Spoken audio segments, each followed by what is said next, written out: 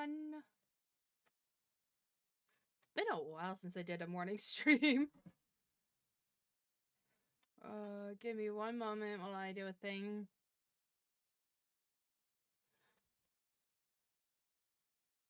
Because I don't have...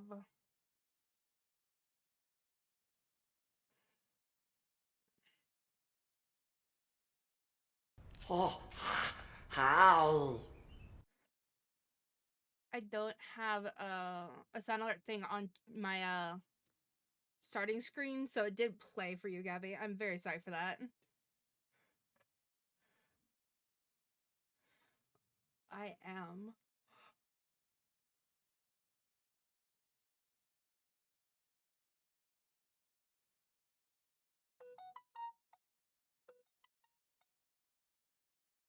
Not over here, it's not.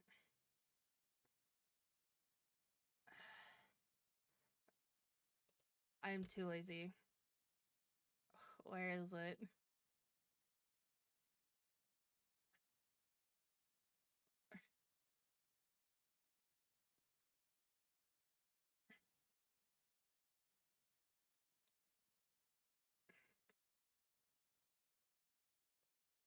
I'm being lazy. I'm keeping that. What is that? Oh, I can't even...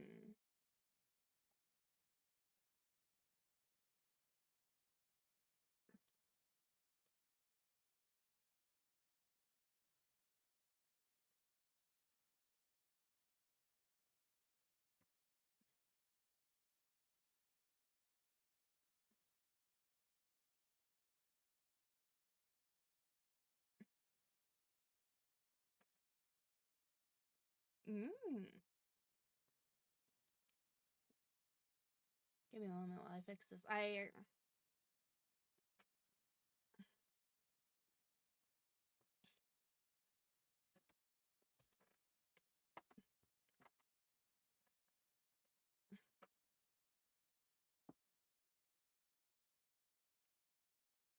The golden Oreos.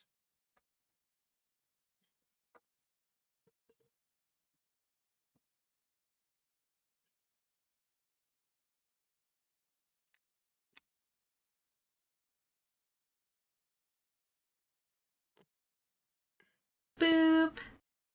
That's good.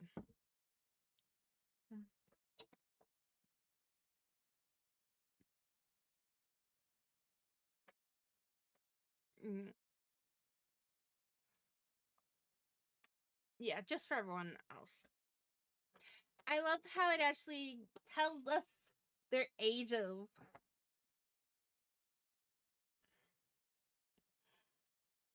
In the demo here.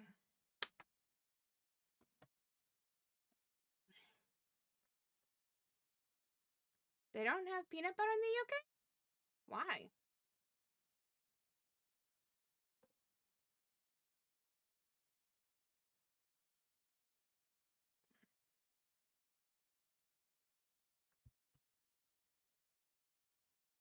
They are good. I haven't had the peanut butter ones. But just regular peanut butter, peanut M&Ms. M&Ms. I'm fully awake, as you guys can see. I can speak.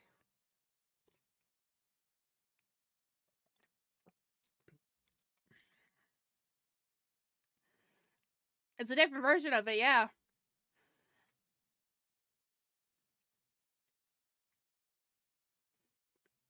I'll have to get some peanut butter ones.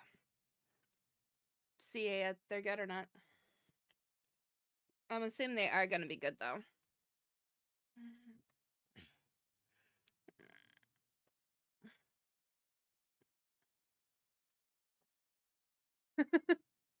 Bye, Mongoose. So the reason why I'm doing it this morning is because I'm up. And because this is going to take a good portion of the day, I do believe. And I do want to play games with my friends later. If I can. So, I'm going to stream it now. Get it over and done with.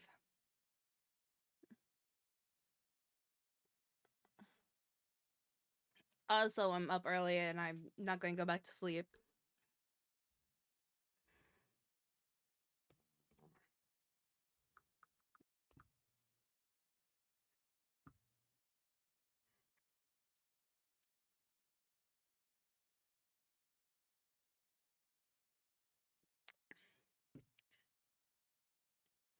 Love your face too, Mongoose.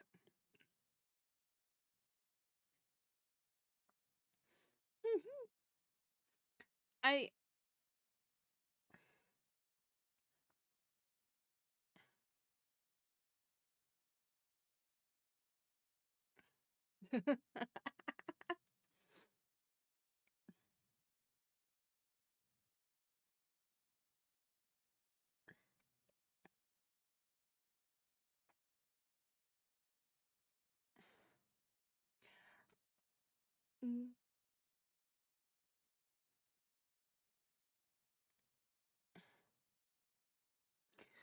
I need to get some bleach so I can bleach my hair blue again.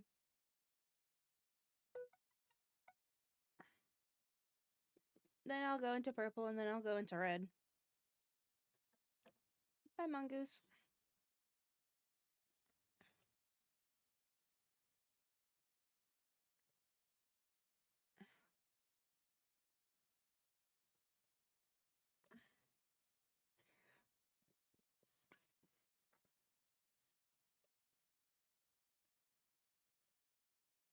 God damn.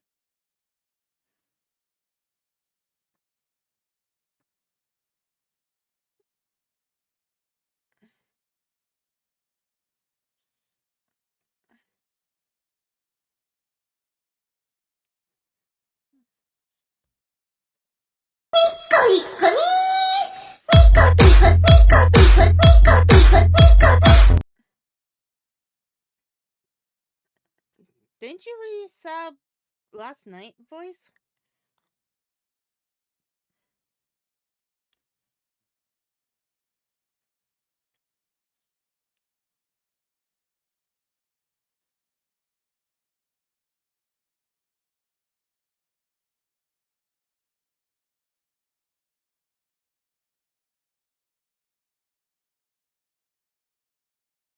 Okay. In our life game, play is divided into steps, which take place at different ages in your character's life. There are 4 years between each step.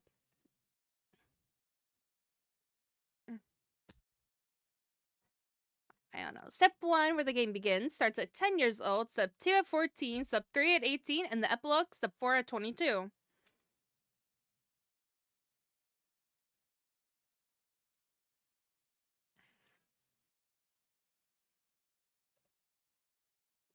At the start of each step, you can customize your character by choosing their appearance. Name, gender, pronouns, and other information. Almost everything can change at the start of a new step. Our life is played from a first person perspective, so you won't see an image of your character next to the other characters. However, the character you create here will be shown as an icon in dialog boxes and across the UI, and your appearance will be referenced in game. This demo currently includes scenes from Step 1 and Step 2 only. And, ooh, that's pretty.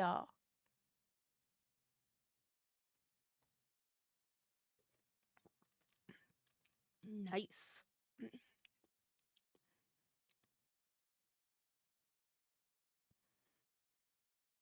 I am upset that none of these have eyelashes versions of them, you know? And these do.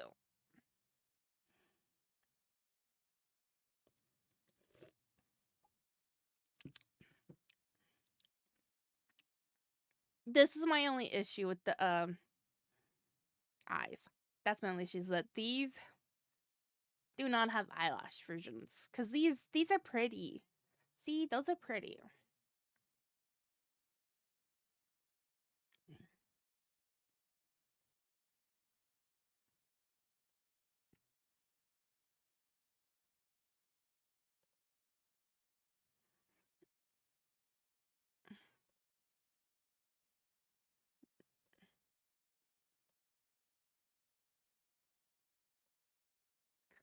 We, of course, will be making ourselves look like our mama, though.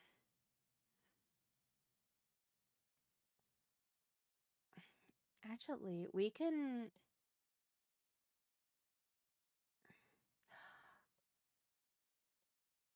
I don't like that.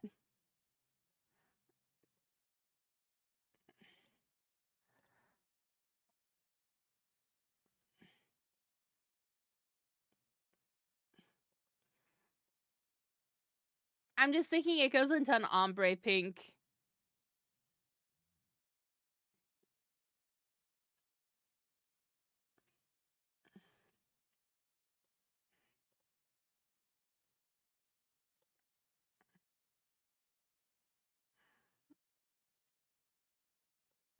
Mm.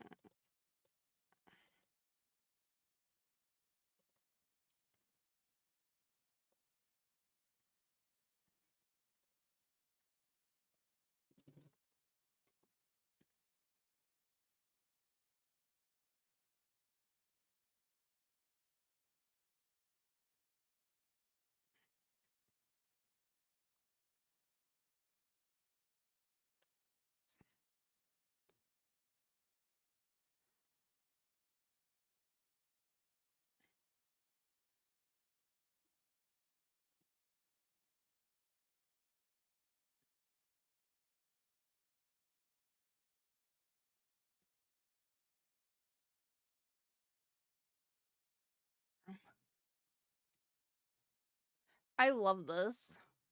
In our life now and forever, your character has a biological mother. She has 3 hair textures and 6 skin tones. You can look as similar or different from your character as you like. While her hair and skin will remain consistent throughout the rest of the game, you can choose a new title and her name for her at the beginning of each step.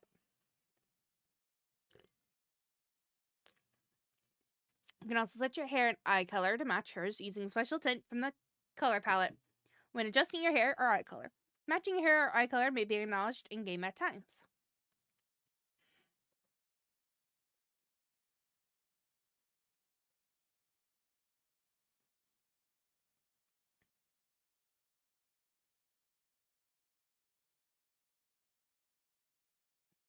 Moon.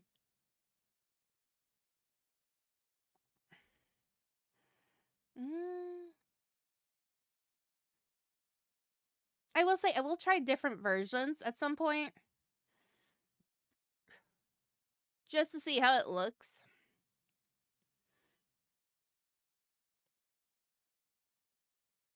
Actually, let me do that now. What is it gonna look like? It looked like Falling Golden Grove. Oh!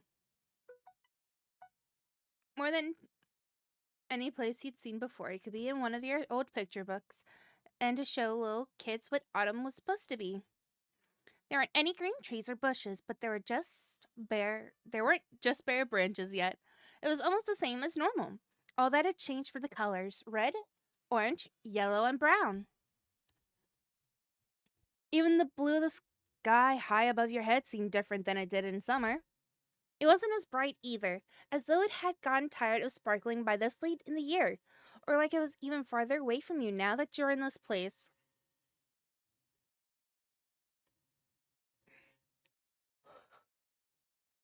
Hold on.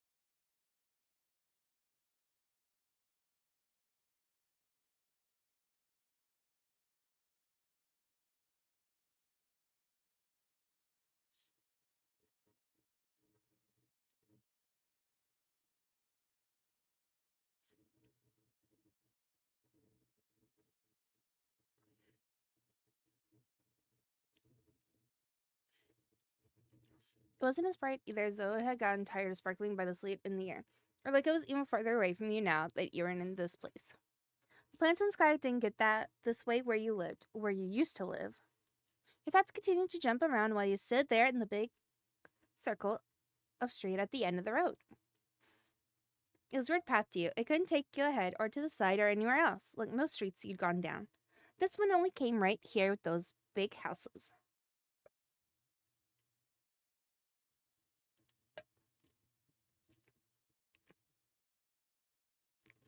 I do like how each house has like different styles.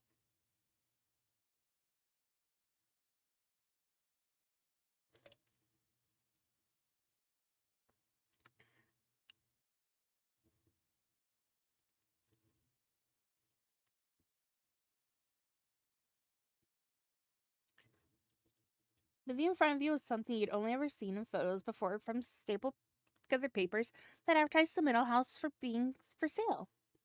It had been a picture book to you until this day. Now you knew what it felt like fall here too, because it was cold outside. So enough that you sometimes held your eyes closed for a few seconds longer than usual to try keeping your eyeballs from feeling like they were gonna freeze inside your head. This was a real place. The icy air surrounding you said, and you were really in it, and it was where you were going to stay. That was new. Mom and you had lived in apartments before, and never for very long each time. That was until she got in a big job in this not that big town and bought a big house. You wouldn't be going anywhere else for a long time. Now, in that moment, you couldn't imagine being there forever. But that's just the way it was.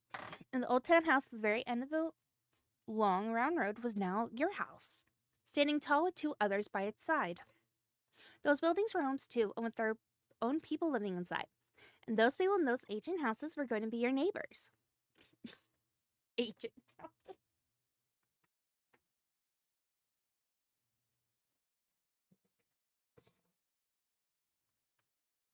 Gotta love kids. Throughout our life, you can make many choices that shape your character's personality and relationships to the people around them. The other characters may remember and bring up information they've learned about you later.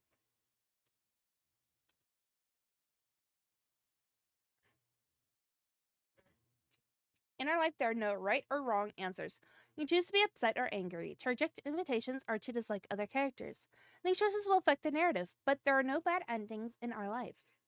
Your opinions and overall personality can shift over time as well. So you can choose to play as someone who is closed off at 10 years old but opens up as they get older, or vice versa. Their story is yours to tell.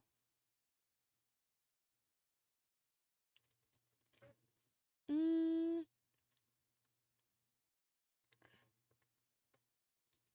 it seemed okay to you. You felt kind of mixed up inside.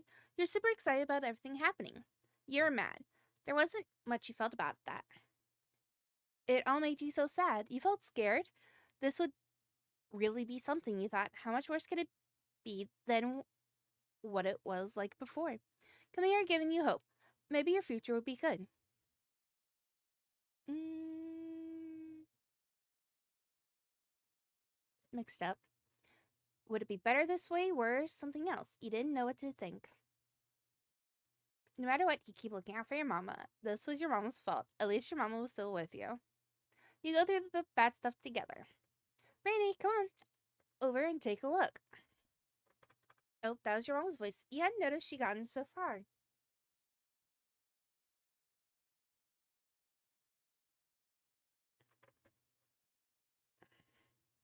That was enough to bring you comfort, and you made yourself move forward towards the unknown in order to reunite with her. Off the cul-de-sac road and cutting across lines of grass and sidewalk, you reached the picket fence your mama had called from. The gate was unlocked. Unlike the other houses, in front of yours was a tiny gray stone walkway that led up to a couple little steps, and those steps led to the door. You dragged your feet along the rocks and the dirt.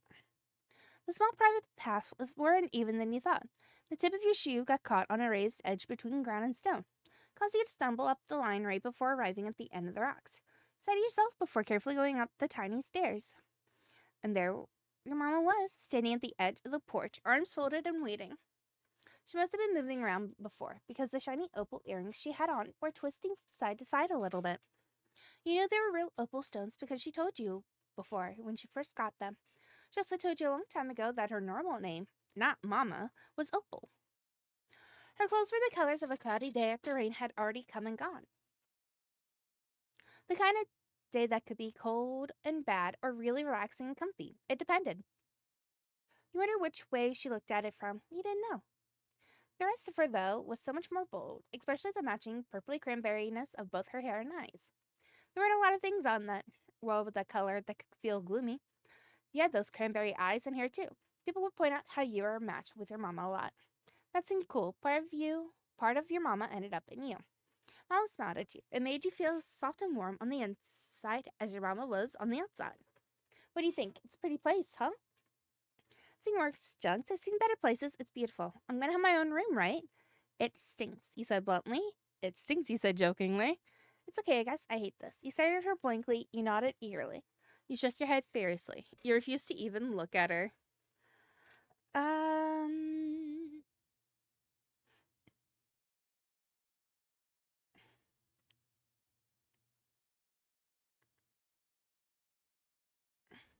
It's beautiful. I think at. I know I'm gonna play this game like over and over and over and over again. And I'm not gonna stream it every time I do it. So I will be, doing my own thing randomly with this game. So I'll play all different scenarios. But of course, the first time I play it will be on stream. That I will do. Cause it's I'm not gonna lie. Playing Early after playing it on my own is kind of hard. Cause I just want to instantly make the choices. So I'm learning that I need to play the game before I play it. I mean, play it on stream before playing it by my onesies. I just said onesies. I hung out with Growth too much the last 2 days. I agree, my dear. Her mouth stayed in the shape of a smile, but her eyes and eyebrows changed, bending in a way that made it seem like she wasn't really smiling, or it was some other kind of smile. She put a hand on one of the white painted pole things that kept the porch roof from falling down. Fingers moved along with it. I don't know why I said with it. It just moved along it. Won't be too much longer. The real estate agent should be here to hand over the keys in a couple hours or so. Then it'll be official. We'll be the newest residents of Golden Grove. Hold on, I need to blow my nose.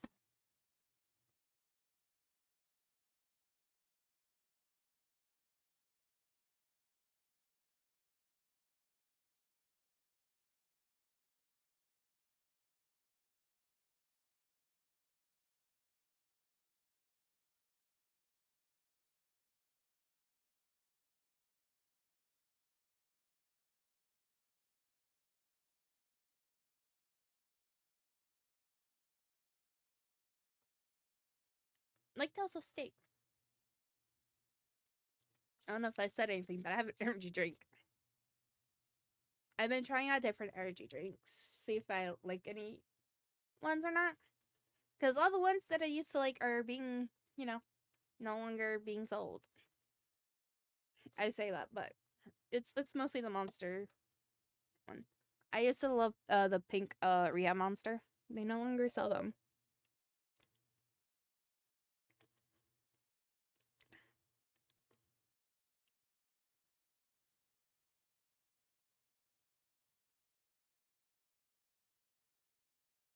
I'm currently trying the Ultra Strawberry Dreams. I also have a Ultra something red. Berry red, maybe? No.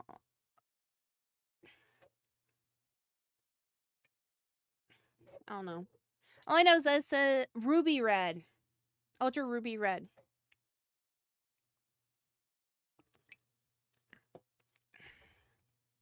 Figured it out.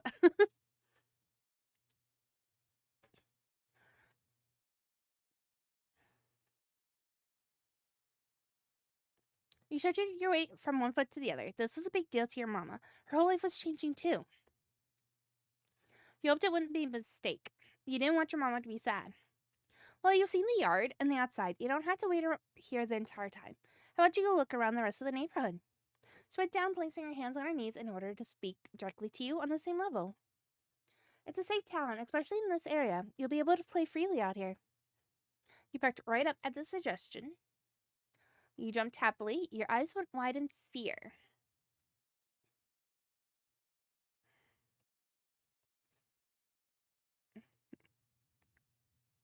You grasped her pants wide and stayed together. You huffed unhappily. You frowned at her. You merely shrugged.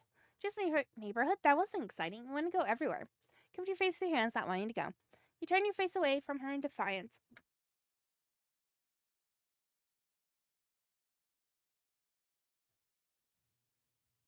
Please, you weren't a baby. What could possibly go wrong? You didn't need her to say it was okay. You could look out for yourself.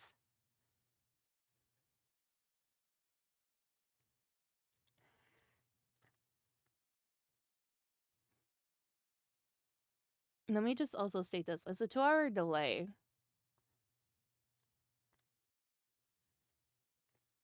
So I'm the only one that's up.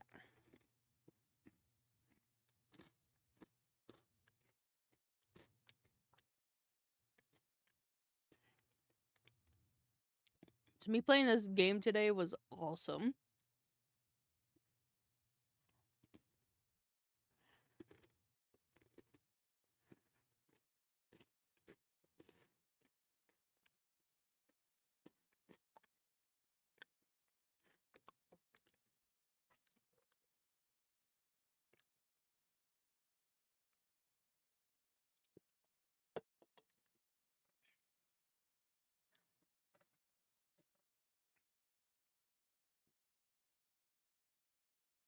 Sorry, I opened something up to give me a snack.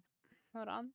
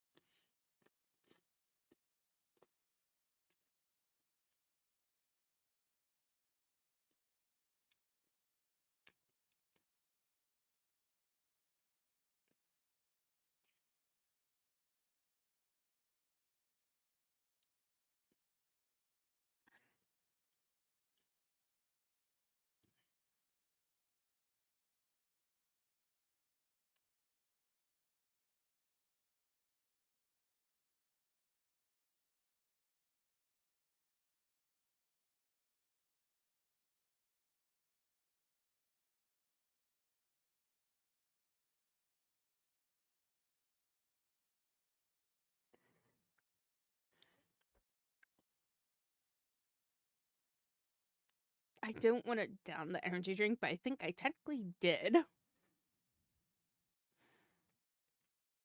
I opened the energy drink before stream.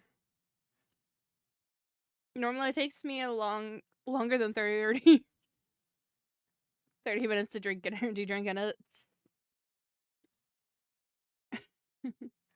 yes, Crow.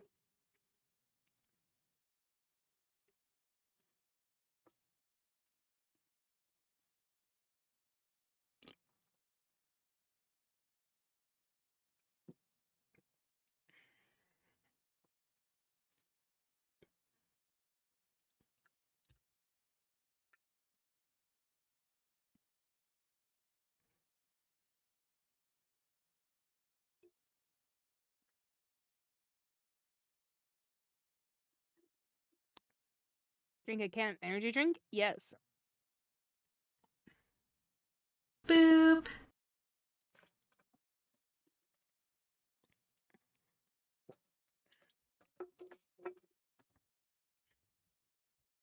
Let me do the lunges.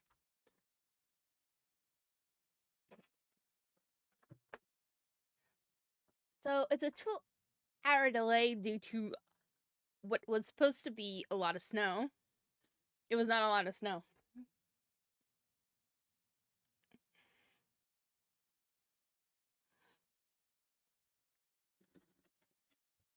It was a couple flurries, on and off.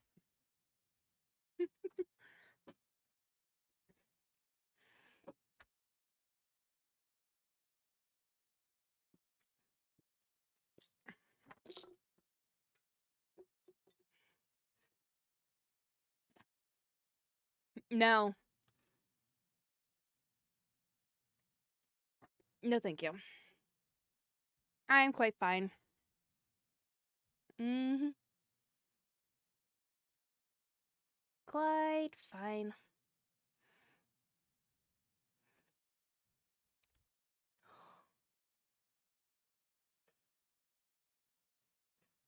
Mom went back to her normal way of standing, with her head up high and arms folded. That's the spirit. Enjoy yourself. Just don't stray into any other streets today.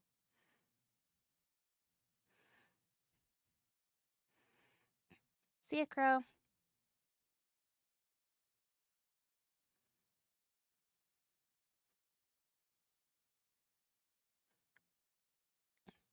Yes, Mama, that's not fair. I won't, I promise.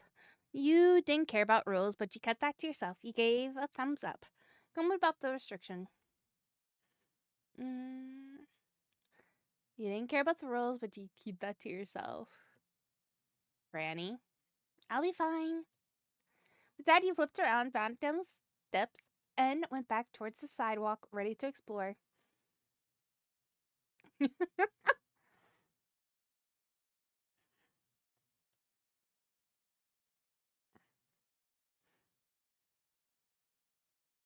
I never noticed that. Hold on. I have never noticed that there was a flower pot there.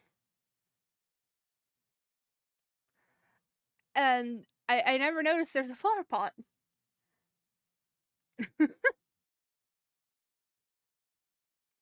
Yep.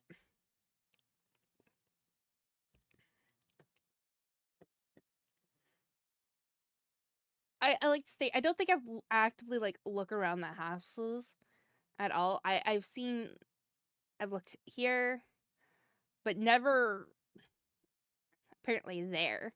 So I never noticed it. But like my eyes automatically drift to this, you know?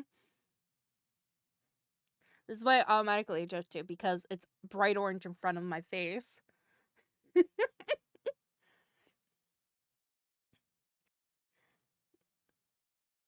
Yep. She was really squished into the dirt part when you crossed from where you were down to the solid road.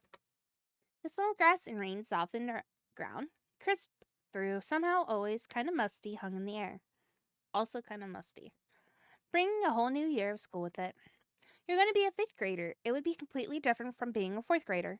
Not just because you'd be attending a new school, you'd be in the highest grade of this place. Maybe that was why your mama was so sure you could do this by yourself. You were growing up. What the fuck?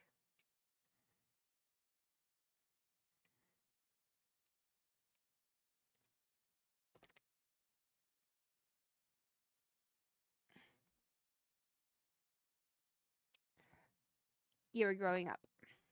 Not everything about that was a bad thing, you guessed. Then, before you took one more step, there was a faint tap against your shoulder. It was barely stronger than the wind, but it was definitely something, and it was completely out of nowhere. Huh, you wondered what that was. You jumped straight in the air, out of shock. Both your fists went up defensively. You screamed. You rubbed your shoulder, feeling annoyed at whatever it was. It was a ghost, you deduced. Huh, you wonder what that was. It was kind of weird. So Lee glanced down to the right and left, trying to get an idea of where the poke could have come from. No one was there. The neighborhood was empty except for you. You would have settled on it being a mystery forever. You hadn't noticed there was a thing left behind from the counter. Sitting there in between the muddy brown blades of grass was something new. A paper airplane. Who would throw this at a stranger, and why would they disappear after doing it? As you considered those questions, your gaze shifted back towards the right and the side of the street where the tap came from. Whoever sent this to you had to have gone that way. Crouched down to grab it, wanting to get some kind of answer to what had happened. The paper didn't feel the same crinkly, crackly way most normal paper did. It was thicker, somehow almost like a piece of cloth. It was cottony. That wasn't the only part that stood out. The page was a tan color with dark brown lines, not white and blue or white and black or something regular. More questions added to the confusions. Where would paper like that have come from? Turning the paper airplane around in your hands and squinting your eyes keenly. There were pencil markings on the other side. The paper had scribbles or maybe even letters. That was enough of a sign to undo the shape someone had put together. Pulled out the flaps of the plane and flattened it out between your palms as best you could. It was true the paper airplane had a message. Well, maybe. There were some words on it, but not a lot, and they were on different lines from each other. Read over each tiny part from top to bottom. Hello, go out, hide out. And then in the bottom corner was Franny second. Your name. It had been addressed to you personally. There's no mistake that you're the one meant to get that plane. She munched up your face. A person wrote stuff on a piece of paper, turned to a paper airplane, and threw it at another person, and the message was they sent was that. This was too weird for you. That was so cool. This was a mystery worth solving. This was stupid. This scared you. This was something. Mystery. Maybe the words were a code you had to break. Yeah, tell your mama right now. You were going to get to the bottom of this. You're done exploring. It was time to go back to that house. You just want to get back to looking around. Gonna get to the bottom of this. Ad's gonna start in like 30 seconds. Someone or something had to have sent this to you. You were going to stop until you found out who and why. Past the parts where the light shone through the clouds and the parts where it got darker. Begin your investigation by heading in the same direction the paper had hit you from. That circle of houses was out of sight by the time the normal sidewalk ended, and it really ended. Instead of connecting to other street with homes or stores, there was the car road behind you and a bunch of trees and playgrounds in front.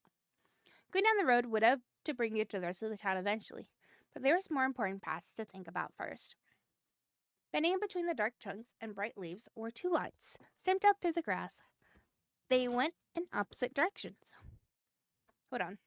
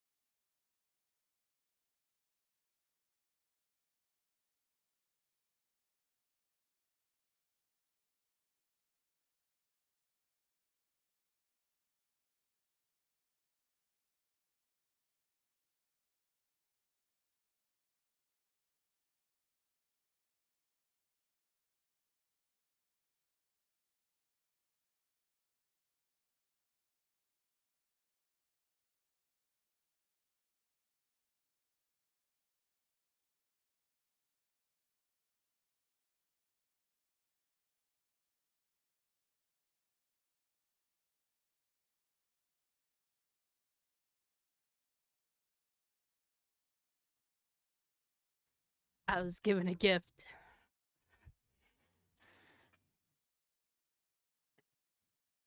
And I'm happy.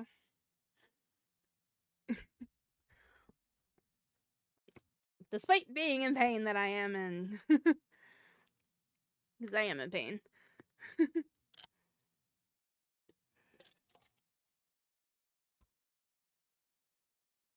I'm happy though.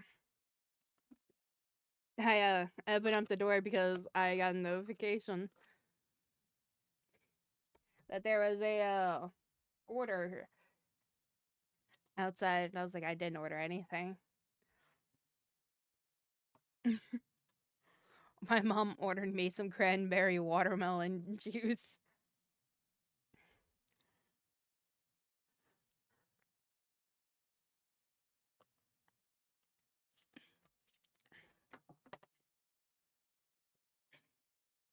Julie noted I could down this entire whole thing today. That's how much I like it. But I'm not, because I know how to behave myself.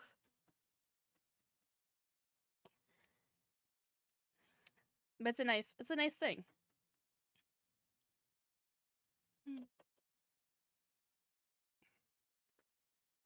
Bending between the dark trunks and bright leaves were two lines stamped out through the grass. They went opposite directions. It was a crossroads. Oh. You know, I never actually read that fully. Two lines stamped out through the grass that went in opposite directions. So I'm guessing there's.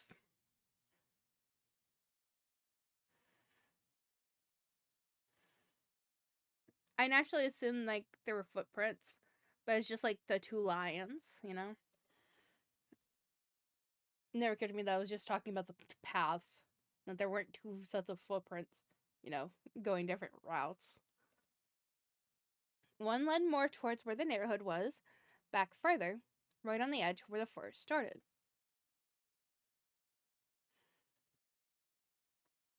The other went completely into the trees, a walking path for the people who lived here. You stood there at the start of this turning point in the woods. In your life, feet poised to move over the stirring thicket floor. You knew which way you wanted to go, but you didn't know where you were going. There was a path here that was definitely more worth trying than the others. Whether you were sure of it, something on the inside just told you so. You went down the walking path on the left, even along the tree line to your right.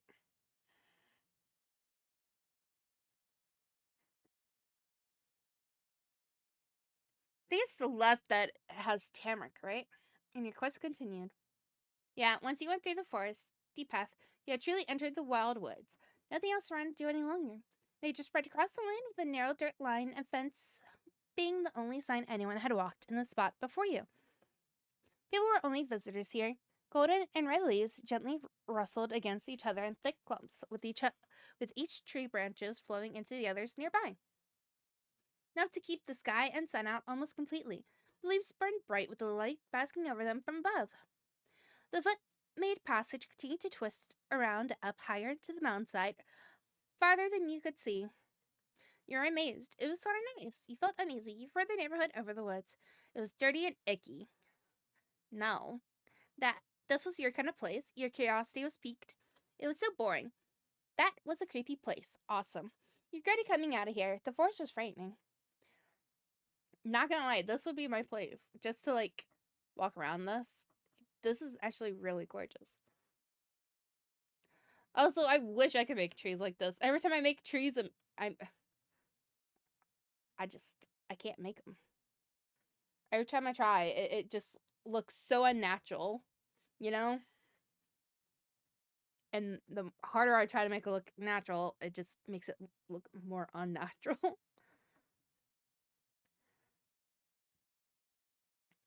To the point where I've given up on drawing trees.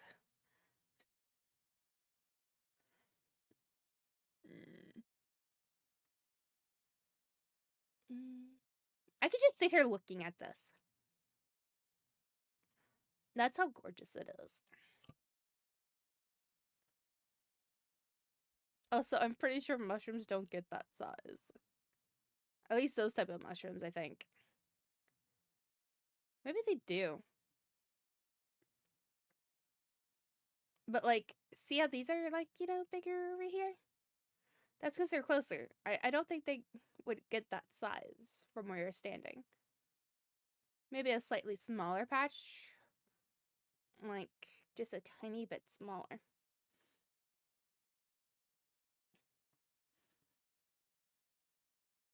I'm acting like this is a real game. With your wide and wondrous gaze thrown every which way, you let yourself flow deeper into the thicket.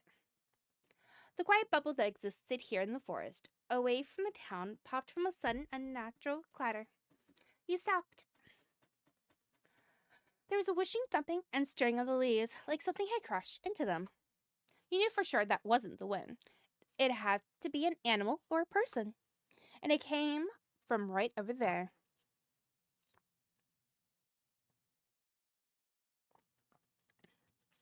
Picked up a stick to throw that way just to see if something happened. Went through the bushes to find the source of the sound. Decided to just take a peek. You went through the bushes. Put up your socks and began to make your way off the path and through the overgrowth. It was harder to keep your footing on the slanted, untrimmed ground. You reached a really tree-cluttered spot. You grasped at the branches to push them aside in order to open enough space for you to get past. Move them to the same way you'd open up a set of curtains, but it was a lot harder to do. The tiniest branches couldn't take the bend and snapped from the pressure. Feel the splintery ends of the plants scratch a little at your face and clothes. It wasn't as smooth of an entrance as you'd hope it would be. The other side of the tree line was still the woods, but kind of an empty part. There was a lot of open ground with no trees or bushes growing, and a ton of leaves that were gathered into piles. Past that clearing, the trees were back and even more closely pressed together than they were by the path. It was mysterious. There was nowhere easy to go, and nothing seemed out of place to you until.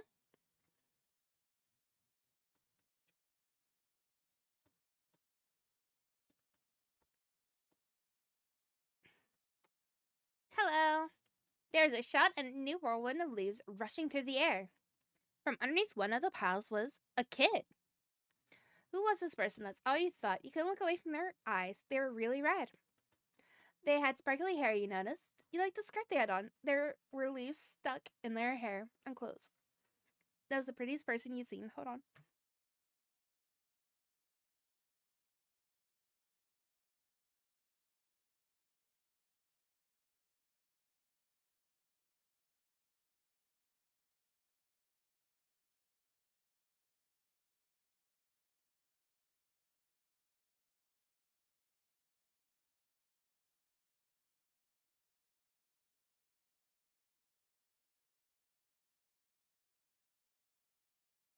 Can y'all tell I'm getting sick?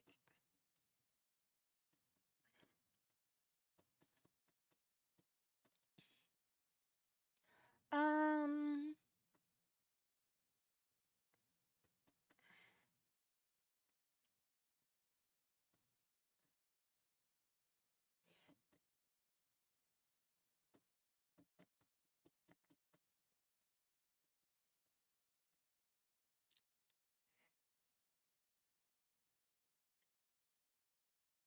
I kind of wish there's something to say about the eyes and hair. Because seriously, the sparkly hair and red eyes, gorgeous together. Can look away from their eyes. They're really red. You stared at them and they looked right back at you as everything they'd thrown into the air gently drifted back down. Hi, were you in there this whole time? You scare me. Do you live out here? You're crazy. How did you know I was here? Were you waiting for me? Awesome. You had no idea what to do. You began to laugh. I thought I was going to catch someone, but you got me. I got the stranger giggling. Yeah, I got you. Wait here. The jumping jack kid hopped again, but this time it was to get up off the ground. They dashed to the opposite edge of the open space, leaves scattering behind them, jumping out of their clothes and being kicked up by their steps. You're already wondering what was going to happen next.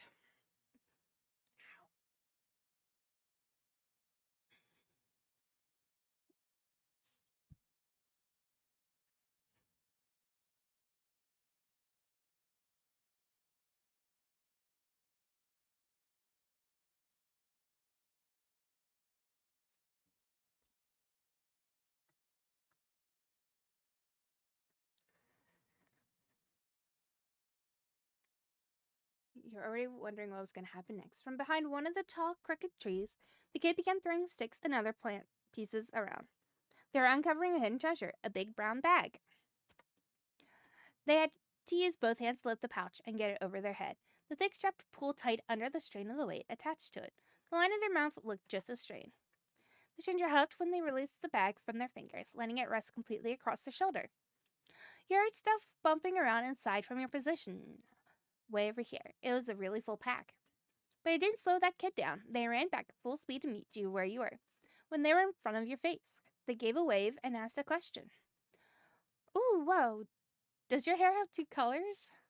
You suddenly had a stranger tilting their head all the way to look to the side, trying to get a better look at your hair.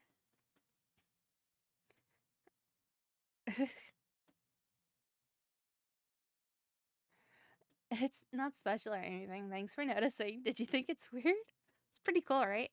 You don't have to yell about it. You just looked away pretending you didn't hear. Your cheeks felt hot and you couldn't speak. You stood tall and lifted your chin. I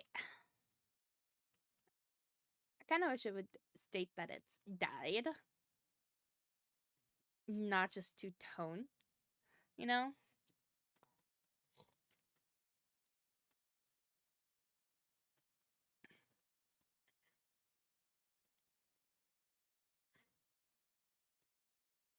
It's not special or anything. Whoever they were hummed a happy reply. No, it's fancy. The kid then kept talking like that whole thing didn't even happen. Hi, are you a girl too? Yeah. How did you know? You nodded. Well, yes, sometimes, kind of. Not totally. You gave a non-committal sort of shrug. You're kind of a girl? Yeah. She sung her own praises in a chiming tone. Both girls, both girls. And all of a sudden, the leafy girl seemed to remember to introduce herself the way most people do. I'm Tamarack. All right, that sounds nice. Really? Tamarack is a weird name. Cool. Tamarack, what does that mean? Tamarack? That's a tree.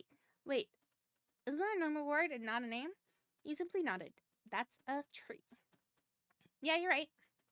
A tamarack is a kind of tree. I like it a lot. So what's your name? I'm Franny. My name is Franny Second. It's Franny Second. Nice to meet you. You had old library card with your name on it. You let her look. You didn't speak up. My name is Franny Second. Wow. Hi, Franny.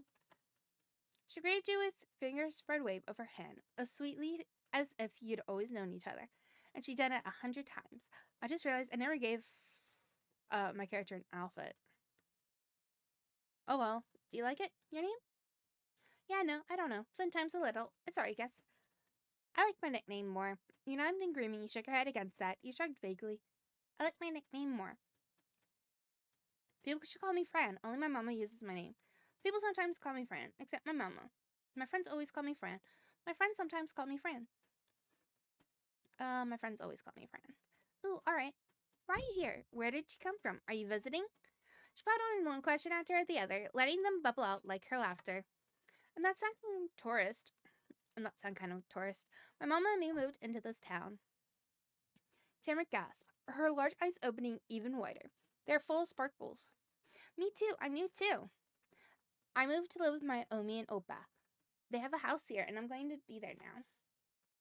Who are they? Are those your parents' names? Omi and Opa? You're living with your grandparents? I've heard that before. Omi and Opa's granny and grandpa. I have no idea what you're saying. You listen quietly.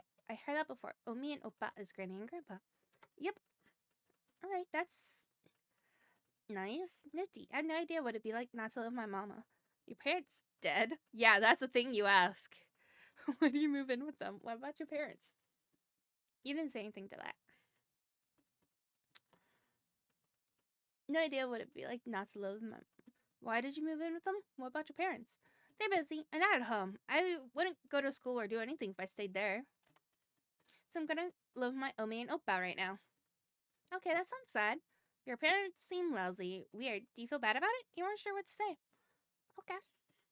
But our explanation wasn't finished just yet. And I'm busy too. You are? Yeah. I've been here 5 days and it's really good. There's so much out here. Probably won't be finished for a long, long time. Months maybe. This is my very first day in Golden Grove. Wow, that's barely different at all. We're a match. She furrowed her extra short eyebrows as much as she could. Kind of had a new idea came to her. Hey, We're both girls and new. What if we're the same age too? I'm 10. I'm 10 too. You're 10, so am I. We are the same. Why do you even care? You nodded yes. He popped all 10 fingers. You were the same age. Keep quiet. We are the same. Hooray, same age forever. Happily, Terry held onto the worn strap of her big bag and bounced up and down in place. Said that this was the perfect time to talk to her about what you were doing.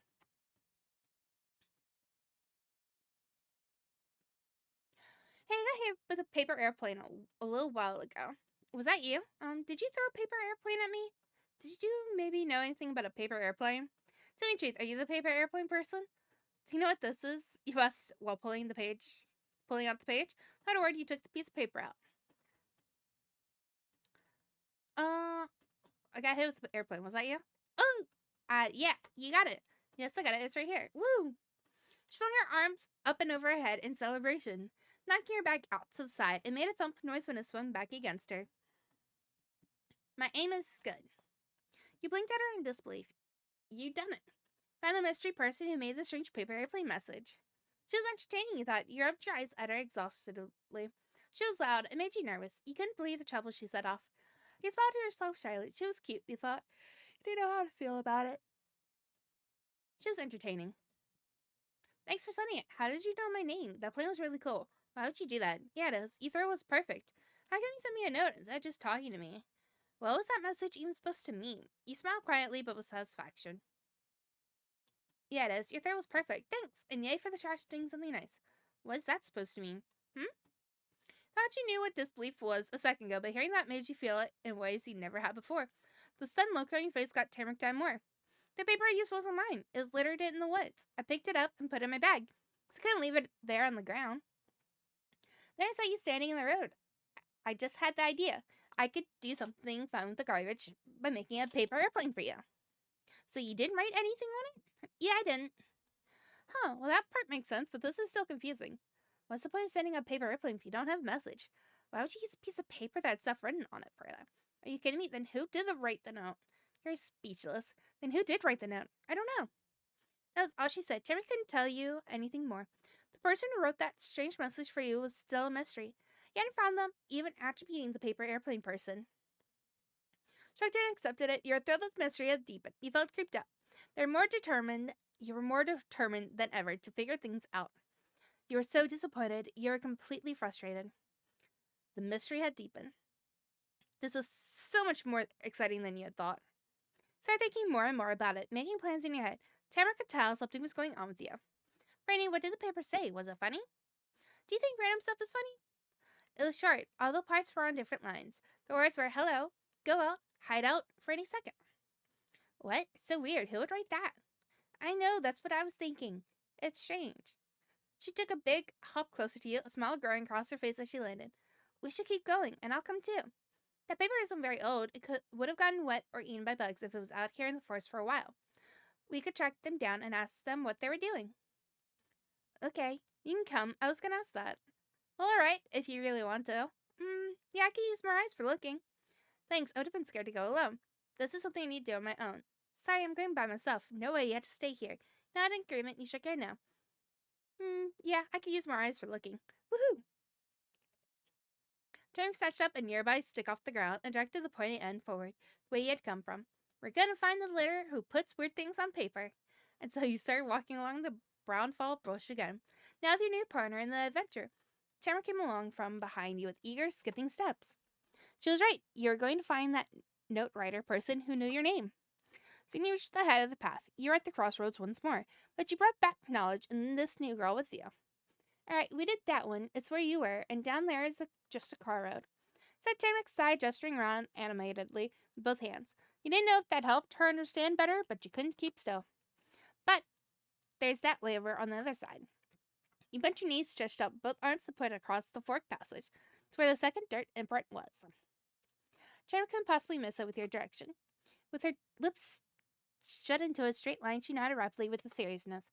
Only for a second, then she was perky again. She was having fun and only pretending like she wasn't always so silly. Yeah, okay. Down the tree path for you and me. The decision easily made. Your and her crouching footsteps started up again in unison, and still your quest continued.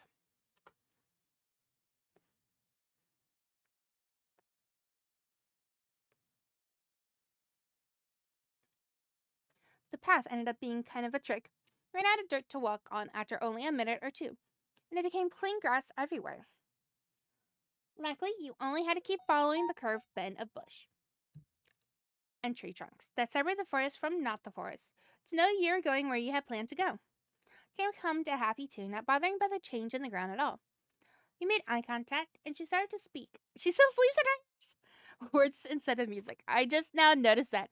It's good they were looking this way. Walking down the road that goes to the town would have been a bad idea. Why?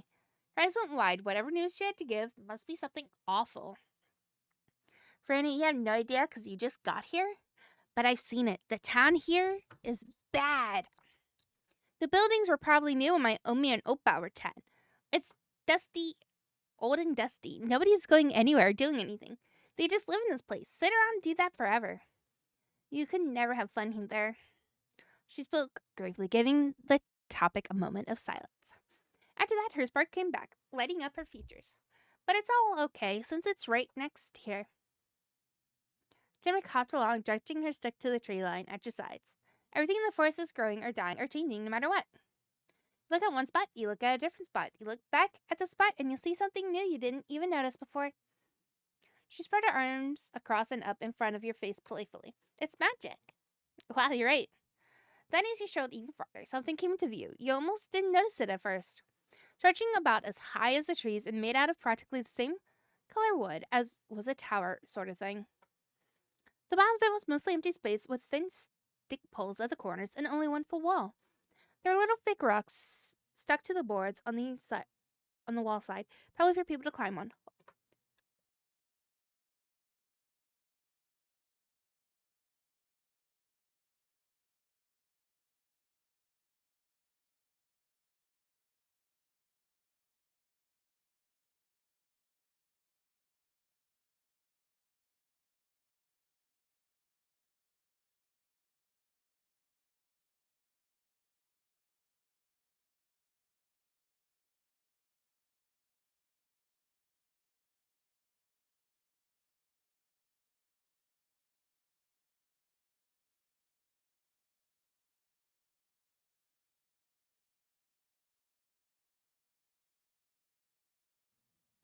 Sorry, I had to sneeze so bad.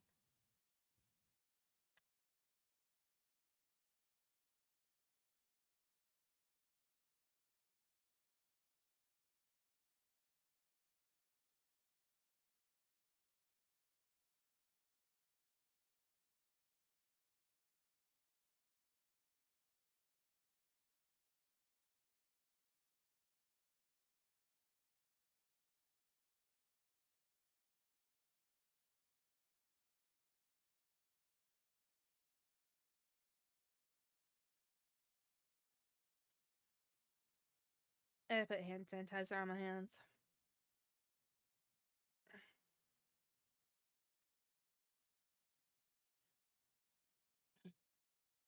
I now know I am getting sick. This is insanity. Oh god. That's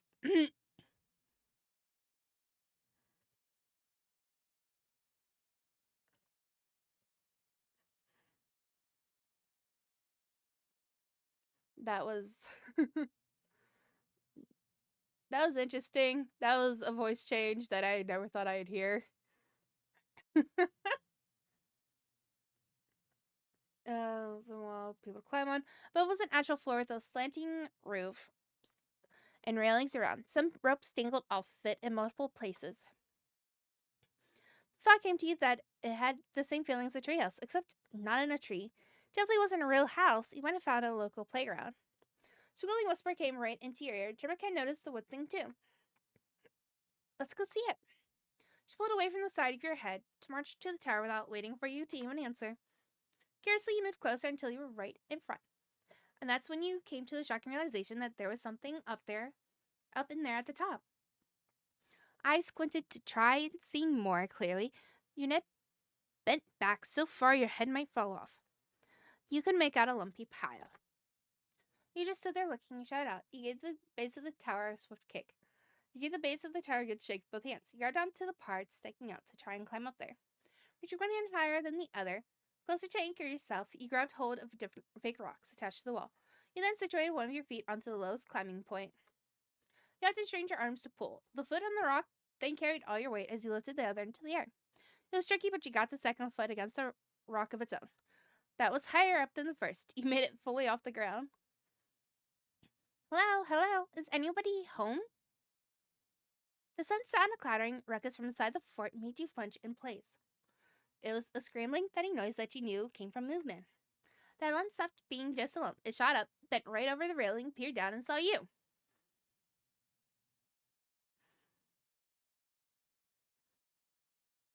It was another kid. Who were they? That was all you could wonder. You couldn't look away from their eyes. They were really deep brown. They had a pointed hairline, you noticed. Like their fluffy hooded coat they had on. That was the prettiest person you'd ever seen. Your hands started to shake as you held yourself up against the wall. You had to step back onto the grass. The person stayed put. The sudden standoff of surprise played out between you and the stranger. Then, all together, one half of their mouth and one of their eyebrows, and one of their hands shifted upwards.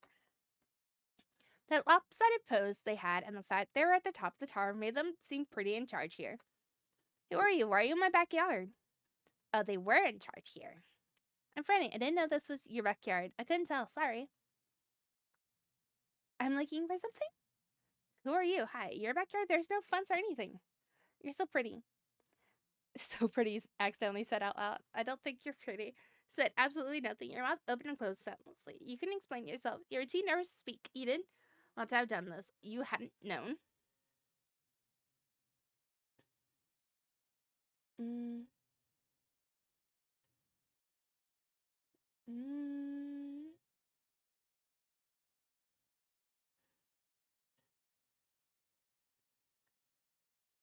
I didn't know this was your backyard. I couldn't tell. Sorry. Somehow they twisted their smile, leaned over the railing even more than before. Yeah, there's no fence, but there is a house right over there. And if you look in, you can even see that's the back of the house. And so this is the backyard. My backyard, because I live in that house. You knew what a house was and what a backyard was. The kid was making a joke of you. How could I have known that faraway house went with all this open grass? Fine, you just stop talking about it. You're being mean to me. Okay, you're pretty clever. That house, it isn't close to here at all. It's way over there. You're a real jerk, huh? They're funny, you had to admit to yourself. How could I have known that faraway house? That house. It isn't close to here at all. It's way over there. Perfectly wise argument didn't have an impact on their stupid smile at all. I do have a pretty big yard. Big backyard. Thank you for saying so. After hearing snooping, Tamrick skipped out from under the tower to join you in the stranger's eye line. She did a beat, waving and introducing herself to the new person. Hiya, I'm Tamrick. Hey. At that, they pressed the palms of their hands against the railing, then used it to kick their legs up over the sides and throw themselves right off the fort. Wow. There was a powerful crunch and gust of air when the person hit the ground just a little to the side of where you were. They landed on their feet, crouching into a ball and making the hood of their jacket flip over their head from the impact of falling so far down. The person stayed like that for long enough that the leaves they stirred up settled quietly onto the grass again. Then the kids straightened themselves out with more poise than you could have expected. Squared shoulders, chin up, and with one hand they pushed the hood down over their back again. They were confident and knew how to show it. That's that. Why would you do that? That was so cool. That seemed dangerous. That was dumb to do. Could I try jumping off there? You could have crashed me. You're left speechless. It was impressive. You're left speechless. It was crazy. They didn't really impress you, though. Anyone could have done that. It wasn't special. That was so cool. Yeah, it was.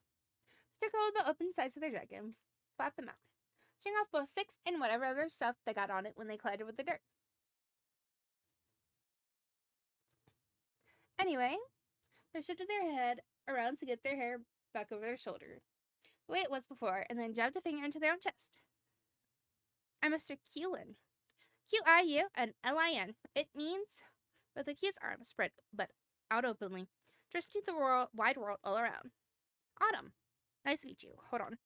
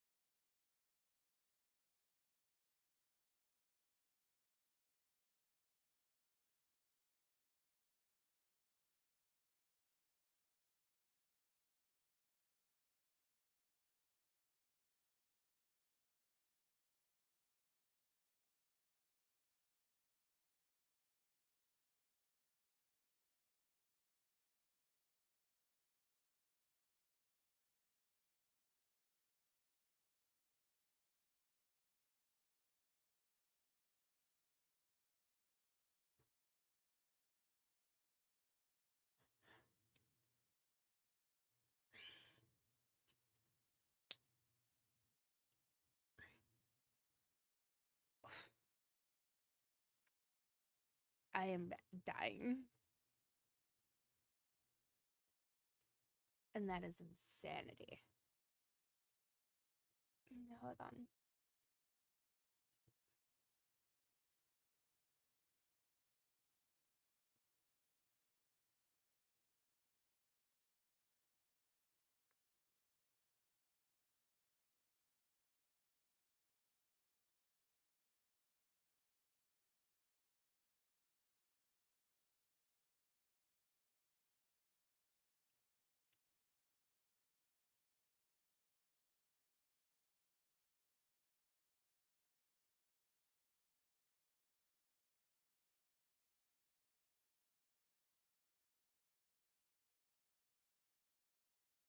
I pulled up Kitty. No, I'm good. I should be good.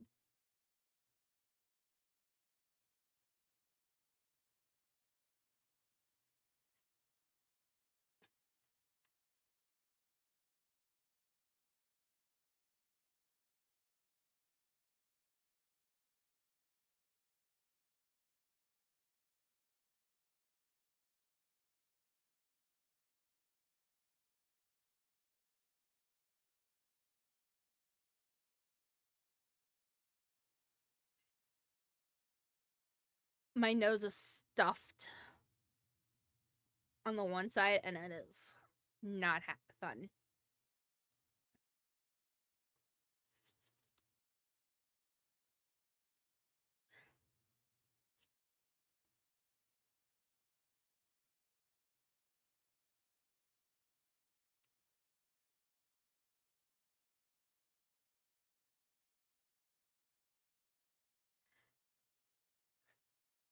I had to sneeze again. Autumn, nice to meet you. What are your whole names? Dude chuckles. Tamrick put on a fake voice that was deeper than her normal one and probably meant to sound mature. I miss Tamrick Woman. A Tamrick is a treat. I had to sneeze again. Okay, I'm good. Saying you're about to sneeze makes it kind of so that you don't sneeze, if you guys didn't know that.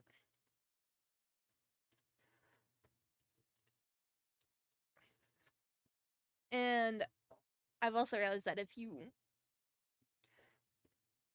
tell someone that and they say bless you, the sneeze never comes. Hi, baby. You okay, baby?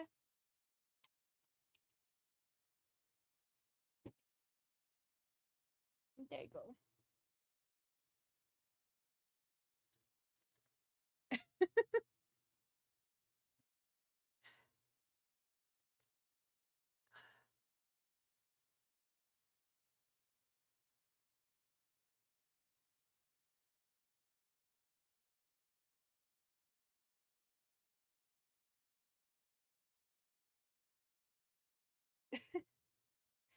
Hi.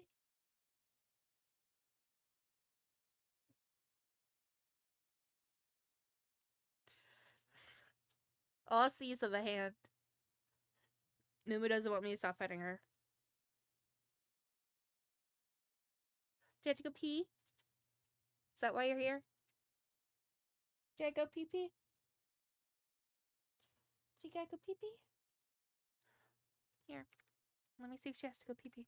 Do you need to go pee pee pee pee? Yeah. Yep, she's making her way over to the door now. Then I'm moving.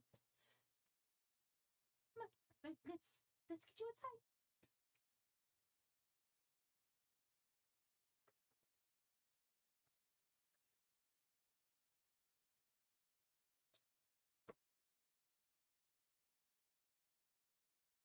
Snow's actually covering the ground now.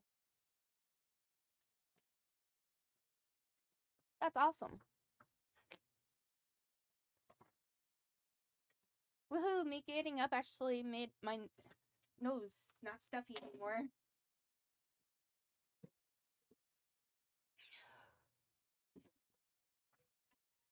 Shh, phone.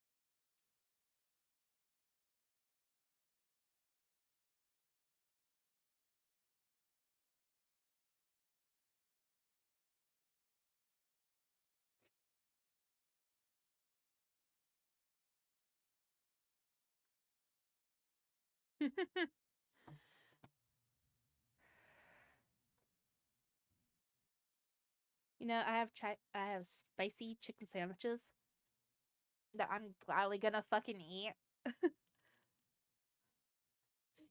for lunch just so I can you know, clear out my sinuses.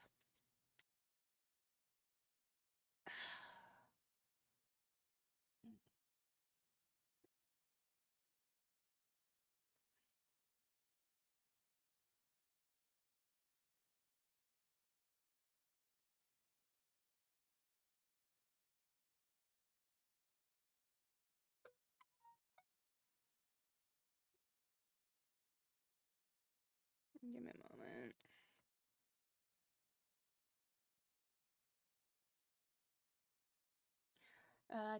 Tree, that introduction got a thumbs up from Q.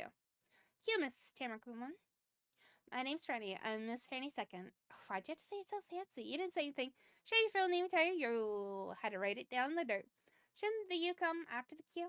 I knew Q meant autumn. It's Chinese. Not a mister, you're a kid. Why'd you say it weird like that? I'm Miss Franny Second. That was perfect, Miss Franny Second. But all my friends always call me Fran. Cool, I got a nickname too. It's Autumn, because, like I said, that's what my name means. You can use it if you wanna. Alright. Wait, also, how old are you two? We seem pretty similar to me. We seem pretty similar to me. Me and Franny are the same, 10. He slapped his fingerless gloves against the front of his chest to show just how taken back he was. Well, so am I. Nobody else close by was exactly 10 before, and now there's 2 more. Well, he came right at just the right time. He did. And you two are gonna grow up someday, and I'm gonna grow up too. But that's never gonna stop us from being the same age. Cool. Yeah, this is great. Okay. We're the same age, still act older than you do. And then that's the opposite one again. You just stood there quietly, shrugged over it, you gave a big thumbs up. Okay, this is great. More 10-year-olds were better than less. But the talking you have ended with a clear clap from Q to bring it to a close. Now that we're people who know each other, I still want to hear what you're doing. I lived my whole life in this town, in this neighborhood, in that house, and I've never seen either of you before. Anywhere. There's got to be something going on. Derek's wide, knowing gaze met yours. He understood what you had to do. Well, he reached right into your pocket and presented the mystery paper to Q, wanting your own explanation. But before you said anything about it, Q was with a tight grimace. He looked as stiff as wood tower behind him, just like that. You're He stared and babbled, pointing his finger all around the space that was sort of in front of you, until the words finally came to him. A sorcerer. What? No, wait. He threw his hands up higher. Doggo's ready. It's snowing! Harder now.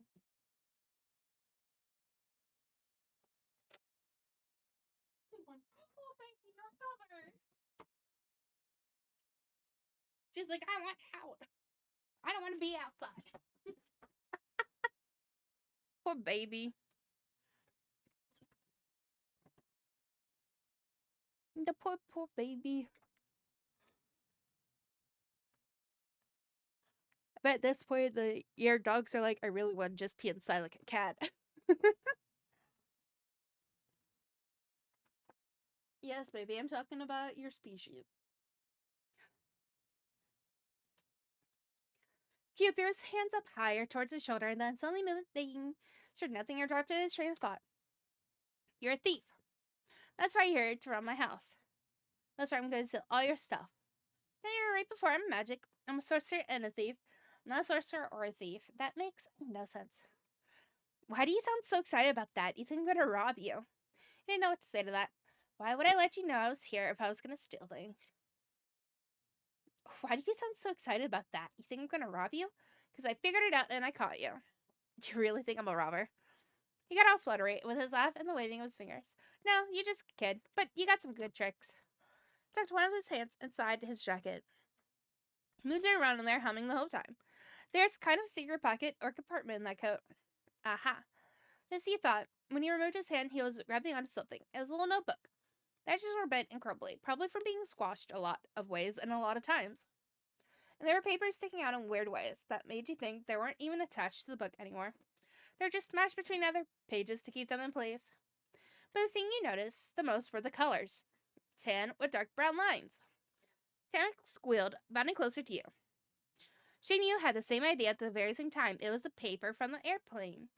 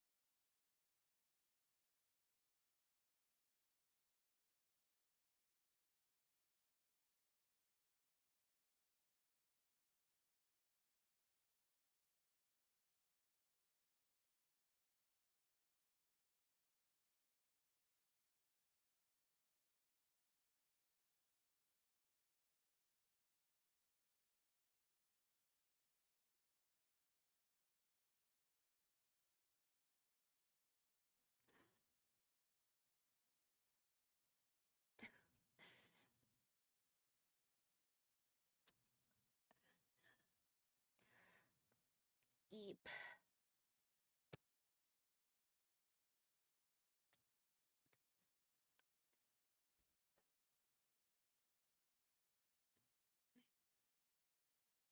Tarek squealed, bounding closer to you. She and you had the same idea at the same time. It was paper from the airplane. He flipped open the book, tapped in a slow, concerning rhythm at the front page with the back of his knuckle. So what you wanted to know without you having to do anything. That's my special paper with my notes on it. But it's not in my notebook. It was in your pocket. You must have done the thing. That's the sleight of hand, right? Sleight? Sleight of hand. Sleight of hand. That's what you did to snatch myself in the blink of an eye while I was standing right here. So you're a magician, or a pickpocket. That's all it could be. Shifted on his feet, putting one hand to his hip and using the other to make a waggling gesture with the notebook. He was really confident in his accusation against you. Can you show me how you do it? But that waving motion Q did was too much for the old notebook. It bent in half upwards and downwards with the momentum of its owner's arm. Some of the papers slid out. They drifted to the ground lightly, the same way leaves fell from trees. Stared right at them, sitting there freely like that. Q didn't. You lost it, Q. You're right. I don't know how the paper ended up in the woods. You're being sarcastic. Maybe you just lost the paper and that's how Tamrick found it. I already showed you my trick. You didn't notice, but look at the ground. Dramatically flipped your fingers at the ground. He wanted you to show him so you would. You silently stood there. Huh? Q's eyes widened. He lifted the notebook over his head and twisted his feet outward, more to fully clear his view of the grass below. Finally, he spotted the missing pages. Whoa, thanks. In the middle of talking, he dropped to his knees to skip the loose papers. It only took a second for each one to be gathered. He leaned off his knees onto his butt and made a little oof sound. From there, he got to his feet against the ground while pushing up with his hands, still clutching the paper so he could stand again. That successful rescue mission done. He delicately flipped through the notebook, inserting the loose pages along the way between different pages. He went all the way to the end. Then Q's complete book was pressed shut once more. Hey, that really helped, Franny. Beaming smile directed right at your face almost had you covering your eyes. Before that happened, he looked away. Q twisted to the side to better rummage inside the hidden pocket of his jacket. He made super sure that the entire stack of papers made it back safely this time. He had a sigh of relief. In an even, sweeping move, Q tilted his head back over his shoulder to reveal his face again. The bright expression from before it was completely gone. He had that smirk again. So, did you see that? I didn't lose anything. Are you kidding me? You lose stuff all the time. You just found it again sometimes. It was only because of me. Next time, I'm not going to tell you about it. Okay, good for you. Whatever, Q. Your cheeks got hot from embarrassment. You're a real idiot. You said tiredly. You're an idiot. You said jokingly. You broke into laughter while Q was cool, you thought. Then Q was cool, you thought. You normally had to admit to yourself. You could only shake your head. Okay. You said unimpressed, whatever. You simply shrugged. Good for him. You're an idiot, you said jokingly. Maybe, but I mean what I say. Q's fun with your reaction came out as a set of snickers.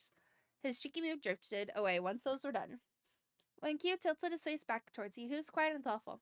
This is very mysterious. My paper vanished. 2 new kids appear in my backyard. All out of nowhere. I don't get it. Okay, I'm your neighbor now. I moved into the middle house of the street. Oh, the new neighbors. That's right. That's you. Makes so much sense. Except for her. His growing excitement scrunched into confusion. Q brought a hand to his chin while also pointing squarely at Tamrick with the other one. Pretty positive there's only going to be one new kid moving in.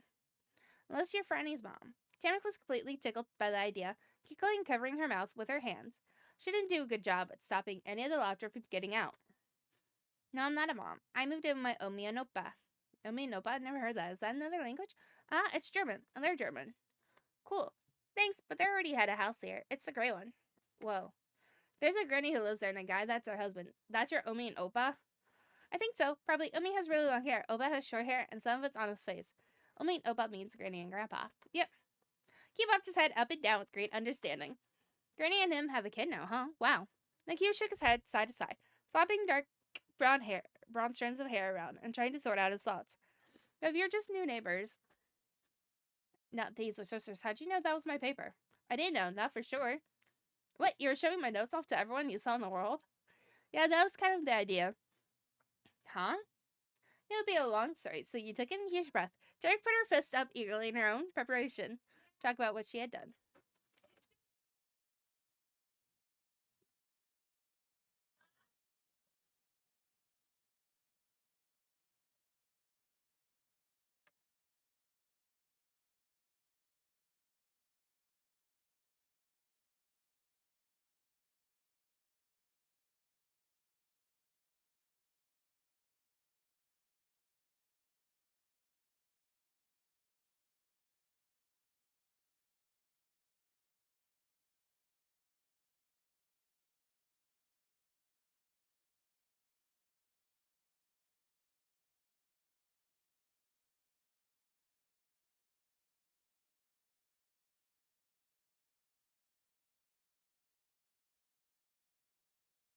I was hearing Kenzie and my Nana talking.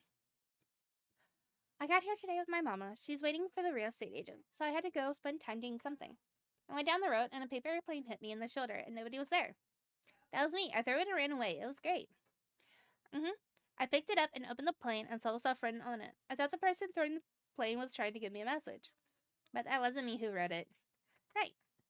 Then Franny went into the forest after and I jumped out of the leaves as a surprise.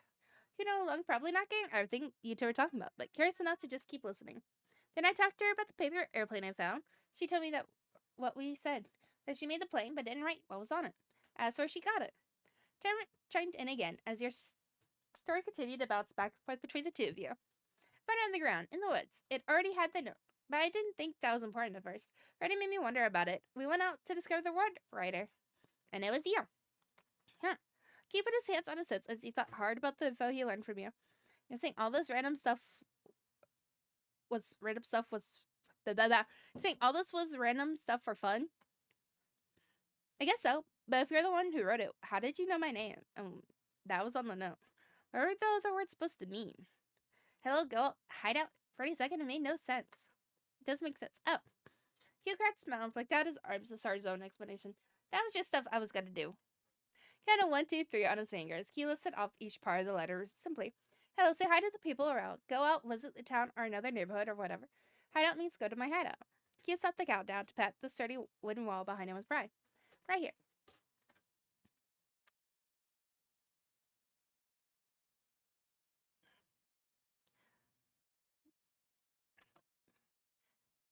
But I get it now. Well, I like your hideout. That's all stupid, so sharply. That's so stupid, said Amused. Your hideout is in your own backyard. If that's a hideout, why would you tell me it's a hideout? You didn't speak. I get it now. Well, that's a hideout. Why would you tell me? You seem right. You can know about it, but don't tell anyone else. Alright, yeah. For your name being there, my mom and dad told me. We talked about how people were moving in next door and how there was going to be a kid my age, and that her name was Franny Second. It was cool to me, so I wrote it down. That way I wouldn't forget. And I even took out and read the page a lot to make sure it'd be something I remembered. It looks like I forgot after all. Hold on.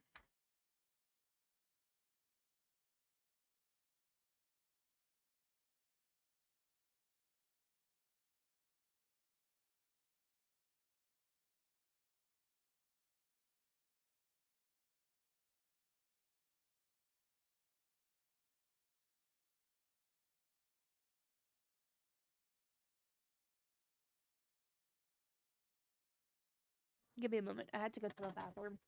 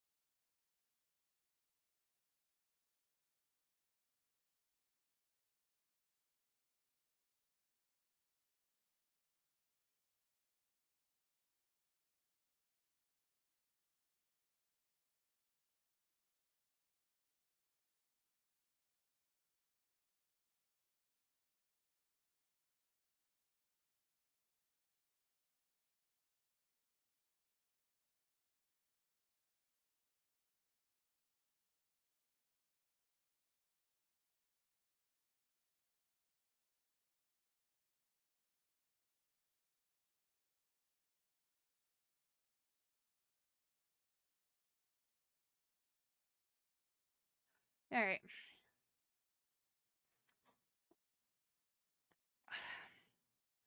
Sorry, I had to go and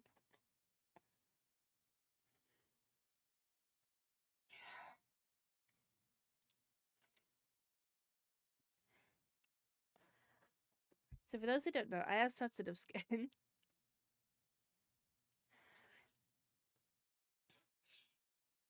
And it's particularly sensitive on my face. Very, very sensitive.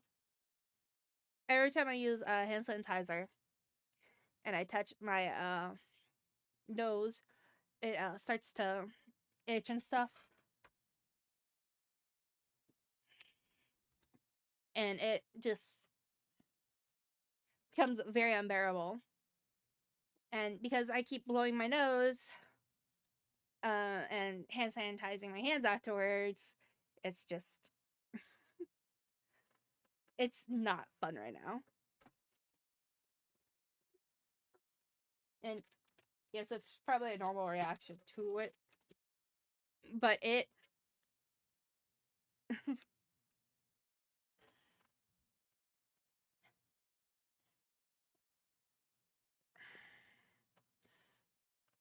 it's not fun because after a while it will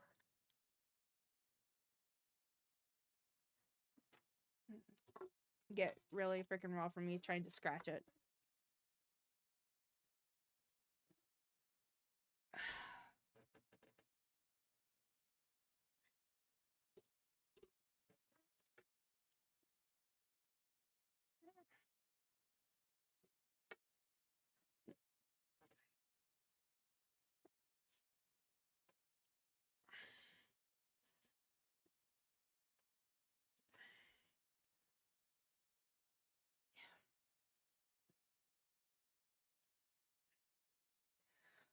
Hopefully I won't have to blow my nose again because my nose is nice and clear right now. That's it. Okay then. Thanks for trying to remember anyway. I don't know why you're confident when you get everything wrong, you said, put off. You're such a scatterbrain, you said, put off. Well, you're such a scatterbrain, you said, fondly. I can't believe you forgot who I was after your parents told you everything. You forgot because you lost the paper. You quietly accepted his answer. You're such a scatterbrain. He patted the front of his jacket with all the surety in the world. He guessed that was where the pocket with the notebook was set. More like an organized brain. But that's pretty crazy with the paper airplane. It's really impressive you two put the whole thing together. That's right, you and Timrick had now been able to discover the whole story. Feel good, you're proud of yourself. You didn't care that much. It went better than you thought. This means you did lose the page out there somehow. So what's that about never losing things, Q? Tarek found your paper in the ground. The wrinkled brows. Q shifted his hands up to the side of his head so he could tug at the front strands of his hairs, pulling them out fully straight. I don't know how it's possible. You two sure you're not sorcerers or thieves after all? Yes. Too bad. He was too funny. You covered your eyes at the ridiculousness. You sighed. You smirked wildly. He was adorable. You felt tired. You just ignored it.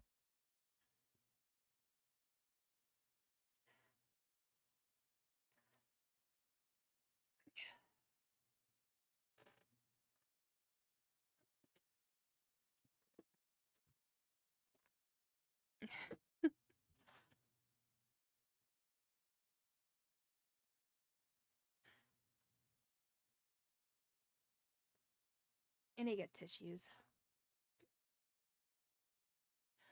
Uh, so funny, you covered your eyes so ridiculous. You sighed, you smirked wildly, so adorably felt tired. You just ignored it.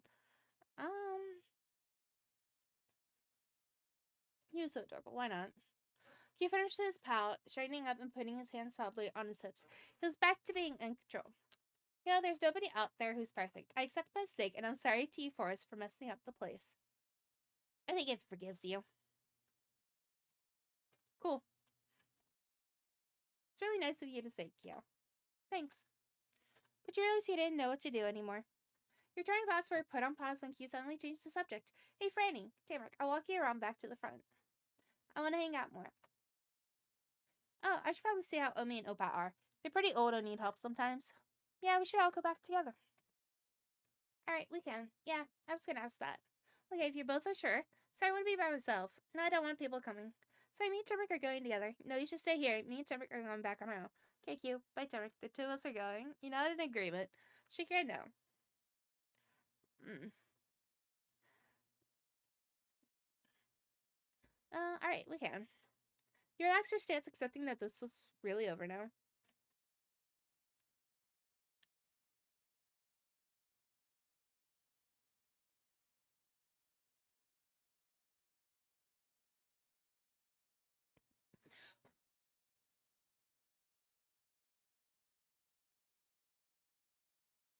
Hold on, I need to clear my glasses.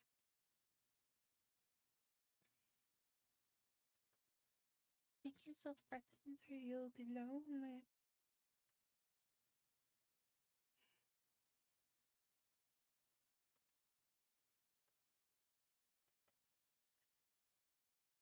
Yay. Her cheer had extra pizzazz because she still had that stick to point high.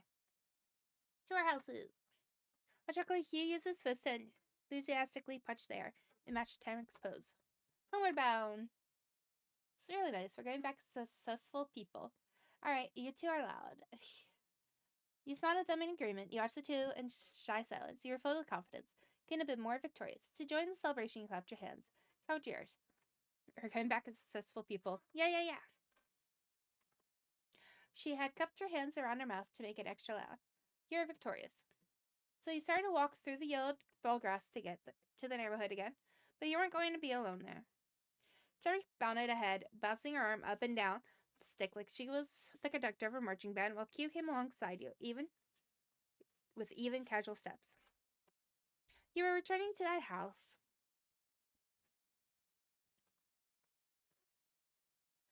Your new neighborhood had become even more orangey toned by the time you finally returned to it.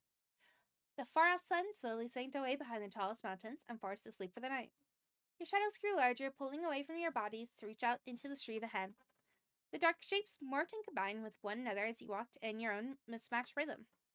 All while the eyeball chillingness of the outside world got more powerful bit by bit. Tamrick still stayed about two steps ahead. Sometimes she was closer and sometimes she got away from you again. She used to stick to knock at the bushes and limbs along the sidewalk. He was next to you, but had switched things up so that he was taking large skips backwards. You guess it was just to look at you in the face better, or he just thought it was fun. Pointed out the sharpest building on the street as he went. Part of it looked almost like a tower, a different kind than the one in the backyard. See, that's the house from the front. It's great. And there's your house, right? And in the middle, the one in the middle, and Granny owns that even further one away. Cool. The sounds of your steps continued to echo through the cul-de-sac until you came to a stop right in the center of the path. You'd arrived. Jen put both her hands up in front of her chest and waved them around. I'm going home. Jen spun in place before dashing further along the sidewalk to the slope. Gray house on the other end of the neighborhood. Back clunked and jiggled at her side the whole way there. Bye. Okay, this is it. Hugh pulled out an eager grin. We've got to meet up again later. See you. Hugh flipped around to go back the same way he had come with you. He need to return to the pointy red house with the huge backyard. He didn't drop any papers this time. You waited there in the front of the house in the dim evening light, watching the two other kids go to their homes right on the same street. Bye. See you later. Be careful on your way back. Thank you for coming with me. It's good to meet you too. You waved goodbye. You waved your hands in the air and jumped up. You simply stood there. You offered a thumbs up. It was cool to meet you too. That was everything. The whole outing was done. Quite resolution in your first day in this place. The two encounters you had earlier that afternoon drifted through your head. Tamrick and Q. Tamrick and Q are the two leads of our life now and forever. Start of each step, you can choose what kind of relationship standing you share with each of them. These relationships are always mutual. For example, if you choose to have a crush on a lead, they'll have a crush on you as well. Can we just state they're both so cute and pretty?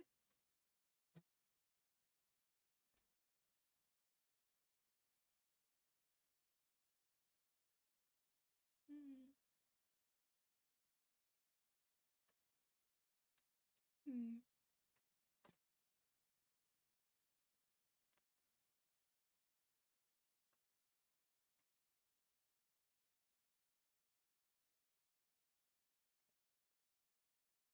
Your relationship can grow closer during special moments in each step, and you can grow closer more distance between steps. If you begin dating a lead, however, you won't be able to break up with them. You can only date one character at a time until step 4, where there will be an option to pursue a polyamorous relationship with both leads. Tarek and Q will never be romantically involved with each other. In this demo, there isn't yet an opportunity to date either lead. You can also choose expression elements to influence how you and the leads interact with one another. These do not have to be mutual and can change at the beginning of each step. Q and Tamrick's expression elements towards you are fixed in step 1. They will be influenced in later steps by your choices or manually adjusted. Oh. I didn't realize you can manually adjust them now. Like, you'll be allowed to manually adjust them. I thought they were, like, set in place, you know? Because I think I read that, this part, but will be influenced in later steps by your choices. That was all I read in one of the patch notes, and I was like, oh, so it's not gonna be, like, code where you can manually adjust stuff. And I was like, that's quite a little bit cool. It's, like, a little bit sad that you can't, like, change it around yourself, but I do like that it now says manually adjusted. Check the question for more detailed descriptions of what each expression element means. And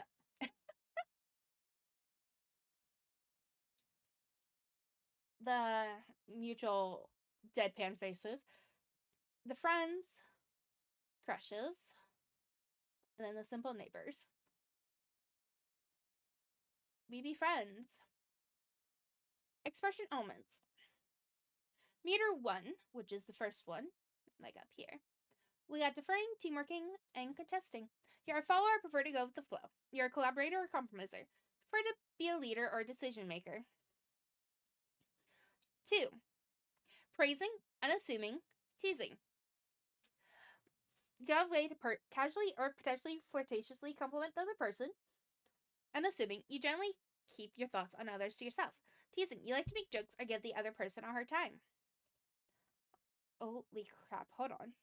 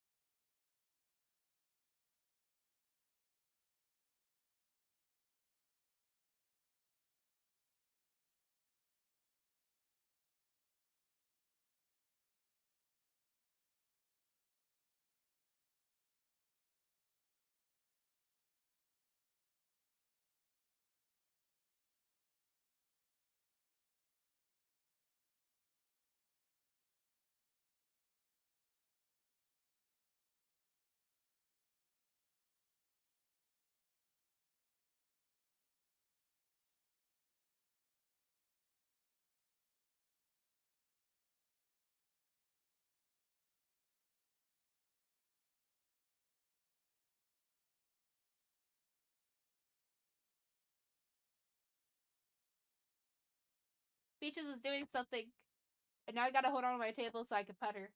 Because she wants to be petted, but she also doesn't want to move any closer. She walked away, then she realized I couldn't pet her from over there.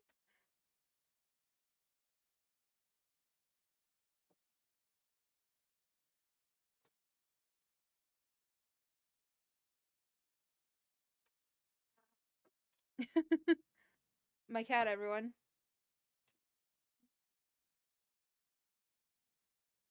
Did you want up? Do you want to be let up?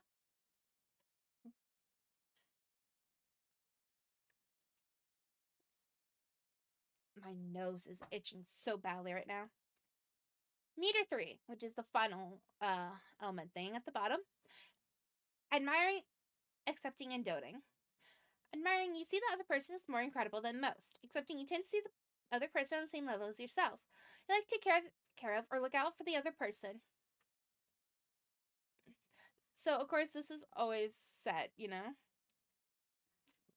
So, teamworking, praising, and I kind of want to be doting on her.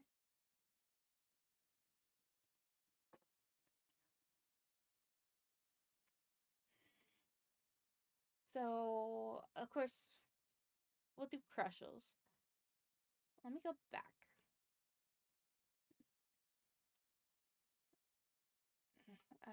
Praising, doting. This is the last time I will be playing this, by the way.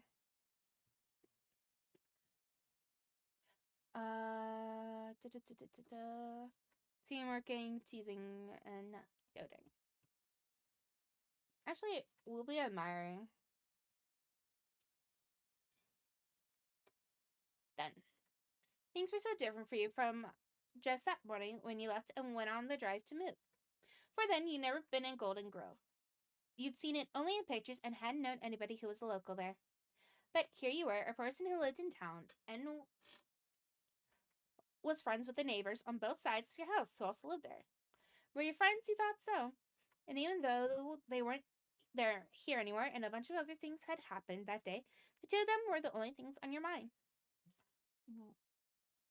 What it was like when you first saw them, when you started to talk to learn about them.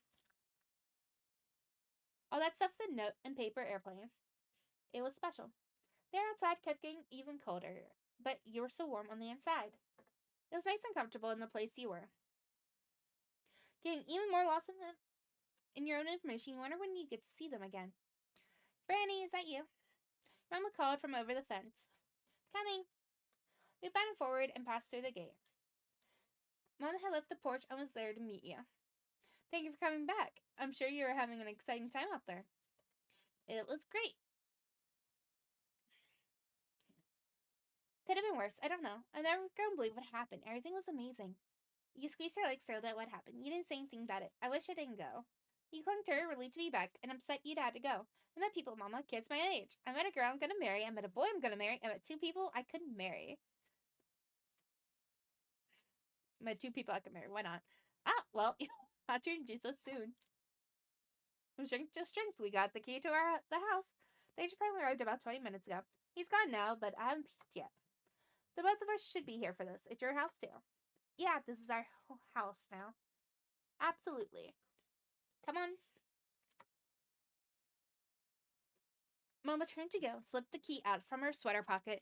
She gestured with the other hand for you to follow. Mama led the way as you went back up the stairs.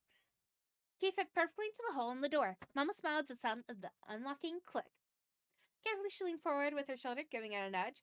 Unsure if the best option for the ancient door was extra force or extra restraint. The house opened with a creak. Air came out through the front like it was exhaling. Mama let out a breath at the same time. Over here, Freddy. There's space for you to get a little closer. You can see inside here. You scooched towards your mama's side in the doorframe. It was then that you noticed there was a mat at the front, and a light color and a kind of hard but fluffy texture. The sort of mat that'd get dirty looking right away when it was used. But it was still clean and nice. It hadn't been worn down at all like the rest of the building. This part of the house wasn't just an old thing left behind by other people who didn't need it or want it anymore. Someone must have put it there for this happening, for your mama and you moving in. Written across the top, it said, "Welcome home."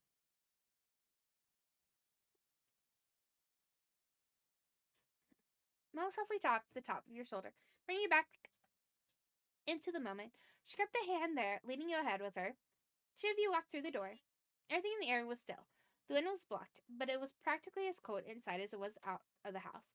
Mom shifted forward cautiously, feeling around for a light switch. Got it. Dim light from the ceiling sparked on in an instant, and there in front of you was an old-fashioned living room. The house had furniture that came along with it, but it wasn't a set. The pieces were mismatched. Ducks been out, honey? Uh,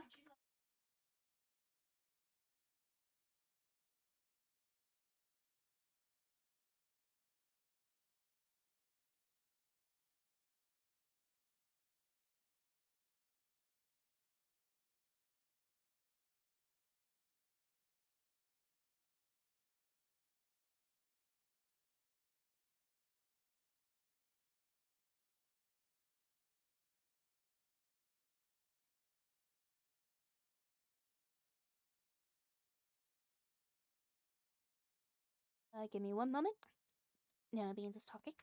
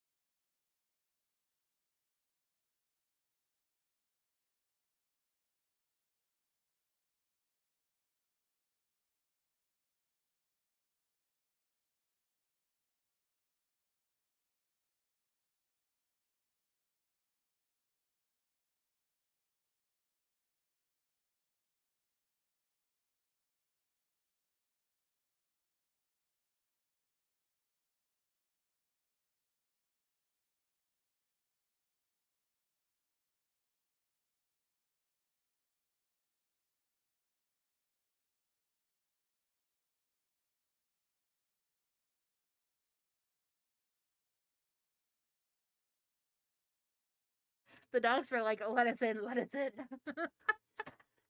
They're like, don't leave us out here any longer than we have to. Okay, hold on.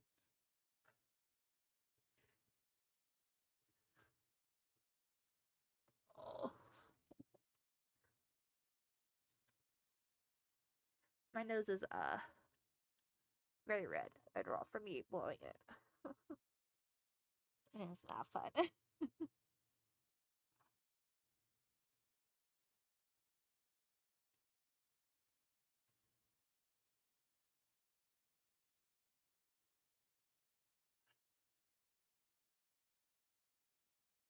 Each chair, table, bookshelf in a different color.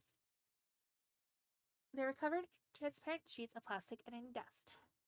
The room had a real fireplace made out of brick. In back you could see a staircase going up to another floor. Beautiful. It's even better than the photos. So much potential inside these walls. You were amazed. It could fit in a storybook. You were so disappointed.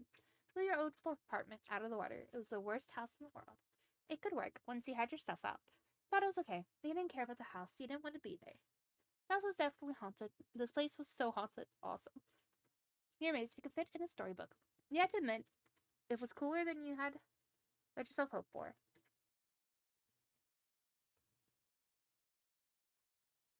Mama touched the tips of her fingers to the muted blue paint next to her. We'll have to clean as much as we can to make it livable before bed. It'll be a long night.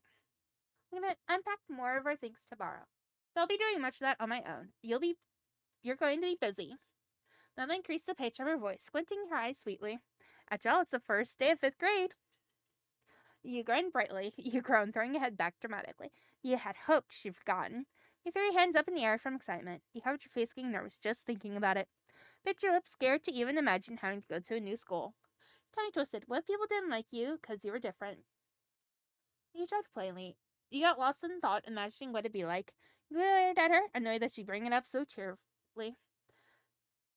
You grinned brightly. She chuckled gently while watching you. We got here just in time, huh? Her eyes started to close, and there was a crease in her brows. She seemed further away without having gone anywhere. If I am here early for the job, I was not going to make you be a full week late to class. Being new to a town like this is always going to make you a point of attention.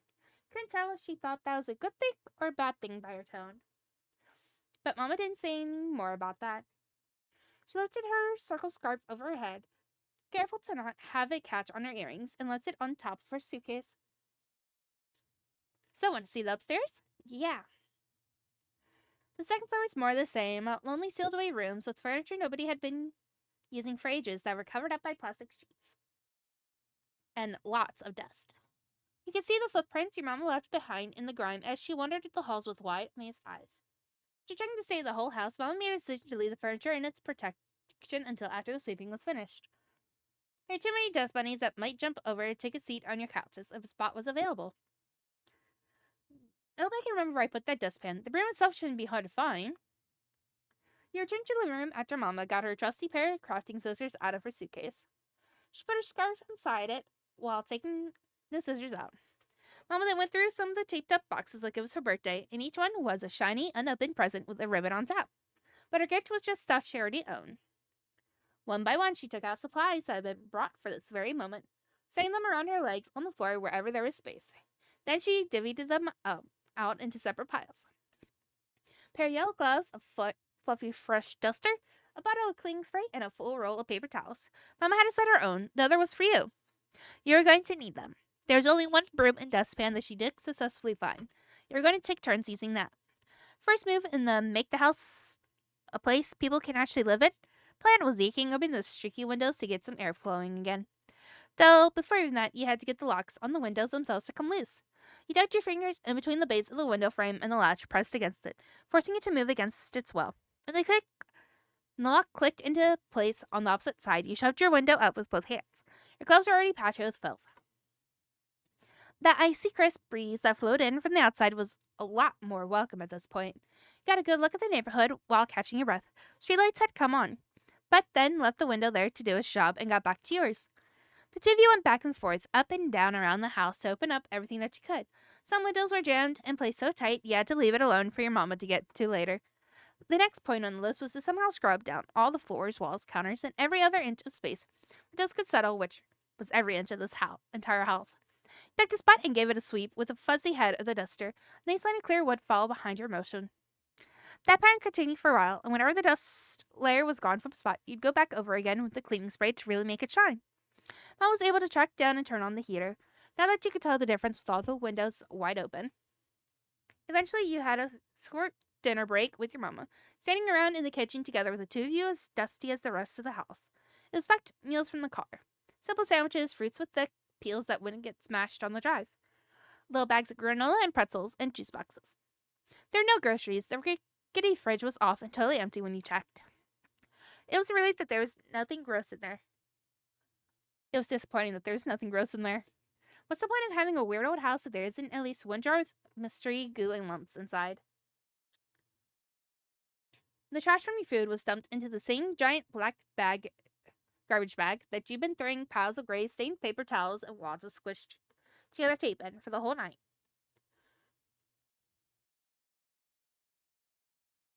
Somehow the bag was getting full, even though it was big enough to fit your whole body inside. It was a mark of how much work you'd really done. Looking at just the house made you think you hadn't even gotten started. The only way to change that was to keep going, as your mama talked about when encouraging yourself to clean again after dinner.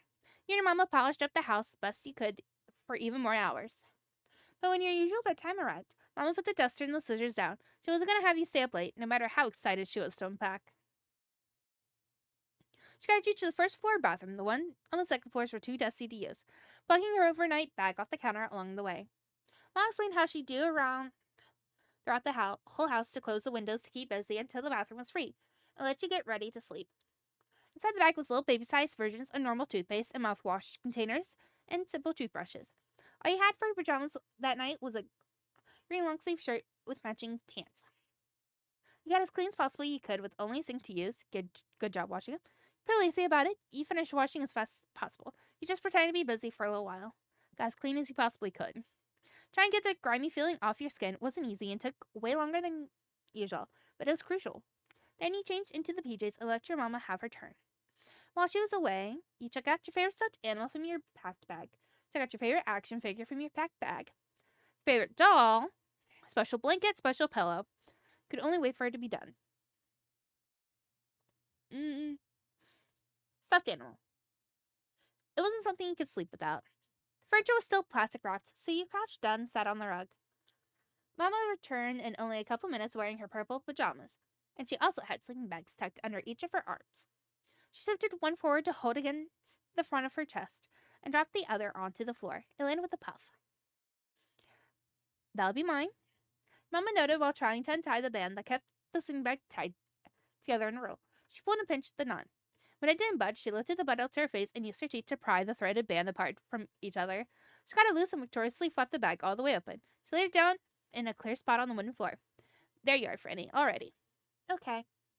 You used your feet and rocked back and forth to move yourself across the ancient rug, scooting towards the sleeping bag without getting off the ground.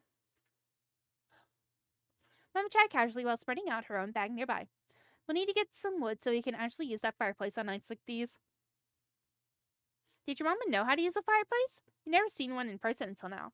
And so far, you'd still never seen one that had fire in it. Luckily, the house was warm and cozy, even without that, since the windows stopped letting the chill in. The heater worked. That was sort of a surprise to you. Mama soon settled down in the center of her temporary bed. She sat cross-legged with her back solidly straight. Her hands seemed to rest on the tops of her knees, and she made direct eye contact with you. Thank you for the help with the house today. It'll be home before we know it at this rate. I worked really hard, you said, while stretching your arms. I'm so tired now. You said while flopping down. You're welcome. A house and home are the same thing. The way she said it made you roll your eyes. You stretched your arms out, happy with the job well done. Flopped down onto the bag with tired stuff. With a tired huff. I worked really hard, you said while stretching your arms. I agree with that. Just slouched your shoulders, easing away some of the stiffness. Hey, guess what I did in the neighborhood? Mama, could I tell you about what happened today? She asked how your day was. Mama, could I tell you about what happened today? I would love that, dear.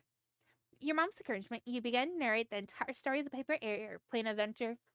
The moment it hit to the way it led you down the forest crossroad, finding Tamarick in her leaf pile, and all her surprises swimming cute on his tower with his notebook full of loose pages. Mama listened with her whole self, leaning forward and grinning wider with each new turn you revealed. You wrapped it up by explaining how you turned to the neighborhood with Q and Timrick after everything you discovered. What a way to spend an afternoon. I'm proud of you, Franny. You're a bona fide detective. I had no idea you got into such a winding journey.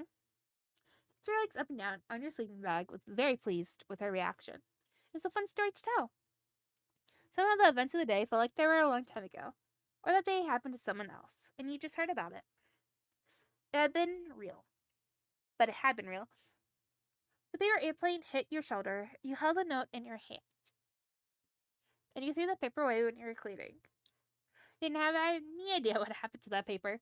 You're saving the paper to give back to Q, and you're saving that paper to give back to Tamrick. You saved the paper with your things as a keepsake. It had nice memories that went with it. Oh my god. The topic all done, Mama softly spoke up to share her own thoughts with you. It's odd imagining this entire building collecting dust for all this time, isn't it? No one wanted to live here. Not renters, not the man who owned it. But it's a charming house. Yeah, it is. How did we get to have something like this? Mama pinched her lips together in consideration, then she kept talking. There aren't a lot of opportunities out in these woods, I suppose. At my company, the former HR manager was the first big position I've ever heard of for this area. And even that didn't open up for people already living in the town. I was asked to relocate to take the position. Grace's grew around her eyes the more she thought about it. She caught herself before a frown could follow. Oh, but it's not an issue. I'm grateful. We'll find our place in the slow place of Golden Grove, and at least we'll have each other regardless. Yep, you and me are a team. It's great that we have each other to talk about stuff with. We'll always be together. You can count on me, Mama. You nod strongly. You yawn, not paying too much attention. Yep, you and me are a team. A very impressive one, I'd say. Although, wait, maybe it's not only having each other, since you've already found yourself a spouse your first day here. Mama tossed her head to one side. She let out an easy, freeing breath. You were glad she hadn't forgotten. That was important news. Then your mama stretched her legs out fully across her sleeping bag, wiggling her toes inside the black socks she had on. Seeing Mama right there on the floor with you was cool. You didn't hang out together during bedtime like this most nights. It was special. So thought about that, your eyelids were trying to tape themselves up with the sticky, gritting stuff your eyes made when it was extra late. Alright, dear, you should get inside the sleeping bag now before you blink out on top of it. That sounded like a pretty good idea. Scooping your stuffed animal into both your arms, you shimmied into the open end of the bag. It was made out of fabric that was so smooth it wasn't difficult to do. You went further down until the edge was to your chin. You were wrapped up like a loaf of bread in a grocery bag. Mama got to her feet, taking a short jog over to the far wall of the room. She lifted a finger to the light switch, but kept her gaze down on you. The expression on her face was gentle. Good night, Franny. Good night, Mama. Night, sweet dreams. He smiled up at her, blew her a good night kiss. He stared up at her. You rolled over on your side, turning away from her. Blew her a good night kiss. The room went pitch black with a click. While your eyes were trying to adjust, you heard the shuffling sounds of Mama. She joined you on the floor again. The noises soon stopped. Mama didn't talk anymore. There weren't sounds of cars passing outside. There was thumping in your ears. You thought you might have heard a creak somewhere. The night noises were a lot different than what you had experience with. They were so quiet and distant. It made you notice them more than if they were clearer. You'd had to get to know the sounds better. It was another part of the house's personality. You were okay with that. It was normal to need time to get familiar with each other. Fresh eyes shut, and in your head was thoughts of moving to a new town, Mama, Kyo, Tamrick, Q and Tamrick, the first day of school.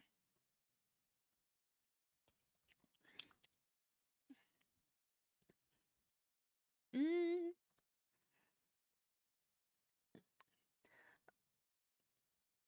kind of wish there was a all button, you know?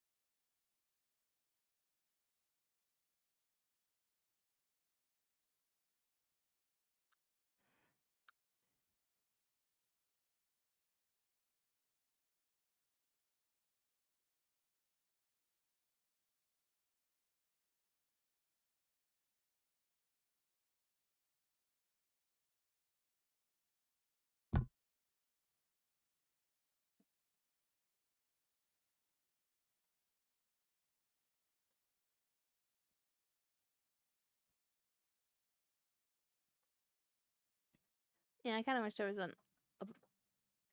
all of it kind of choice. Because, quite honestly, everything is true. Moving to a new talent, mama, meeting Q and Tamarick the first day of school. All of this stuff would be going through our heads.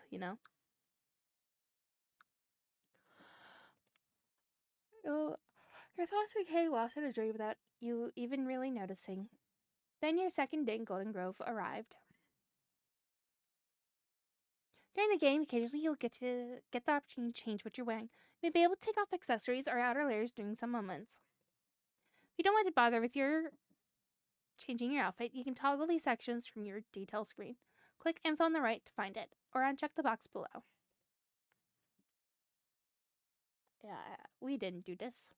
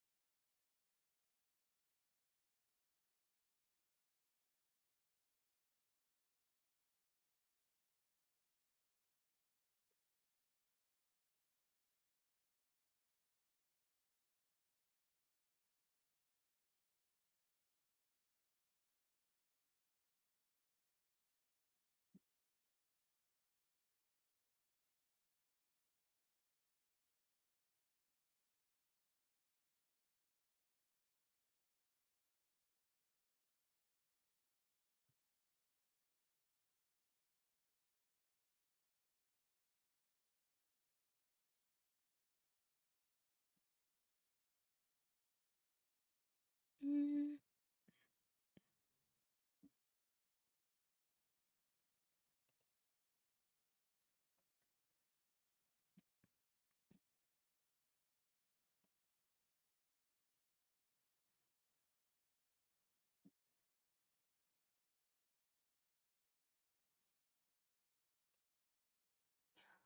But your second day had only just arrived. Only one corner of the world outside the window had any sunlight. The rest was all shadows.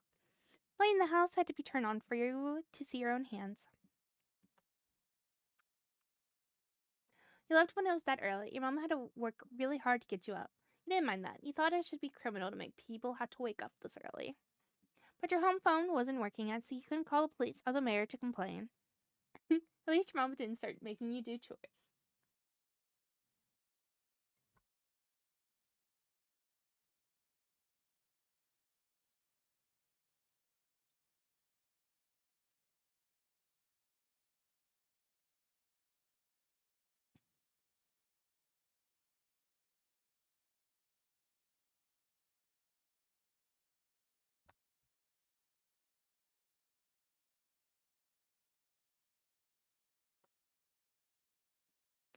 The unpacking wouldn't be started again until a lot later.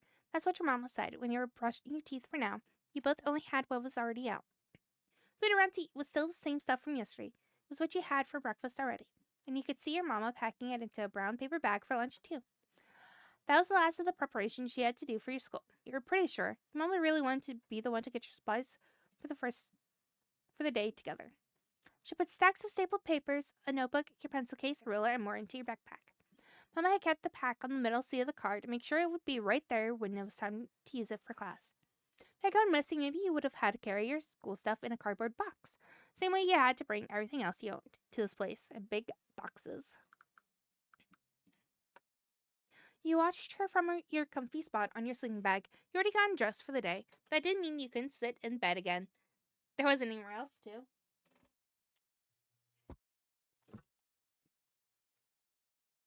Soon you'd be leaving the new old house, the neighborhood, and all the parts of Golden Grove you gotten to see so far. Next stop until unknown was North Acres Elementary School. Tried to imagine what it'd be like. But school thoughts were shaken out of your head when a muffled, thumping sound filled up the air. Mom slowly lowered her full hands down to the counter. At the same time, her head and eyebrows went up. Guests already at this hour?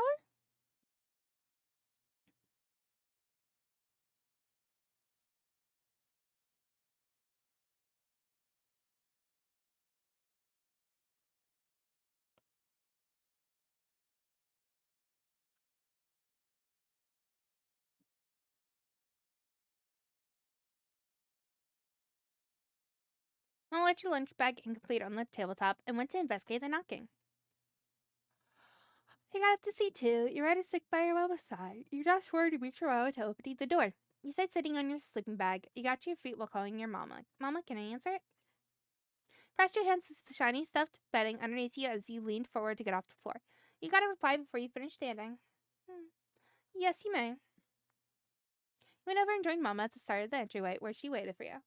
You reached up to get both your hands around the long handle of the front door, pressing it down, giving the stiff board a firm tug. It squeaked open. Glanced ahead, squinting your eyes to adjust from the complete brightness inside to the plain, pale dawn outside. Standing tall on the welcome mat, seeming totally at home at your home, was a new friend you had met the day before, Mr. Cullen. Though he said he was also called Autumn. You're going to try using the nickname sometimes, but you just called him by his actual name. Autumn's fluffy hood was tucked snugly around his head. He didn't usually do that, at least based on how much he knew was usual for him. Maybe it was because the air was somehow even more skin prickling cold in the morning than it was during the day or evening. He shuddered just from the wind coming in through the opening. When he caught sight of you there, a twinkle grin took over his face. He popped onto the balls of his feet, getting even taller, and cheered a greeting. Good morning. See who it was? You.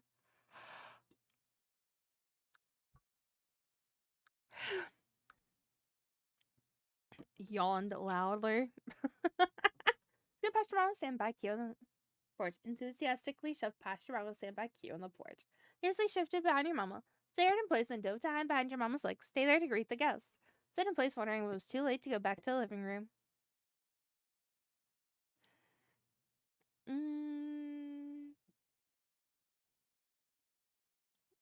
Like hell. His smile was as bold as ever as he took a full step to the side, so he was directly in front of you instead of Mama. Hi, hello. Good morning to you. You're visiting me? You said amazed. You're visiting me, you said confused. Thanks for coming to my house. What are you doing here, accusingly? You asked accusingly. What are you doing here? You asked curiously. You waved excitedly. You waved bashfully. You quietly waited there for an explanation. What are you doing here? I have plans. Q put in a new place. Q stayed put in the new place he took, bangled his head up, and offered to give his focus to your mama. I'm Mr. Keelan. I'm your neighbor, and the same age as Miss Franny Second. The two of us met yesterday. Ah, yes, I heard. I've been anticipating getting to meet you. All those feelings were well placed. You're so polite. Q straightened out the line of his bandana with both hands, giggling cheekily as he made direct eye contact with you. Well, someone has been talking about me. I hope it was the good stuff. No. No, should introduce myself as well. I'm Miss Second, Franny's mother. It's nice to meet you. May I speak with Fran, Miss Second? There's something I wanted to talk to her about. Thoughtfully, your mama glance drifted down to you. Without looking back at him, your mama replied, That'll be fine. I'll finish getting your bag ready, Franny. You two can chat. Hugh clasped his hands together primly. Thank you very much. Mama let out a content smile rest on her face as she walked back inside the house, leaving you alone with Q. You looked back at him eagerly. It was only the morning, and something good was already happening.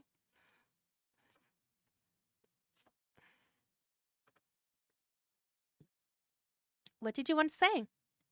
Autumn didn't beat around the bush with you. Probably didn't with anyone. He came right out with what he had in mind. Want to walk to school together? It's the first day. Scott his shoulder and held out a hand, counting off points on his fingers. We're going to the same place. We're in the same grade. There's a good chance we'll be in the same class. Going together would make everything so easy. Yeah, okay, thank you. You're so nice. Only if you're sure. You give a nod of agreement. No thanks. I'm sorry.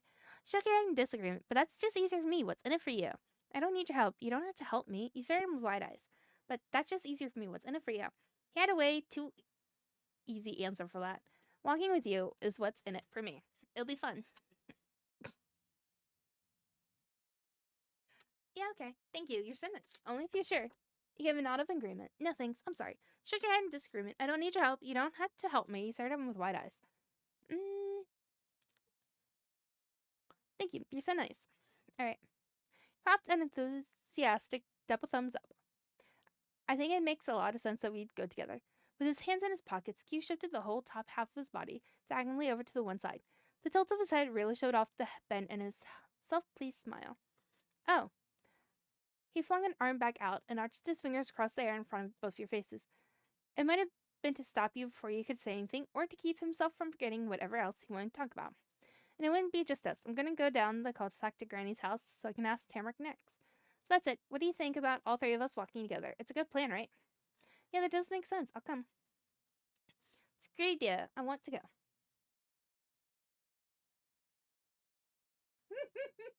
Hi, baby. You digging through stuff? She's like, I don't know what you're talking about. There's nothing good in the bags. It's just a bunch of yarn.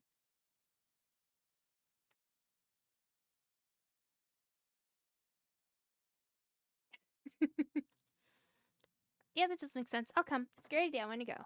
I'll come. It's a shock you have smart ideas sometimes, he said teasingly. Sure, I guess. Though you wish you could have gone alone with Q. No, you had changed your mind. Not an agreement. You shook your head. You had changed your mind. I'll come. It's a shock you have smart ideas sometimes. More like all the time. Swung your hands behind you and spoke out again. I'll give him backpack and tell Mama we're going. Cool. I'll wait here for you.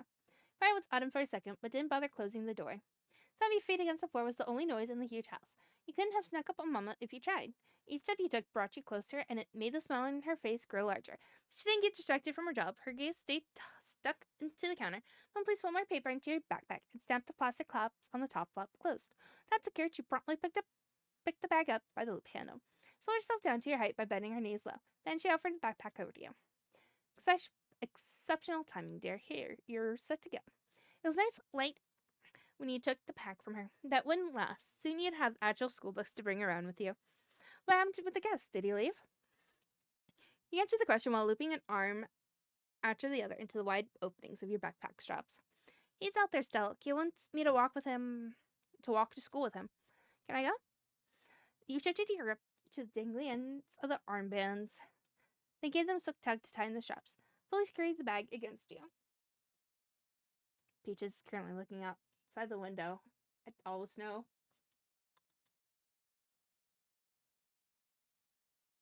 Oh, she sees something? Do you see something, baby? Do you see something?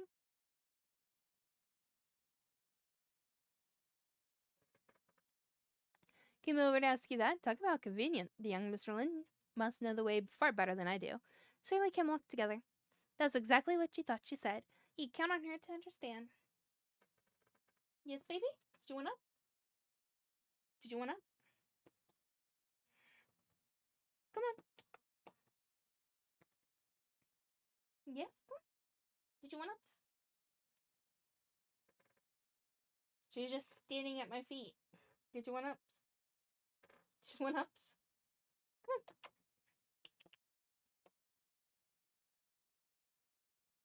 I don't know what she wants. Come on, you want ups? Come on. Come on, baby. My cat, everyone. Did you just want pets? Yeah, she just wanted pets. As she smiled, her face lit up softly like an early morning sunshine outside. Mama pitched the tip of your chin between her thumb and pointer finger. Enjoy your first day. There's only one of them per year. She was right. This was your first year in brand new town. Anything could happen for all you know. It was an adventure. Ed, you would be ready for it. Through the open door, you could see Autumn waiting patiently on your porch still. He turned his back to the house and said, looking around the neighborhood. He came to his side, and that caught his attention. But his gaze didn't go to yours. It went right to your backpack you had on. Autumn grinned hopefully. I told Mama, it's okay. He smacked his hands together enthusiastically. All right, time to go. You know, friend, it's been forever since I got to walk to school with a friend. A teeny tiny yelp popped out of you, partially because of what he said, and partially because your knees smacked together when he said it. He called you friend and said you were friends. It only happened a second ago, but it replayed in your head and made your stomach feel fluttery. You were friends.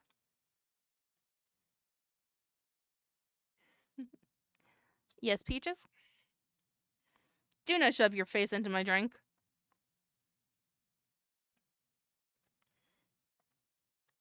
What are you? She's playing with the string. And she's clicking on buttons.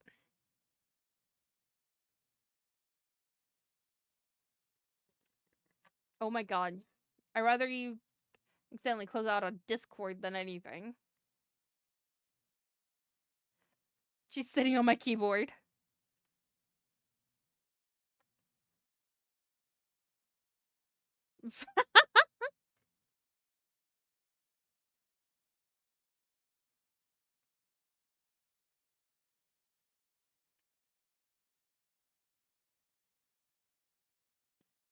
Ma'am, lay down off my keyboard. There you go. That's a good girl. Who's my baby girl? Yeah, she's a good girl. Who's finally learning not to lay down on Mama's keyboard. I'm glad we're friends, me too. I don't. This is great. You really think we're friends? Cute. Thanks for being my friend. Cute. Thanks for using my nickname. Cute. Call me Franny. I knew you liked me. You joked. You didn't know what to say. Hey. You can play with this. Play with that string. You can play with this string. Not my mouse, though. He's doing on the fucking string. Does it taste good, ma'am? Just like licking it and all this stuff. Your paws are so cold. Play with that, not my mouse.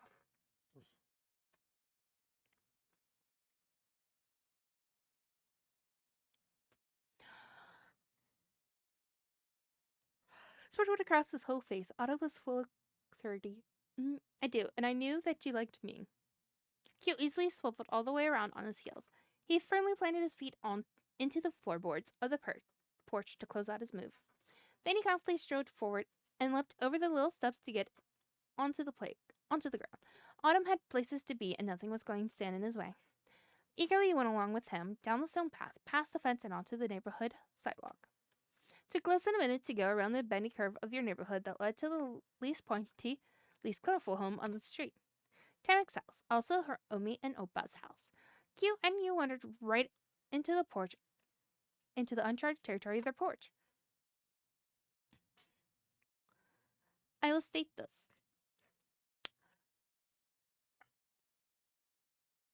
I will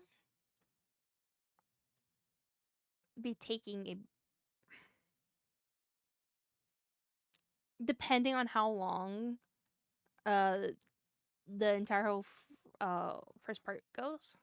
I'm only going to do the new stuff. Let me just state that.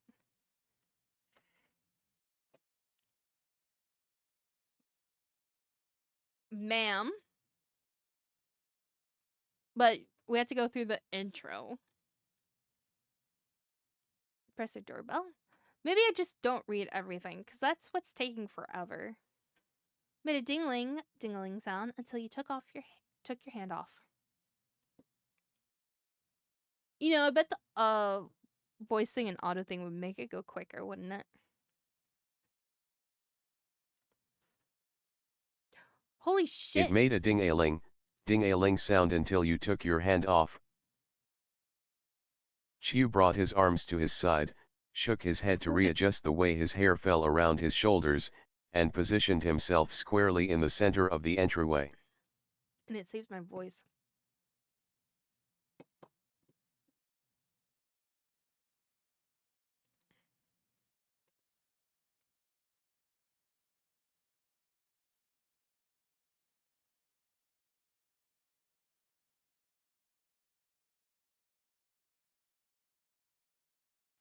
Auto forward. Hold on. I don't think the sound's going through. Why is the sound not going through?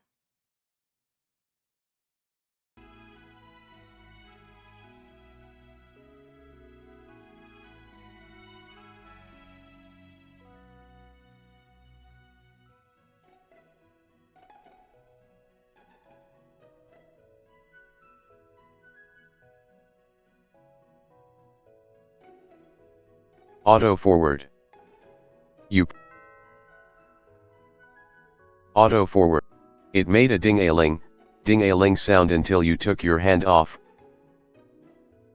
Chiu brought his arms to his side, shook his head to readjust the way his hair fell around his shoulders. That and was probably positioned blasting himself everyone's squarely ear in the out. center of the entryway. The old door began to jiggle in its My frame bad. like it was shivering cold from being outside this early, too. The old door began to jiggle in its frame like it was shivering cold from being outside this early, too. But someone was fiddling with the doorknob on the other side. And then the door swung wide open with a clattering yank and a gust of flowery perfumed air coming out from deep inside the house. Still clasping the handle and leaning her head against the wood, Tamarack was there to greet you.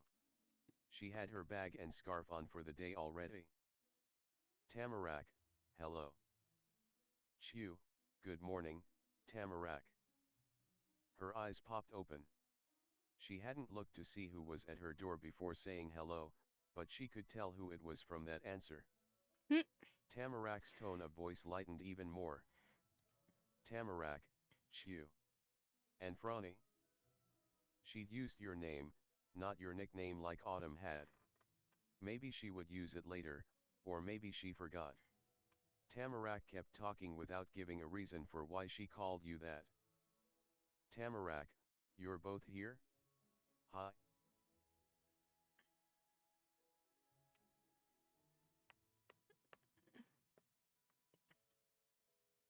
That's right, Chew followed your invitation with a nod. Chew, we're all going that way, it'd be cool to walk as a group. Franny, please. I don't want you to go all by yourself.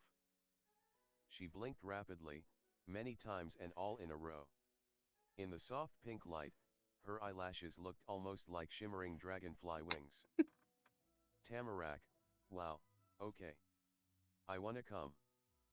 She twisted almost the whole way around, turning her back to you. You could just barely glimpse the darkened hall beyond her. Tamarack then leaned over, bending her knees and powerfully shouted into the depths of the gray house. Tamarack, I'm going to school now. Her loud, high-pitched call echoed through the hallway. Damn. Have a good day, young lady. Tamarack hopped forward. It was small, but that was all it took to go from being in her house to being in the outside world. She tugged the doorknob with her to slam the door shut. Tamarack, I'm ready. The quickness of all that was too much, and Chiu needed a second to catch up with it. But when he did, he chuckled. Chiu, perfect. Autumn lazily settled his hands on his hips and his eyes moved way off to the side, even though there was nothing special to see that way. Chiu, guess we've actually gotta go to class. Tamarack, yeah. She pumped her fists up and down in the air in a pattern that matched the pace of her yes. Hope we're not gonna be late. Da. You said, or we could not go, you said, or we could not go, you teased. Chiu, we're definitely going. I'm walking both of you there. All clustered together, you, Chiu, and Tamarack tramped off the white wooden porch. The full set of cul-de-sac kids hit the road again. The trip was almost the opposite of last time. The sun was coming up instead of going down and you were leaving the neighborhood instead of going back to it. But that wasn't what really stood out to you. It was a little bit amazing you already could compare it to a last time. And you could guess that this journey with them wasn't gonna be the actual last time it ever happened, it just become the last time it happened before the new next time. The first part of the school trip wasn't hard. There was only one way out of your neighborhood unless someone hiked out into wherever the woods went. That would be cool. Maybe you'd be able to do that someday. Your actual path forward had you brush past the forest fork that originally led you to meeting Chiu and Tamarack. But you weren't stuck with the same limits as before. This morning you moved right on by without even stopping to check what might be hidden away back there. Now, you traveled even further. The woods crowded in closer and The closer poor around the kids one road that that had led to out. wait outside my door Until, suddenly, because the structures began to corner appear in between the bushes. across The thick overhang of leaves pulled apart to show the sky. is legit the bus The stop world unfolded ahead for of the you. middle school. Sunshine climbed mountains to just Sunday's barely currently tickle your barking cheeks her while head the off at stars them. still clustered against your back. Those poor kids. You were right in the center of a windy mountain path. I'm acting like they It can flowed actively over hear the her. uneven ground, blanketing every small bump and bend like a black river. Along the street, huge wooden poles rose into the sky in a row that rivaled the trees. Stretching foam lines and reaching branches wove the whole town together. Even though Golden Grove was a lived-in place with man-made things, the vast wilderness was as much a neighbor to the residents as their real people neighbors. Tamarack tramped over the grass, swooshing her arms in full-length swings in front of her. She didn't get anywhere near the tarmac. Chiu's stride was a lot breezier. He took the spot in the line closest to the road and didn't even check for cars. His eyes were aimed at the now viewable sky. You ended up somewhere in between them. If Tamarack was a swoosh, and Chiu was a breeze, you were a whirlwind. You rushed about, twisting the angle of your head and taking in every new thing that surrounded you. All that air went out the window when Chiu started moving his hands around even more than Tamarack. He frantically stuck his fingers in and out of each one of his pockets, while poking his tongue out at the corner of his mouth. You and Tamarack just watched as he tugged at his jacket and pants while walking. The two of you probably shared the same exact thought: he was looking for his notebook, or paper, or something. Chiu, aha. And it was paper. But it wasn't his special 10 pages, the thing Chiu grabbed was a thick, folded packet of white printer paper that was covered all over in tiny ink words. You could instantly tell what it was. That many papers stapled together with that many little words on them only ever came from one place: school. Chiu held it close to his face. He had his nose completely in what was basically a book, but for some reason he started to talk to you and Tamarack. Chiu, which room did you get? For a second Chiu peeked over the pages to look at the both of you. Chiu, who's your teacher? Tamarack, MMM. Tamarack thought hard, but she didn't find an answer in her head. She squished her hand under the flap of her bag without unbuckling it. She had to find her own papers. Mama oh, I'm in. Chiu used his thumbs to bend the papers down. They stopped hiding his face and you could see he was smiling. Chiu, wait, that's my room too. Tamarack waved her packet in the air in a crinkly flurry. Tamarack, me 3. We're all in the same class. Your mama had given you the papers. Chiu probably got his from his mom and dad, and Tamarack from her OMI and OPA. Despite being kind of different, the papers were all the same. A smirk settled in its regular spot on Chiu's face. All according to plan if he somehow could have planned it. Chiu, we're roommates. He didn't need the packet for anything else, so he stuffed it into his pant pocket with a shrug of one shoulder. Chiu, there's only 3 fifth grade classes we could have been in. When Chiu made sure it was deep enough to not just fall out, he brought both his arms into an even bigger shrug and chuckled, too. Chiu, but Mrs. Murray? I almost made it without her being my teacher. It was close. Tamarack peered into his face with wide eyes, leaning over so much that you almost walked into her. She didn't have to say what her question was with words. Chiu got it? I'm good.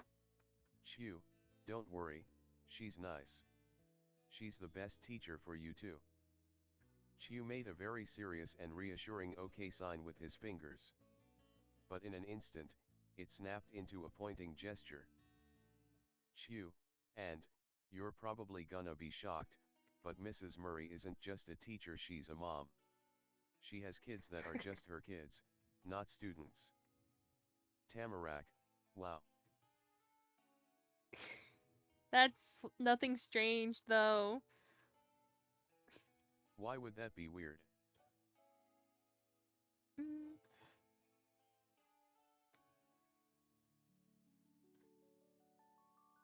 I think you're weird, Chiu. You say weird, I say one of a kind. Chiu, but now I know where we're really going.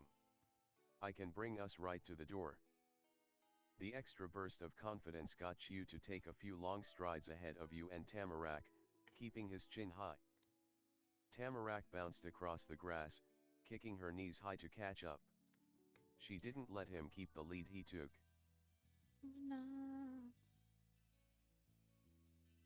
My nose itches so badly. I'm trying so hard not to itch it though. Because I know it's just gonna irritate it even more.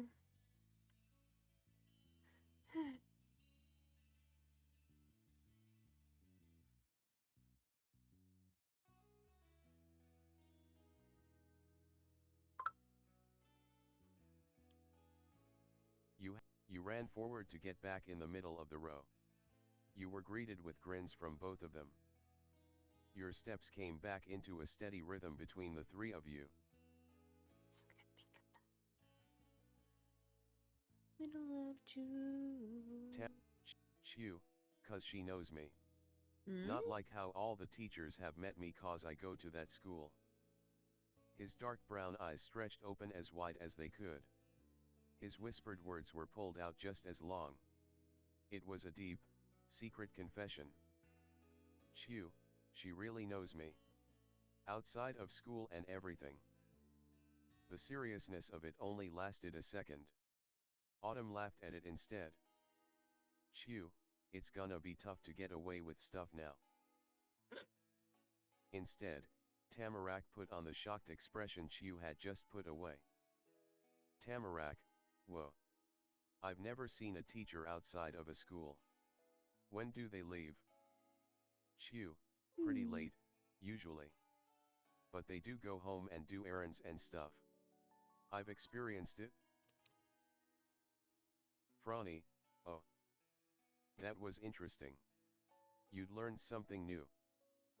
The longer the walk went on, the more Tamarack's gaze was pulled to the forest edge along the road instead of what was right in front of her. Her steps drifted unevenly. You couldn't blame her. You had done the same during the trip a few times. But you weren't the only one who noticed her focus. Chew, hey, so, it's kind of funny how both of you like the woods that much. Tamarack, it's the only nice place I've seen here so far. She said it in the plainest way possible and the words still made Chew gasp hard enough to cough. Chew, have you been places other than the forest? Tamarack, yeah, lots.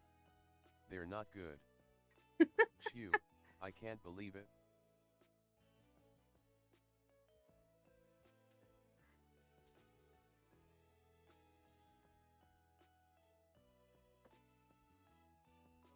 Hey, both places can be good. It's mean to say the woods are the only. Look on the bright side, Chew, Chew shook off the shock Tamarack's statement hit him with. He turned his cheek to the front as he rolled his shoulder. He was winding up for a comeback. Chew, I guess I can give you one thing. There is a pretty special kind of fun that, in all my years of living here, you can only ever have out in these very woods. Nowhere else. Tamarack, really? What is it? He'd cast a reel and Tamarack was hooked on it. She instantly became invested in whatever mystery Chew had up his line. Chew, I'm not gonna tell you. Tamarack, what? Tamarack shrieked in a tone so high it scared away a bird who was minding its own business in the tree above. It was hook, line, and sinker. The beat of its wings fluttering through the air matched Chew's giggling. He brought a hand to his chin and leveled a mischievous glance at Tamarack. Chew, one day you'll understand. One day. Chew, probably. And that was really it. He closed up his lips, folded his arms, and settled into not explaining for the rest of the walk. Tamarack couldn't accept that, or couldn't get the hint. She pestered him with the passion in her words getting stronger every time she repeated them. Tamarack, tell me, tell me, tell me, tell me the thing, tell me the special thing Chew. Tell me the special thing. Who wants to? Chew didn't disagree, but he still didn't give any more clues. The conversation of Tamarak's Peaches is attempts just to staring squeeze outside Chew the for window. info, your comments on it, and the snickers that escaped from Chew continued while you headed towards your goal. Down that road some more, over a crosswalk, past the main street, taking a turn at the corner. That was when the widest building you'd seen so far came into view.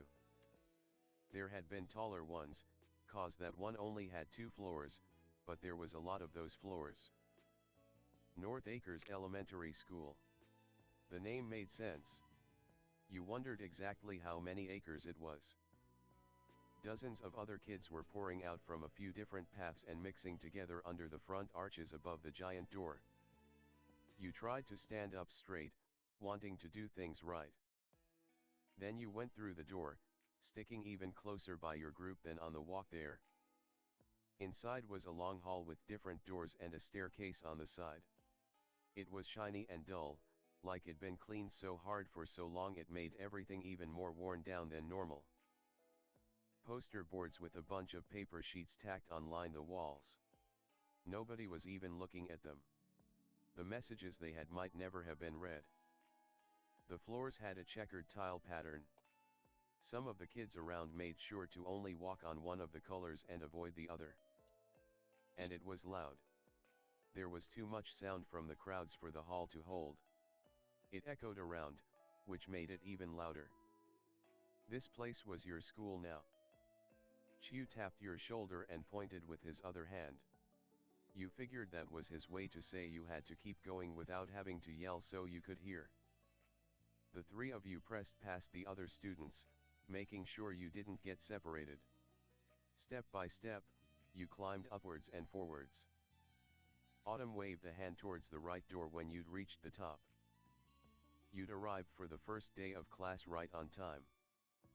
The little bit of cold you'd brought inside the school on the tip of your nose and over your cheeks had finally drifted off your face.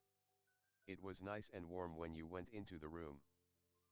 Your brand new class, 5th grade room number 24, smelled like people hard at work cut construction paper, crayons, glue. Anything could be made with that. There were tons of leaves stuck to the different colored walls, climbing around the windows, hanging from shelves, and sneaking out from behind boards, where some of those things could be made. Kids sat together in close groups. The desks were pushed up to make bigger tables. There was just one chair by itself, right at the front. Or the back if the way in was the front door. Tamarak took in a loud breath of waxy air. Tamarak, wow. I thought it was gonna be ugly. Damn, Tamarick.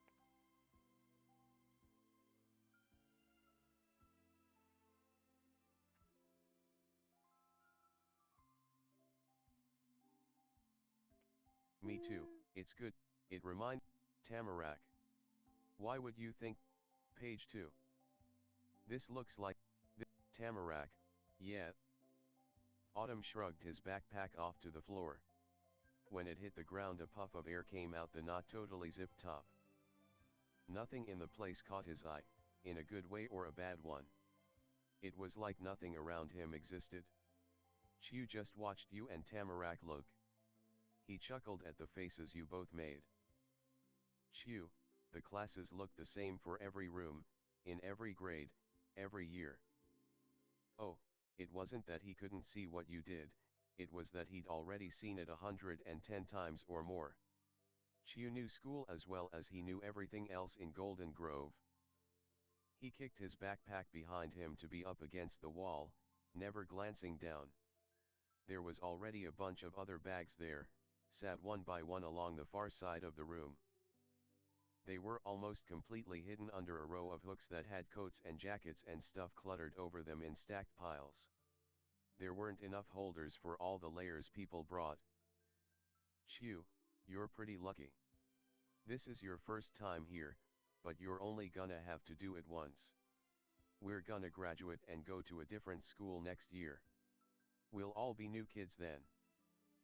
He talked while he pulled his arms out of the jacket you'd always seen him wear so far. He tossed it on the top of a rounded lump of other coats with a hook somewhere below it all. Tamarack waited, watched, and then she tugged at the end of her scarf to undo the knot it was wrapped in. She talked, too. Tamarack, I told you this place was weird and never changed. That maid chirped at her. The sound was almost exactly like the noise his backpack made a minute ago. Chew, school is different than the entire town, Tamarack. Tamarack didn't say more words against that. She just got on her tiptoes to sling her untied scarf over Chew's jacket, building the mountain of stuff on the one little hook even higher. Chew shoved his bandana deep into one of his pockets and lifted up his other shoulder. Chew, you're right, that class is always the same. Seeing Autumn without his fluffy jacket felt like seeing a lion without its mane. He folded his arms high across his chest and gazed upon what you were starting to get was his kingdom. He had all the pride of a lion even without the jacket. Though Chew acted like that was it for getting ready, he hadn't taken his gloves off. Was he gonna wear those to class? Tamarack held tight to the strap of her bag. It for sure wasn't going with the rest of the packs. That meant she was definitely already done with the putting your stuff away part of getting to school. Tamarack's overalls were the most overclothes she had once the scarf was off. No coat or a cool poncho or anything. The overalls were kind of short, too. They didn't cover her whole legs. Her ankles had long socks and yellow rubber rain boots to keep them warm, but you had to wonder if she didn't feel cold the same way most people did. Yeah. You scratched a finger into your head when you put your earmuffs up on the wall with everything else. Not having your jacket on made you feel different. You weren't coming or going anywhere anymore. You were really staying there in that place for a lot of hours. But all you could do was find a hook pile to leave it behind on until later. Good morning, and welcome students. You glanced over your shoulder. In the open doorway was another new person for you to have to know. Her braids did match a few of the kids there, but she wasn't gonna be sitting in the desks with them. She was twice as tall as everybody else in the room. That had to be the teacher, Mrs. Murray. Her soft brown eyes looked down over you and your neighbors while she tapped a finger against her freckle-speckled face. The pattern on her skin was almost like stars, if the sky was light at night and the stars were the darker part. Her rosy, pink lips parted into a smile. She inclined her chin towards Chew. Mrs. Murray, nice to see you here, Mr. Chew Lin. This will be a good year. Chew, yeah. Chew stretched the word out as far as it could go and at the same time he opened his arms wide. He turned his head away, too. He had the kind of tone your mama would have when she had old work friends over and they'd ask if they could set her up on a blind date. Squeakily cheerful, and not real. He was trying to be nice but wasn't trying that hard. Though, when his eyes were rolling away, his gaze passed over you and got stuck there. A sly grin tugged the corners of his mouth as the sound of his voice went from off-key to a lullaby. Chew, maybe. Mrs. Murray's pencil-pointy eyebrows lifted. She blinked one time and then her own smile grew. It was shared with you and Tamarack next. Mrs. Murray, hello. I'm your teacher, Mrs. Murray. Mrs. Murray, am I right to say that you're Tamarack Bauman and Franny second? Yes. Tamarack bopped her hands in the air and twisted in place to swing her bag so that it hung behind her back. Tamarack, and I'm Tamarack. Mrs. Murray, that is so great. Mrs. Murray spoke sweetly in a way that was just nice. It wasn't surprised or relieved to find out the answer. She probably didn't need to ask to know who you were. Teachers knew a lot. Mrs. Murray, if you'd be so kind, would you mind coming over to my desk over there in the far corner? I'd like to talk to you two before class begins. Tamarack, okay. Tamarack finally lowered her hands back down to her sides. She still bumped her bag around by pushing it up and down with her butt. It clattered loudly and Mrs. Murray pretended not to hear.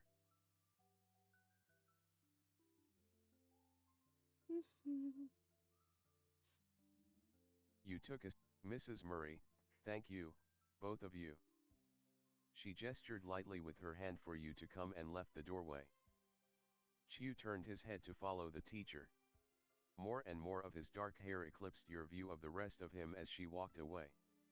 When you lost sight of his face, there had been a frown on it. After she was really gone, he swung back towards you and Tamarack. Autumn was smirking then. Chew, good luck out there. He tipped over on one foot and bent his body way down, his other leg kicked into the air. He could balance better than a flamingo. Autumn slipped a hand under his jacket on the hook, and also under Tamarack's scarf which was still on top of it, and dug around in the fabric. He didn't come out empty-handed, he'd gotten a hold of his favorite notebook and a pencil. Chew slowly lifted his chest up and brought his one hovering foot down to earth again. That whole thing was graceful, but he followed it by wildly waving his notebook goodbye at you. And a paper fell out when he did it. Tamarack, ah. Tamarack squealed, trying to talk but too fast so none of it was real words. She reached her arms to Chew graspingly, like she could pick him up and plant him back where he'd dropped his thing. That didn't work either. He stepped away on light feet, carefree, and joined up with one of the groups at the desks. They all raised their heads and waved when he arrived. He was gone, and the teacher was waiting. Tamarack squinted her dark red eyes tightly. She directed her gaze towards you because it wasn't like anyone else in the room could understand her. You gave her a look back.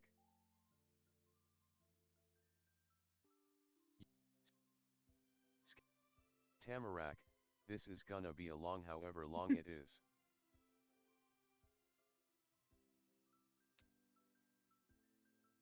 You made a beeline to the tan page on the dark blue carpet and snatched it off the ground before somebody could step on it or it could blow away and get lost in the middle of a forest. Before putting it in your pocket, you read over the top side and flipped it over to see the back. It was a list of food and other things.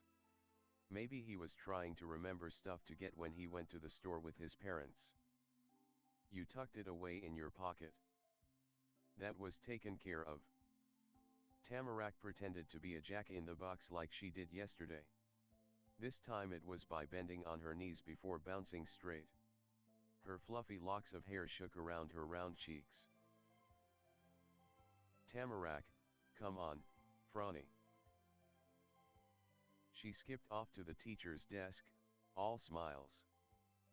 You caught up to her in no time and walked the rest of the way side by side. Off in the corner on the other side of the room was the teacher's old, dark brown desk. At least the very top of the wood was dark. The inner part was a lot lighter. You could see that from all the tiny cuts and scratches over the surface. It was as far away from the desks as it could be. You guessed that was so she could have these kinds of talks without everybody else hearing the whole thing. Mrs. Murray didn't sit in the cool rolling chair that went behind the desk. She stayed in front and only leaned her back against the top edge. She got to talk to you and Tamarack gently cause she didn't have to push her voice across a piece of furniture that separated students and teachers. Mrs. Murray, I appreciate you coming to this meeting. I wanted to let you know a little about today, what you can expect from your first day. Tamarack, why? Mrs. Murray, well, this class has a unique arrangement of the students, but you're the only two who have never attended this school before. Everyone else is simply returning after a summer break. Mrs. Murray, I'd like to introduce you during roll call later. I want all the other kids to know who you are. Tamarack, oh. Tamarack flicked at the buckles on her bag. They made a clinking sound when she hit them up and a thump when they landed back down. Her gaze moved around, too. The meeting wasn't exciting anymore.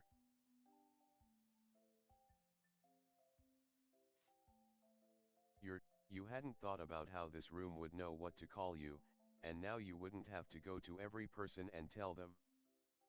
Mrs. Murray smiled approvingly at how you and Tamarack handled that first assignment. Mrs. Murray, I'll make sure it goes well. The teacher slid her hands across the desktop behind her and spread her fingers out wide. Mrs. Murray, in a couple minutes, I'll be telling the class to take their assigned seats. You'll have those spots for the rest of the year. Mrs. Murray, I made a seating plan already, but there is a bit of wiggle room to help you get comfortable, if you'd like. Tamarack's hands flew from her bag to her cheeks. That sounded like a smack. Tamarack, does that mean me and Franny get to sit together cause we're neighbors and friends? Was she right? You held your breath and balled up your hands into fists, waiting to know if you'd get to be with Tamarack the whole year or not. A twinkle was in Mrs. Murray's eyes when she finally said what you were hoping for. You thought she might have paused on purpose to make it more dramatic. Mrs. Murray, yes, I can put you next to each other. Tamarack, ah. It made Tamarack explode in celebration. She sprung over so close to your face, you leaned back without even thinking about it. Even with that, her nose almost poked yours. Tamarack, Franny, we're gonna sit together. Franny, yeah. Mrs. Murray, we've got something then. Anything else?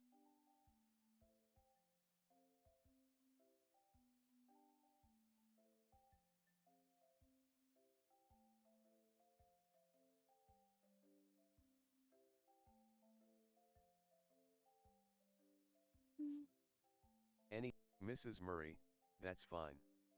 Only checking. Tamarack, oh, is Chiu next to us too?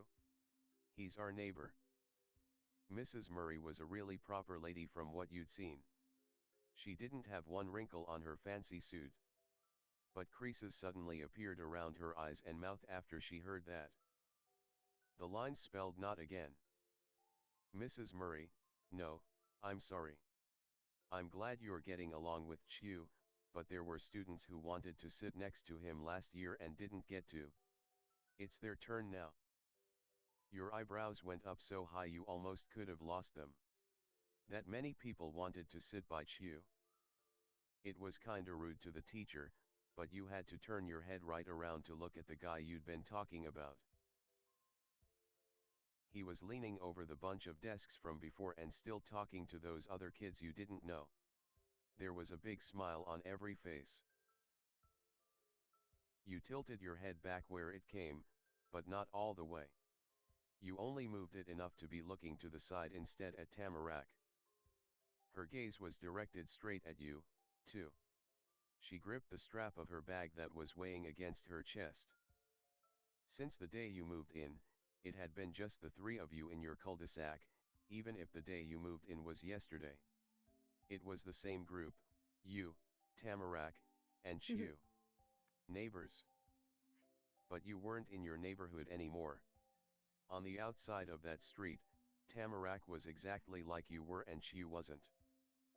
You and her were strangers in Golden Grove now, you didn't know people and they didn't know you.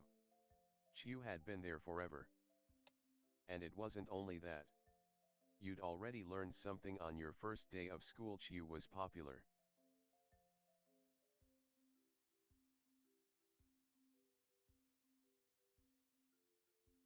Chiu might have had a head start, but you could catch up. I didn't mean to actually.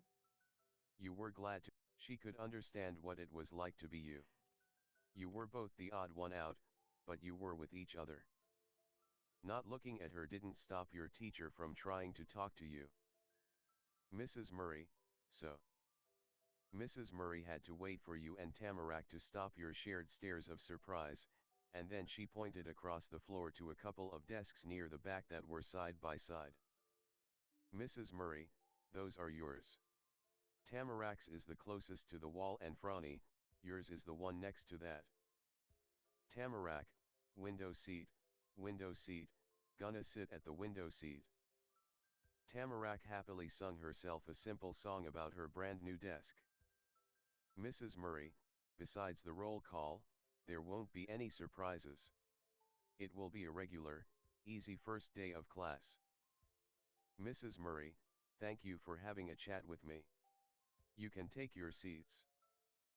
Tamarac's cheeks inflated and she pushed a smile between the two balls of air. Tamarack, okay. Let's go, Franny. Franny, bye. The teacher stayed resting up against her desk while you and Tamarack went towards your own seats. Tamarack sent quick, excited glances from the desks then back to you over and over as you walked towards them. She chattered about how it was gonna be so fun being right next to each other and all the things you could do during the year. She beamed so bright it was like her sparkly, golden hair made the sunshine that filled the room. Tamarack skipped along with her rosy cheeks and every time she giggled over getting to sit by you, you definitely felt as warm as being in the sun. But the grin you had on your face had to be as gleaming. The two of you might burn the place down. A clap and a call came from where you'd just left. Mrs. Murray, attention students, class is starting. Take your seats. Just like she said she would, Mrs. Murray was beginning the lesson. You were right in front of your assigned group of desks when she said it. The red plastic chair Mrs. Murray had pointed out before was probably really old, but it was brand new to you. You pulled it out from the tables and gave sitting in it a try. Hard, cold, and slippery smooth. And the back part wasn't straight, it bent away from the bottom seat part. It felt like leaning against the top of a shiny slide on the playground. Gotta If love you that. weren't paying attention, you might fall right off. Maybe that was the point. That was a way to keep kids focused. Tamarack was right there next to your left side, by the wall and the window just like she wanted. Past her, you could see the rustling treetops outside. With their golden fall leaves all bunched together, they kinda looked like Tamarack's puffy hair, but not as sparkly. She plopped her huge, jingling pack on the desk. The actual bag barely fit and she had to bundle up the strap on top so that it wasn't sneaking over into someone else's workspace. The tips of her rain boots were pressed against the dark blue carpet, and she tapped her heels together. It made the shoes squeak. She was excited for her own little place in the room. Tamarack, Franny, we're gonna be right here for the rest of the year. Franny, yep. I've got the best seat, neighbor. Tamarack patted her hands against the thick fabric of the bag and giggled in time with the hits. She stayed pretty busy making a beat. You glanced out at the room ahead of you, where the important boards and teacher were. Chew was there too, in the very first row of seats. It wasn't the same spot he'd been in before when you saw him talking to some people. But those other classmates he was sitting with were just as happy to have him there. He was hanging one of his arms across the top edge of his chair and was settled in so snugly he looked like a heavy blanket that had been thrown over it. He moved his head to the side to rest his cheek against his stretched out shoulder. Chew somehow made himself sit even more relaxedly. When that happened, he noticed you behind him. Autumn firmly pressed down his eyebrows and pushed his mouth open a little. He wasn't there when you learned you and Tamarack would be together, and he wouldn't be there with you, now he found out. He only looked that way long enough for him to notice that you had noticed his expression. Then your friend, house neighbor, and not seat neighbor sweetly smiled instead. Chew's deep brown-eyed gaze darted over to Mrs. Murray, directing your attention to her. His eyes kept moving right into a dramatic roll that went all the way around. It wasn't hard to imagine him saying, "Teachers, huh?" or something like that. For a minute, you could picture what it would have been like if he had been right next to you. But he couldn't face you forever, it was class time, and you were left staring at the tiny ponytail on the back of his head again. It was okay. You were close enough. Mrs. Murray patiently waited for people to get settled. Every seat had a kid in it, and final words were said before the room faded into a short silence. That's when things changed from you being just someone in some room to a student who had to listen to a lesson. Mm-hmm. Mrs. Murray, hello class. Thank you all for being here today. Welcome to your first day of 5th grade. She gave a round of applause. Normally the people sitting and watching were the ones who clapped for the person standing in the front, but you guessed Mrs. Murray did things differently. Mrs. Murray, we're going to have a lot of fun this year, and you'll learn a lot too. Mrs. Murray, but also, you're the big kids on campus now, so I'm counting on you to set a good example for the rest of the students here. All right?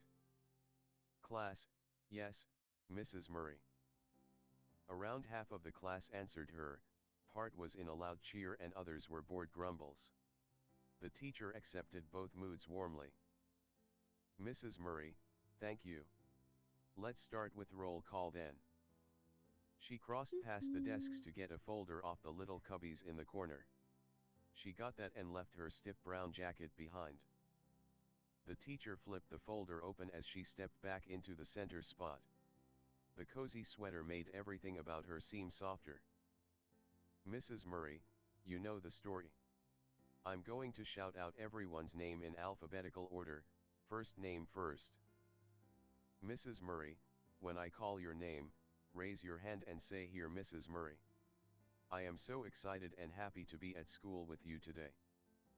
That time almost the whole class started to chatter.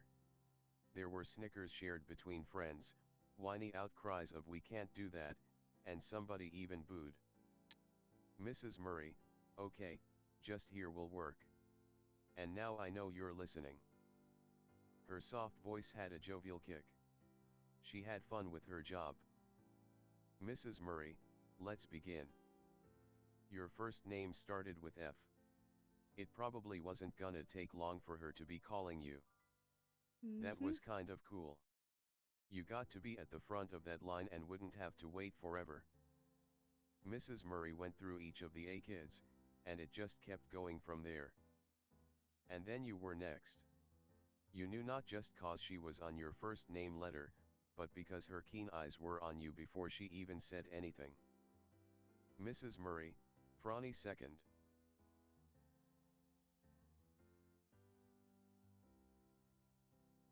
Hi. I'm here, here. Hushed words spread through the clusters of other kids. Before you'd announced yourself, they had no idea you were a person who existed in the world. Now they did. The teacher gave her approval with a nod. You sat up tall in your seat after a job well done. The roll call rolled on after your turn. Mrs. Murray, Chiu-Lin? Mr. Chiu-Lin didn't really raise his hand. He just popped a thumbs up from his laid-back lean. Chiu, here, Mrs. Murray. That worked, though, and your teacher moved on. Mrs. Murray, Tamarak Bauman? Tamarak's arm shot up in record time. It had already been wound up and ready for that moment. Tamarak, I'm Tamarak. That's me. It wasn't exactly what she was supposed to say, but Tamarak got an A for effort. Mrs. Murray continued with the last of the names. Once every person in a stiff red seat had a turn to say they were there, Mrs. Murray gave you and Tamarak a real introduction to the class, the one she had warned you would be coming. It talked about how you just moved to town and what people were supposed to call you and everything. Mrs. Murray must have asked your mama and Tamarak's OMI and OPA to know all that. You appreciated that she went to all that work so the other kids would know you. That was the end of the not really teaching us anything except names part of class. Mrs. Murray took a paper in the folder out of the flap and moved it over to the other side. Mrs. Murray, please take out your pencils and notebooks now. I'll be going over our plans for the year and what will be expected of all my students. Your mama had packed a fresh notebook with perfectly smooth pages that didn't have a single smudge for you to use. You had grabbed something to mark it up if you needed to. It was A.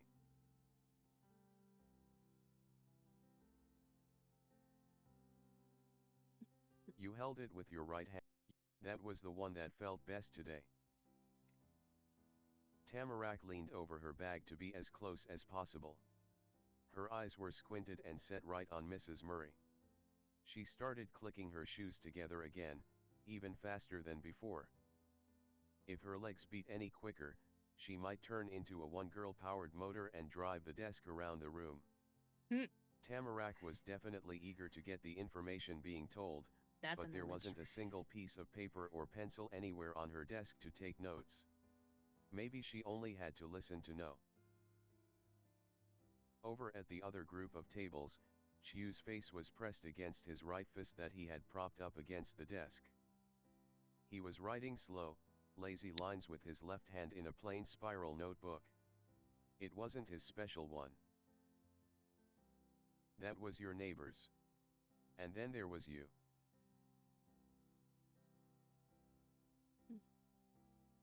Mrs. Murray talked about the subjects she'd be covering, upcoming holidays and activities, the ways students would get graded, school rules, and even more. You weren't sure she'd ever stop having new things to tell everyone about until she cut herself off. She said something about when parent-teacher conferences might happen and paused there. Mrs. Murray, Chiu. Chiu. You snuck a glance away from the front to him, you couldn't help it. He'd totally lost that droopy pose. Instead, Autumn was hunched over a page, and it was from his special notebook then, and he was scribbling in a hurry. Chiu, yeah. The answer was as breezy as ever. He didn't try to sound like a student being called out by a teacher. He was polite enough to pull himself up to look at the person speaking to him. Mrs. Murray, am I going too fast? Or is there anything else I can do differently? You've been very uncomfortable. Chiu, oh, The pencil dropped and clattered on the desk. Both Chiu's hands hovered over the piece of paper. He stared at it unsurely, as if he didn't know if it was suddenly too hot to touch or not. For a minute Chiu didn't know what to do. He blinked and then he started to talk again, slowly, thoughtfully. Chiu, no. It's all right. He leaned fully against his chair again and threaded his fingers together primly while placing them over the page. From your spot in the back, you could see the edge of an easy smile on the side of his face. And even if you couldn't, you would have been able to hear the smirk in his voice. Chiu, I wasn't writing down what you were talking about. I'll get to that later, don't worry over it. Eyes went wide at his boldness and a few kids were brave enough themselves to giggle at Chiu's comeback. Mrs. Murray's usual smile was faint, but it was there. Mrs. Murray, well, let me know if you change your mind. Chiu, I will. Thanks. She stopped the little break there and tapped her folder with the back of her hand to get the students' attention once more. Nothing but normal school stuff happened for the rest of the time. It was a lot like your old classes in other places. Golden Grove didn't have a secret way of teaching kids that the rest of the country had never heard of. You figured it would be that way, but seeing a regular lesson happen made it clear what you'd be dealing with. And like all the classes you'd had before, that one was over eventually. But before the teacher let anybody get up, Mrs. Murray went all around the room to drop piles of papers on the few different groups of desks. She explained how they were stacks of homework sheets and everyone had to take one packet with them and bring it back finished tomorrow. Then she said bye to the students, and it was okay to leave. Bleh.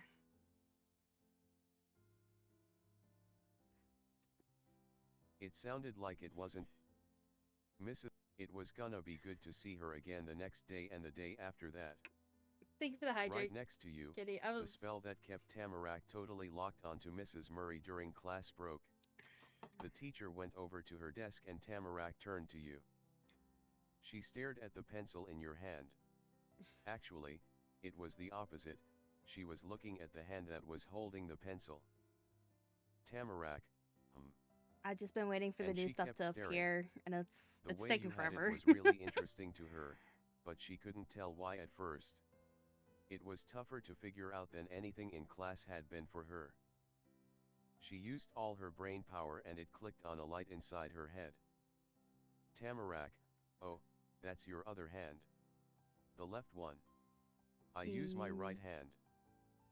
Her open right palm was suddenly only a tiny bit from the tip of your nose. You almost had to cross your eyes to focus on it. Tamarack, my Omi and OPA and mom and dad use their right too. But you don't. That's amazing. Tamarack used both of her own hands to slap the tabletop and shoot up from her chair. She peered down at you over your desk, still sunk in your seat. That was the first time you ever had to look up to see Tamarack. In a world of giants, she was one of the only people you knew who was almost the same height as you. Tamarack, what? That's real? She bent her arms back and under like the legs of a closed folding chair but stretched her neck out forward past her bag into your space. Tamarack had gone from high up, all the way down to tabletop level and was watching every twitch of your fingers. Tamarack, how do you do it? Put the pencil in your other hand. Here I go, the pencil passed from your left hand into your right hand. You lifted it up to Tamarack's glittering ruby red eyes. That was what she'd wanted. Your stunt made her whisper in wonderment. Tamarack, wow. As if that proved something. You hadn't even written anything with it. Anyone could just hold a pencil in both hands. She might not have known that cause Tamarack really didn't ask for anything more. Then Tamarack flopped back into her chair.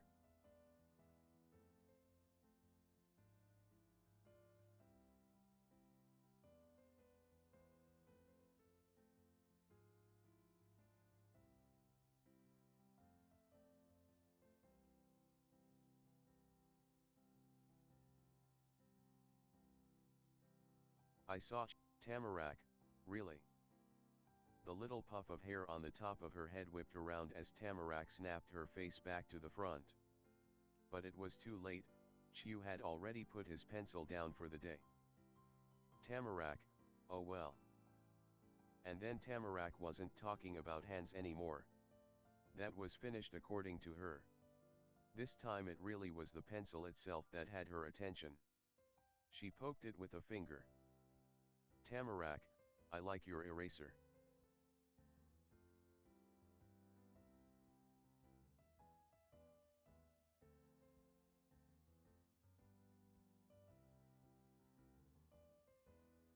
I'd say I like yours too. Tamarack, yep. Tamarack started to hum and got to work unbuckling the two front straps of her bag.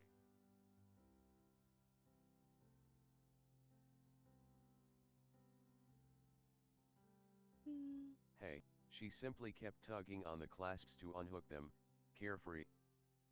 Tamarack, I wouldn't read any of that. The buckles clicked open. She flipped the top flap over and in went one of the homework packets. Closing it all back up followed right after. That was all she had to put away cause she hadn't taken anything out of the bag for the whole class.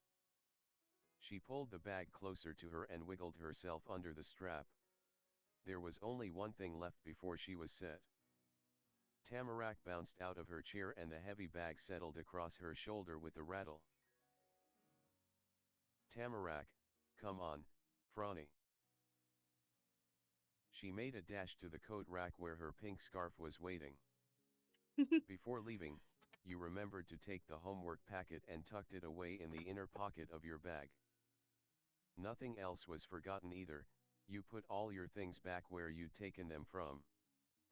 You even brushed off the stray pencil shavings and eraser bits that had gotten on your side thanks to the other kids in your table group. The desk was all nice and clean when you finished. But as soon as you got up to leave, you couldn't cause someone called for you. Chew, hey Fran. You checked behind you and there was Chew, coming up from the front of the class. He was waving with a piece of tan, brown-lined paper in his hand. Yep.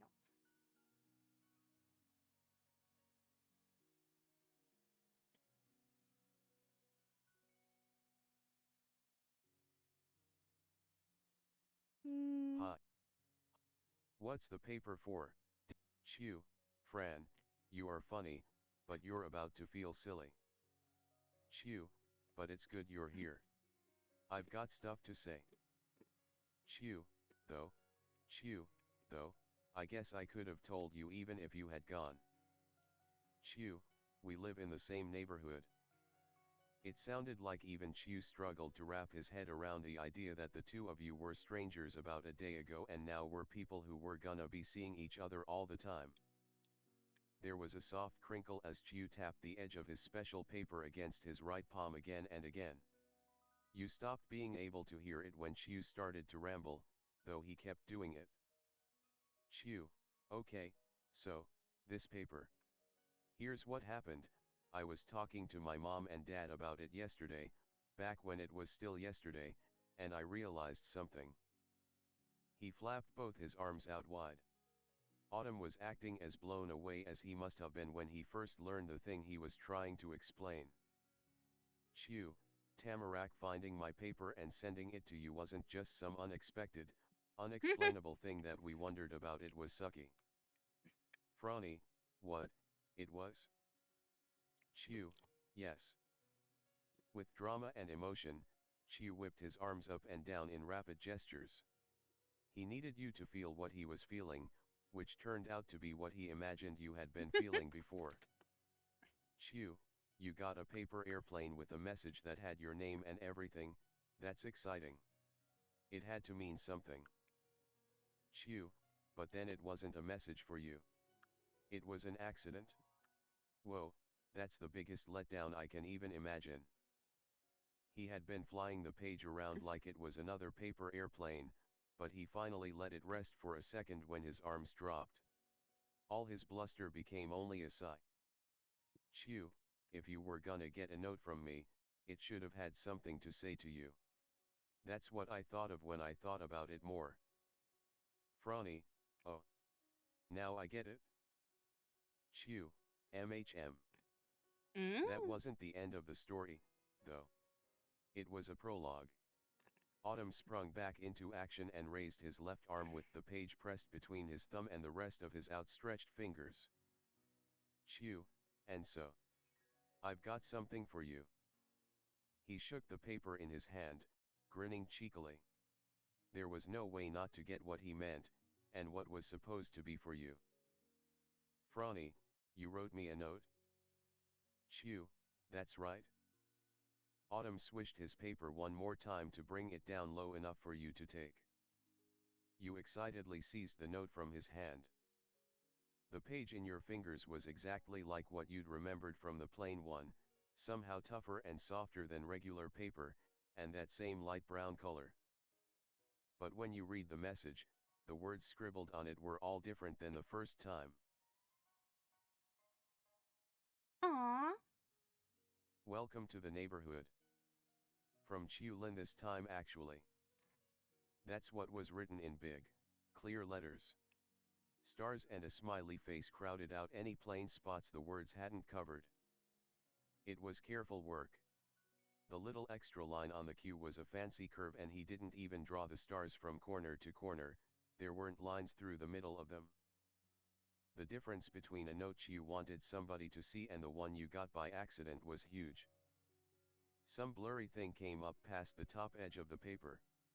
You blinked, distracted, then squinted over the page to figure out what was going on in the room. It was Chew, high on his tiptoes. He was watching you read the note, smirking, hands tucked behind his back, and all around very pleased with himself. Chew, it's pretty good, huh?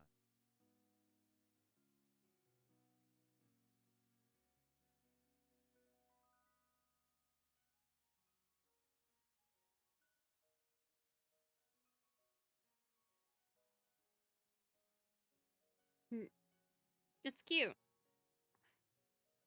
No one can deny that. It's adorable.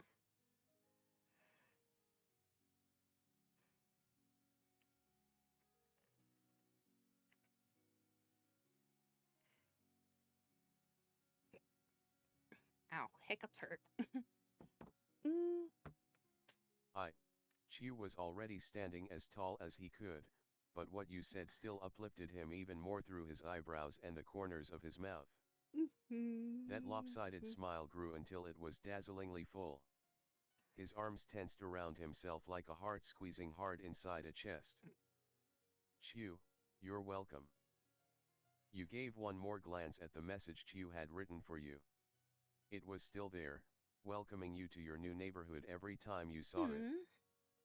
When you looked at Chiu himself again, he'd finally dropped his feet and hands back to where they normally were. He waited there to see if you were gonna do anything else.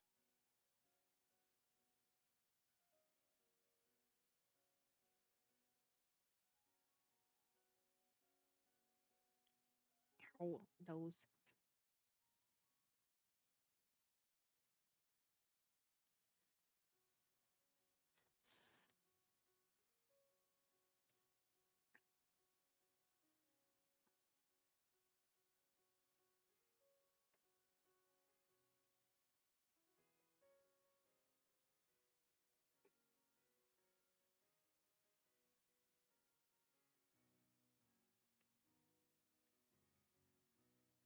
Oh, my ear.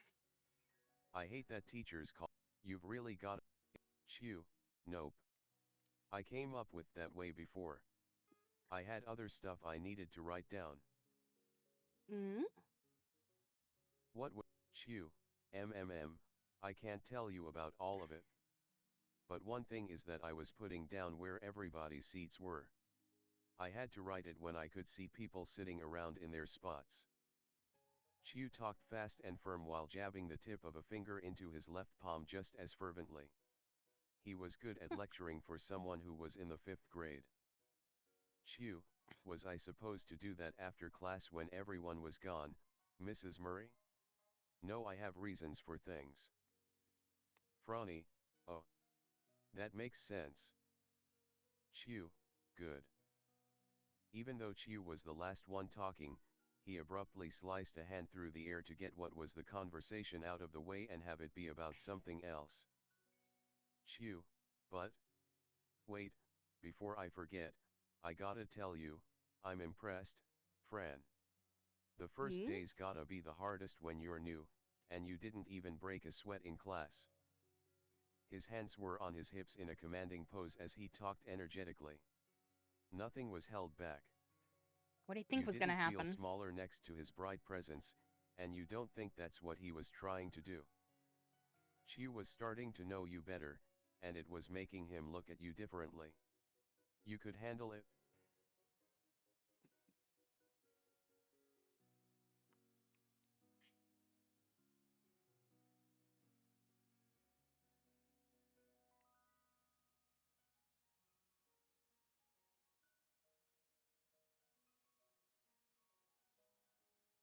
What did you think would happen, Chiu? I don't know. Anything could have happened. But instead of anything, it was nothing. He That closed must have his been eyes such a and letdown snickered. for him. While thinking some kind of thought, he stretched and curled his fingers to feel out the way his gloves were fitting.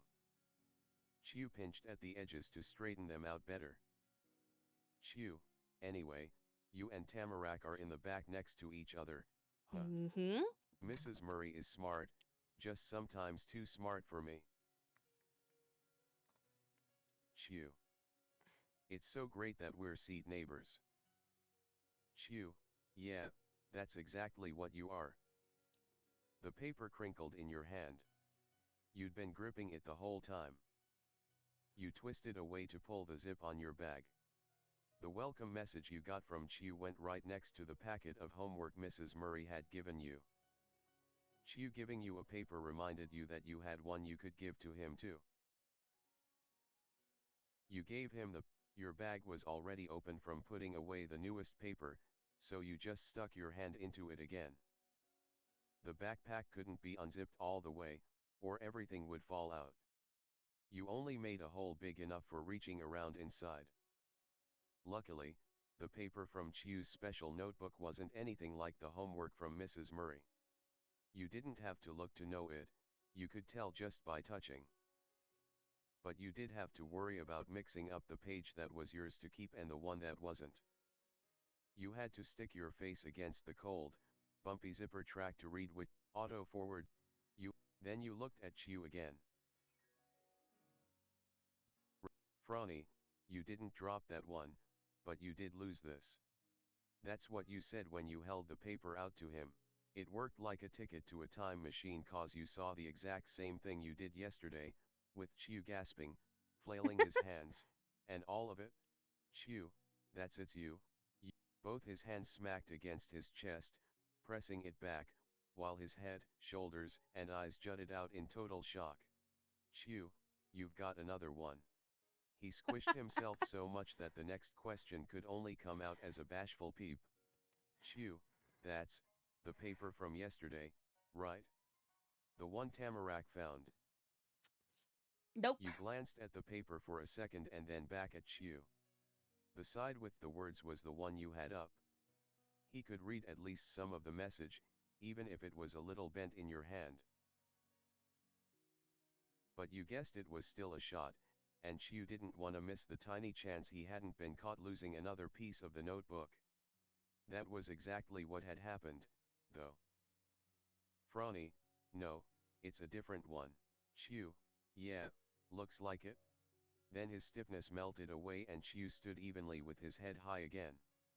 A grin grew too, same as a flower after winter. Chiu, you know Fran, your sorcery amazes me. You and him broke out into laughter together. If you really were a sorcerer, you'd do a lot more than make Chiu lose his papers, but it was still a good joke. Chiu swept his left palm up towards you, kinda like how somebody might ask for a dance in a movie. He did fancy moves like that a lot, but you liked it? Chiu was pretty and cool even when he just wanted his stuff. You placed the page right there like the paper was giving him a low five. Chiu crossed his right arm over to reach into the left pocket of his pants. Out came his well-worn notebook with the pages that barely stayed stuck inside. He flipped it open with his thumb and positioned the missing paper squarely on top of the rest of the set. He ran his now empty fingers over the tattered sides of the book, pressing the corners and edges that had been sticking out mostly back into straight lines. Then Autumn flicked his wrist to close the notebook, dropped it back in his pocket, and patted the side of his pants fondly. Chiu, that's that. You did it? The page made it home. Chiu didn't have anything else to say then, you could tell since he wasn't looking at you anymore. His gaze was on the move. He'd already seen everything there was to see in the class that looked like all the other classes, at least you thought so. But he did find something that needed his attention, in his mind anyway. Chiu, oh. She hasn't left either. Chiu, wait right there, I've got another thing to do. After cupping his hands around his mouth, Chiu called out past you all the way to the other side of the room. Chiu, hey Tamarack. Get over here, you've gotta see this. Tamarack, what is it? What is it? Chiu, you have to look. You know, I wonder if I just hit the auto, Chiu, how quickly it would go. You have self-voicing disabled. Oh, so quick. This is all stuff that we know, though.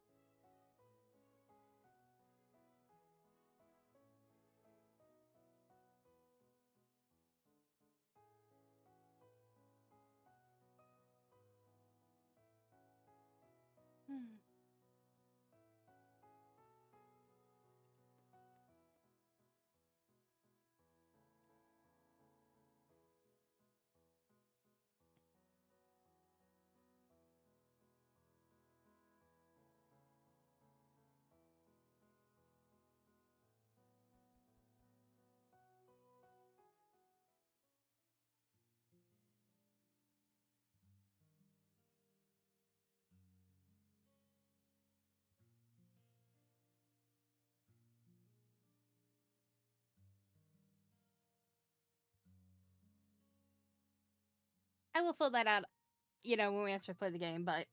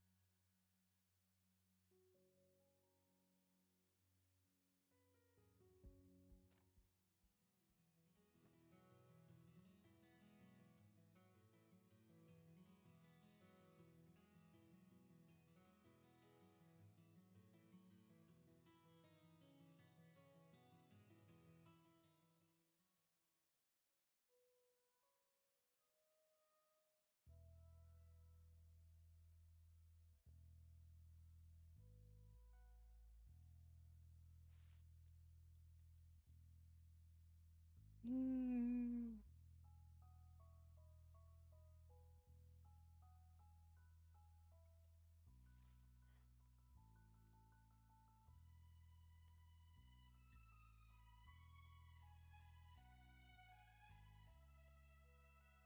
mm.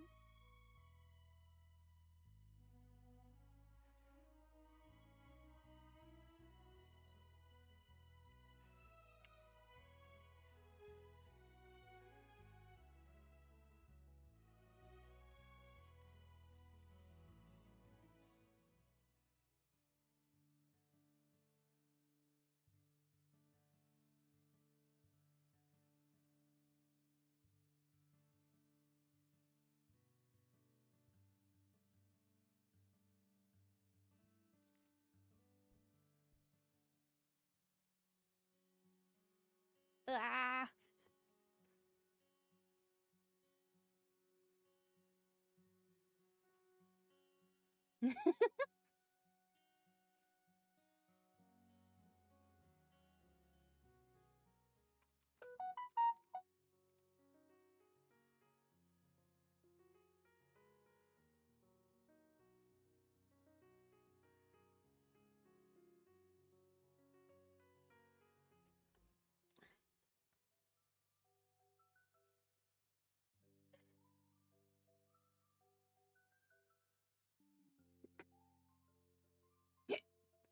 Ow, hiccups hurt.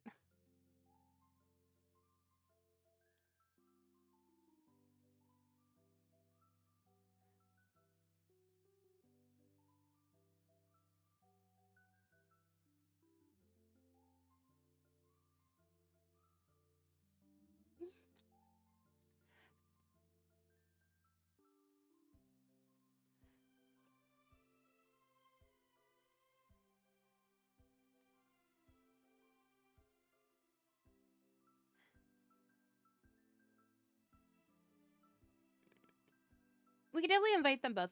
I've done that all the times that we've played the thing though. So let's just. I think I've also done it with just her as well.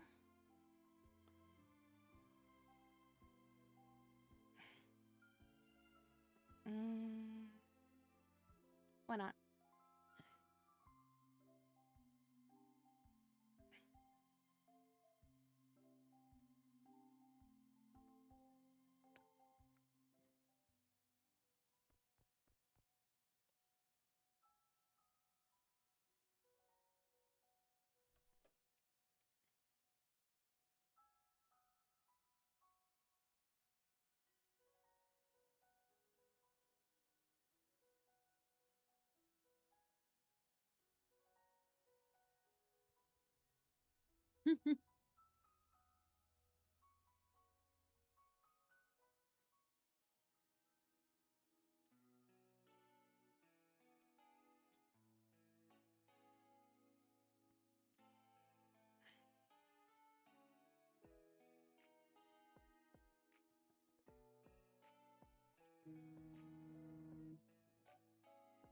Excuse me one moment.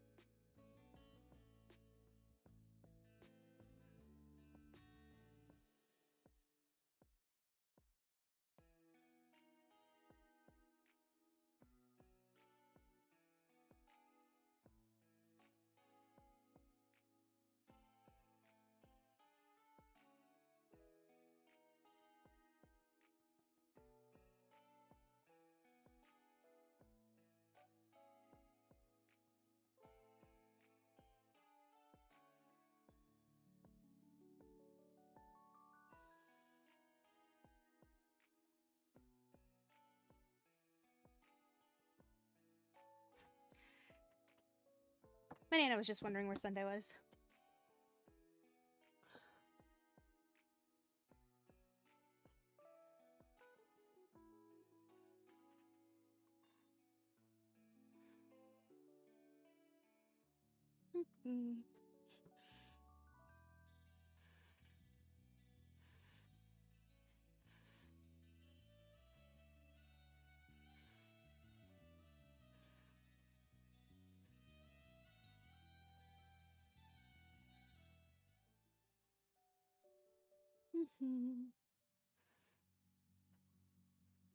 Now that you're beginning your life in Code Grove, you can check or update the details of your character. Click on Info, right side of the screen to bring up several options. New detail screen, you can change your sticker, manually choose your pronouns if you have multiple, toggle dress up sections, and update your nickname preference. So we done walks and wheels. So Fancy Fun is new.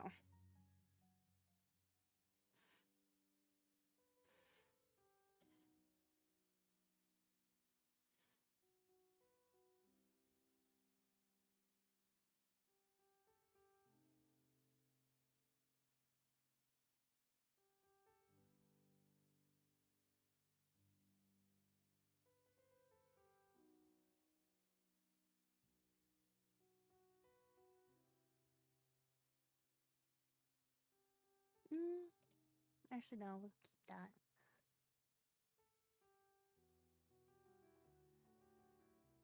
The back of the hair though.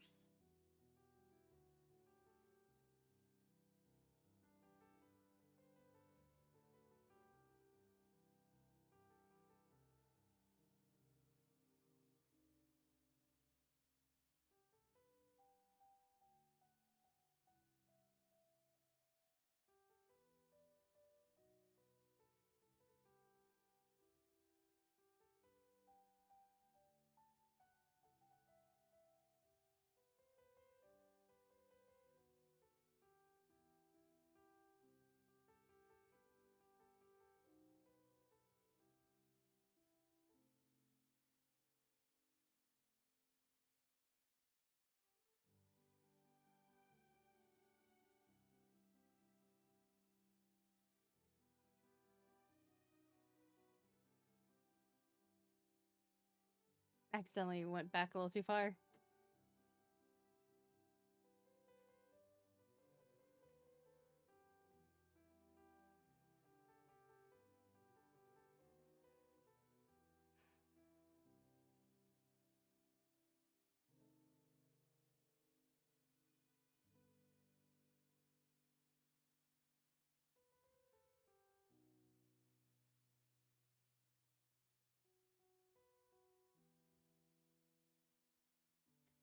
Tap, tap, tap.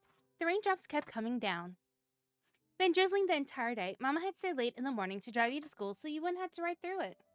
She told you that by the time her work was finally over and she'd be able to come get you again, the rain should be cleared up. Until then, the clouds would stay, your mama would be gone, school would end, and the Lynns would be looking after you. Granny was always the first to volunteer to keep an eye on you. She loved being included in your life. And Tarek's grandma had no job or club or classes, as far as you knew anyway. Socializing with townspeople was her whole day. Mr. and Miss Lynn were busier people normally, but that afternoon Granny had some kind of important errand, and it included Tarek too. Both of them were out of the neighborhood. Meanwhile, Mr. Booman was away doing stuff a retired person wasn't supposed to be doing. That was how Mama had said it, though you're sure she was just quoting Granny's phrasing. Besides, even if Tarek's grandfather didn't have his own meetings, you couldn't imagine him being a babysitter without his wife or granddaughter around to help. You'd have to be more of an elder sitter than him taking care of you. So that meant it was Q's family who'd make sure you were safe and sound until your mama could come home. It didn't mean they weren't still as swamped as ever. Mr. Lynn had client calls, Miss Lynn had chores, and Autumn had ballet class. It's an unknown thing to you. You never had to listen to the dance hall. You took a different type of dance lesson at the same place, but it wasn't your practice day. Of course, so did you. Mom let you sign up for ballet a while ago. He sat in one corner of the massive open space. Like pretty much everywhere in Golden Grove, the dance hall felt old. Though not in a way that was worn down, the wooden floor had such a shine it was almost as good as the real mirrors that covered a full wall. I could speak, but it seemed like the type of room you'd find in a Victorian mansion, with its golden chandelier and patterned ceiling. Little by little, kids around your age filled into the room before practice began. No matter how many came, it never got crowded. The high walls and long stretching boards kept the students as only a small part of its grand hall. You'd worn to class your leotard with skirt, leotard with shorts over it, a regular shirt with pants, a regular shirt with a skirt, leotard with skirt. The delicate clothes left you chilled to the poorly warmed hall. Teacher always said you'd forget the cold once you got your body moving. He had stuck close by since you'd arrived. You could easily feel alone there if the person you knew was just on the other side of the room. He had a leotard on too, and Miss Lena put his hair into a bun before she left. He made sure to bring his jacket, but he wasn't allowed to wear it during class. It was hanging on a coat rack for later. That was his typical Billy outfit, but you can remember the first time you attended a lesson and saw Q looking so unlike Q. Back then and now, though, the way he was styled hadn't changed his familiar expressions. Q kept grinning at you, bouncing up and down on the balls of his feet. There's a lot he wanted to say, except he couldn't. He didn't have time. The lesson would begin any second. And it was right then that the teacher announced everyone should go to the bar. Just those slipper-clad feet thumped against the wood. It sounded chaotic from the number of people and the way each footstep echoed in the closed-off space. But there was a method to the madness. Quickly, the frantic movement sorted itself. Dancers in neat tutus and leggings found their assigned place on the secluded stage. Hugh's spot was near the front of the line. Your place was pretty close to his. During your first class, he asked for you to be in his area so he could help, and it stuck. Autumn snuck you a low thumbs up before setting his hand on the bar. Lessons begin as always with the ABCs of ballet. Piles, Elves, Battement Tendu, Ronde Jump, and such. I butchered that last one, I'm pretty sure. Focus on specific action at a time, repeating it before moving on to something else. When the position needed only one foot, you started with one side and did it all again on the other. It was relaxing in a way. You did it without much effort. So boring you could do it in your sleep. This was the easy part, but not everything was so simple. You're the perfect example of what average was. You had no idea what you were doing. Paid close attention, performed excellently. You tried your best and still struggled. It was so hard you wanted to give up. Some parts were bad, others seemed impossible. That made sense. How are legs supposed to do that? You barely pretended to be following along. Been practicing and gotten good. You're a natural at this. You used to do ballet where you lived before, so you had some skill. I'm assuming that she had already done this. We're already done this, you know? That's why she was signed up. This well-known routine. You weren't the only one who understood what you were doing. Not everyone did, though. The group wasn't at equal skill level. Some needed to keep 2 hands on the bar, some only held on with one. How far they could bend, how high they could get on their toes, how much their knees shook, it varied with each person. The goal is to eventually have a uniform performance throughout the class, but there is a long way to go. Practice continued step by step, and the ballet instructor hardly needed a giant mirror to see a reflection of their poise. He was right there. He flowed into each move with confident grace as the teacher acted it out for the sake of the younger and less experienced students. You realized it since your first class. When it came to balance, Q was one of the best there. His smile had never gone away, though it became as delicate as his motions. Q was completely focused. Once the bar session was over, the room was overtaken with a hushed excitement. Stay calm, students, but yes, it's time to practice for a recital. Yeah, that winter, almost the entire class would be performing the Nutcracker Ballet for their family and friends. The roles were already cast before you joined. Of course, Mr. Keelan was the Nutcracker Prince. He danced through any hoops to be the star of the show. As for you, the teacher let you follow along and memorize the show as a possible understudy. It was the most you could be included, and you knew it. Everybody resumed their positions from where events had been left off in the last class. It was when the noble Nutcracker Prince and Evil Mouse King would clash over Clara, the leading lady. Q and a boy you didn't know got to take prop swords out of a supply box. They trotted towards the center of the floor. Before the two could wail on each other with wooden sticks, there is a refresher. The gesture became Prince, King, and Lady, having the students in each row following along with their guidance. 3 young dancers showed off their form and how it was the strongest of the class. Nobody could question why they stood out from the crowd. Then it was time to put the routine together as a single piece. It was time for the leads to truly perform. And that's when the problems would come. The events always started off alright, sure, but the longer the show drew on, the shakier Q's portrayal of the hero became.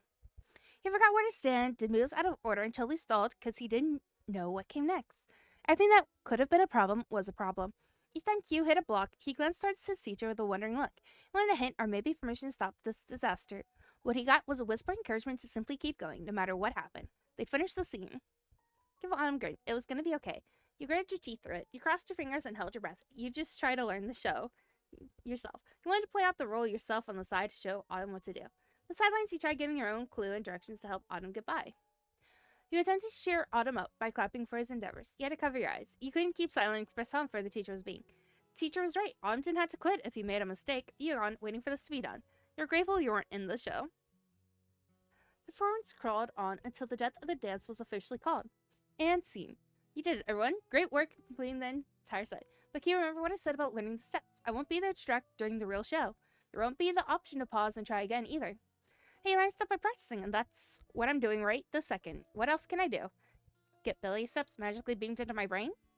The dance instructor was good at keeping students focused and orderly, but that broke their concentration. Laughter filled the hall. True, that is what we're here for, but the recital's only a few months away, so keep working on it. Yes, teacher, I'm working on it. He said simply with a shrug of his fake sword. Recital practice took up most of the remaining class time, though there was a brief cool-down session right at the end. After that, bows and curtsy were given to the teacher while the pupils were praised for their bright and beautiful performances. It's nice to have your efforts be so appreciated. You keep trying to get even better. As the rest of the class left, Q grabbed his jacket off the rack and threw it over his black leotard. He didn't put it on to go outside. He went as little time as possible without wearing that no matter what.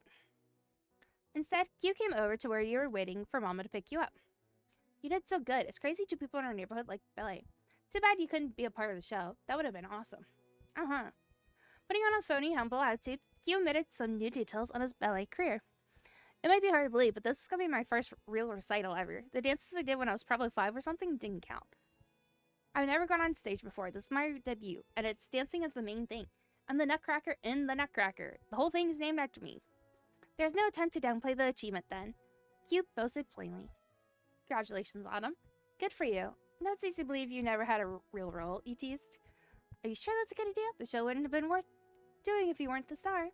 Couldn't even do the scene right. Will you be okay? I know you are. He snapped.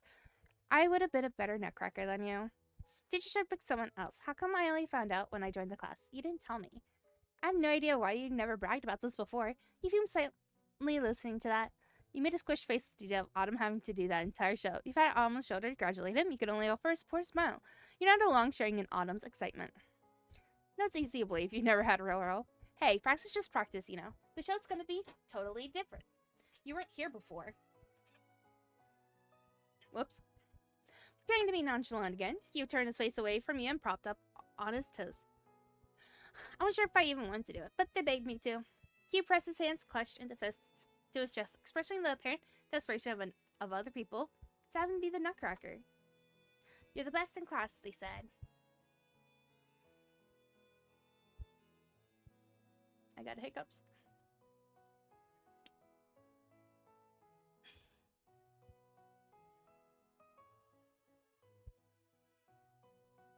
We can treat you better. We can. There's a gentleman. The time you could be with me instead. Best in class, they said. After such accidentally double-clicked. After such a dramatic declaration, he moved an arm to shyly rub the back of his head instead. Well, I'm the best boy in the class, that's what they said. His words kept coming through in an uncharacteristically mumbly way. There's a lot of boys in the class, and a lot of them don't take it really seriously. I didn't have to audition and win to be the prince. The teacher just gave it to me. I'm not good at doing the long dance routines. Someone like Baxter would have gotten the role for sure if he was in the class. But Baxter doesn't do ballet, and he's in a higher age group anyway. So if it wasn't me, who else could do it? He hugged his jacket closer, seeming small in the accessory that normally fit him perfectly. When Q was being his Billy self, it didn't hang the same way. A role had been placed on him, and Q cared about getting the performance right, whether the steps made sense to him or not. That led you to see things in Q you never really saw. Stress, uncertainty, discomfort. Oh, now I get it. But forget this. I'm a million times better than I was when I first started. Listen, we'd be doing the bar, and everybody would stick out their right leg for something except me. I'd have my left hanging out there. Then the class would be twirling around at the same time in the same direction, besides me, left again. Q himself was the joke that got Q laughing, and he still wanted you to join in with him. Same way it happened with the other kids during recital practice. At least I don't do that anymore, most of the time. And that means I can keep getting better if I keep trying. And when the recital happens, it's gonna be perfect. Q declared that as truth and immediately changed the subject, as if you might spook reality into going the wrong way if the world had any more time to react to those words. My mom isn't coming right now. I'm gonna stay at the dance hall until dinner so I can hang out with Baxter. He's got to do his own private ballroom practice with a personal tutor today. Rich kids, right? That means you and me got the whole dance floor to ourselves until whenever your mom gets here. I'll happy practice. I want to try doing the show routine. Let's play with those swords. Then I want to dance. We can both do it. Well, I'm gonna dance myself. You can do whatever you want. Would you dance with me? Do you want to dance with me? Cool. What do you want to do, Adam? What are we supposed to do? I'll pretend to be the audience and you can practice the show. Run along, glad to have plenty of room to dance. Began a sway, showing Autumn you thought it'd be fun to dance. Held your hand, offering Autumn a dance. You pointed at the box wearing the swords. You sat on the ground just for Autumn to keep practicing. You'd be his audience. You shrugged, not caring. You were completely at a loss how to use the freedom. Tilt your head curiously. What did Autumn want to do now? Would you dance with me? Well, you're bold. Yeah, I'll dance with you. Great, thank you. That's what I thought. It's gonna be amazing. What, you'll do it? Are you serious? Person really dance with me? Oh well, you don't do that. You want to dance with me. Weird. Especially feeling pretty awkward about it, glared at me. You didn't have to answer like that. You gulped. It was actually going to happen. Mouth fell open. He accepted. He's almost dropped out from you. Was going to dance with you. He gave him a grin. That was good. You smiled wide. It was just as you hoped. Turn your cheek. Fine. You're doing it.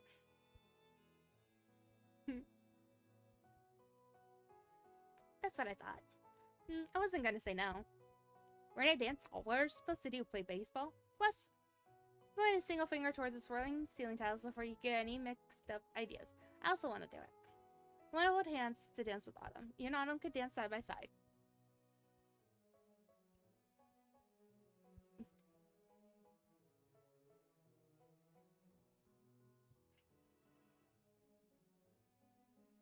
You goofed around with it. You took this very seriously. You tried to have a nice time.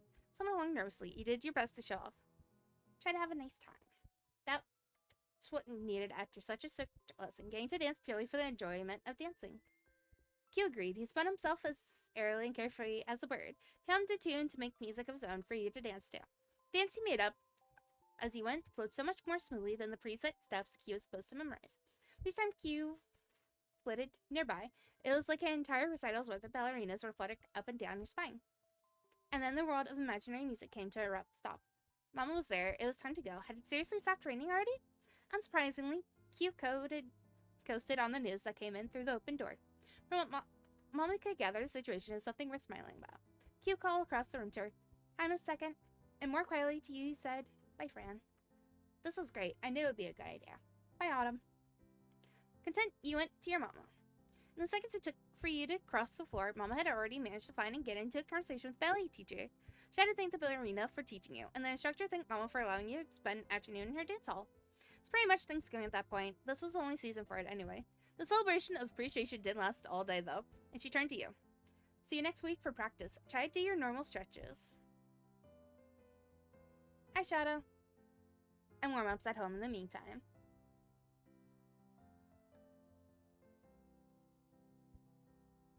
Outside was about as cold as it had been ever since you'd moved here. Which was a lot, but that was a whole lot more damp now. Whoops.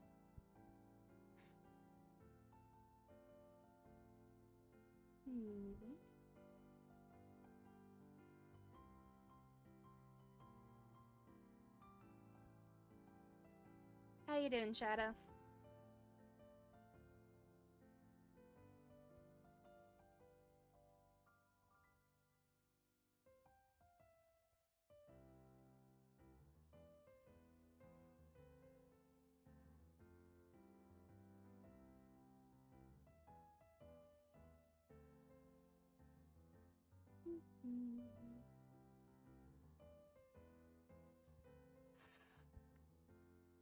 Rain might have been falling directly on your head, and you didn't have to have an umbrella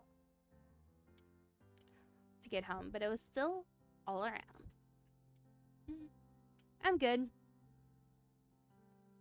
I was up early today, which is a shock. So I started stream very, very early.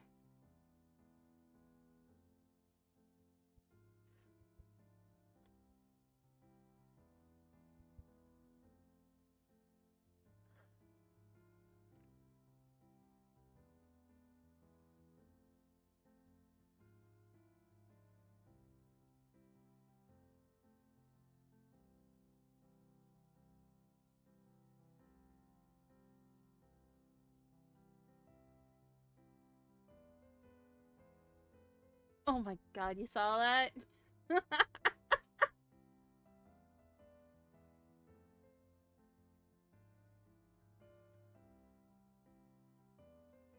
Yeah, that was horrifying. I died inside.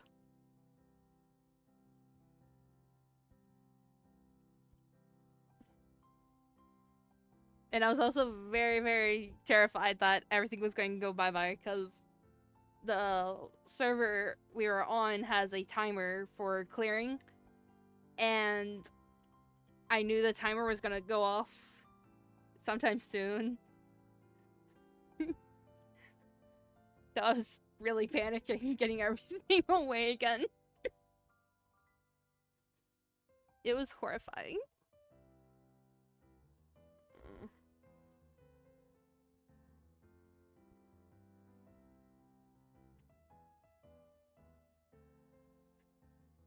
Uh,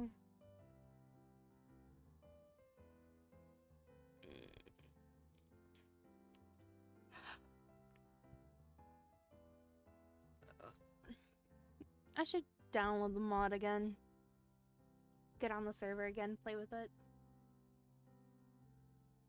It's been a while since I played it.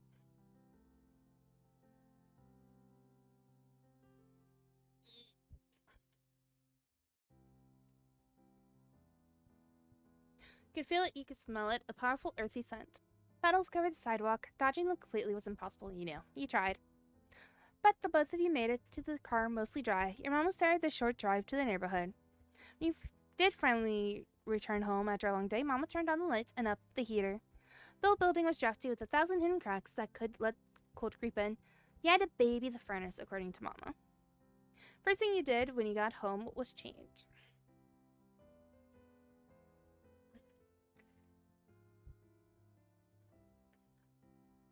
I didn't destroy a build. I just destroyed a whole bunch of chests. That was all. I'm very good at building. You can ask Risa and Voice. They both play with me and they've seen what I can make. I'm very good.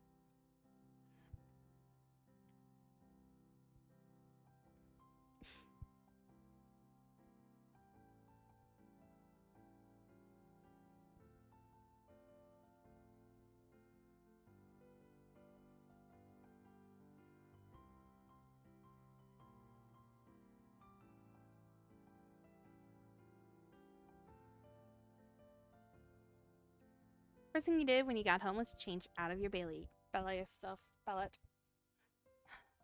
It's a word. Then you fill Mama in on everything that happened during the ballet class. Mama had her own additions to the conversation. She chatted about her work. You're happy to let her talk and react to the different parts of her story. In the middle of Mama telling a highly redacted story about her HR endeavors, her phone buzzed. Mama never had a ringer on. Vibration only was her rule for life. She got the device out and, reading the caller ID at the corners of her mouth, pulled up. Look at that. That's Miss Bowman. Granny? Did that mean the errand was over? Had Tamara come back? Anticipation filled your stomach with fuzzies. Mama motioned to bring the phone to her ear. Before thinking better of it, she decided that for this call, you should be included.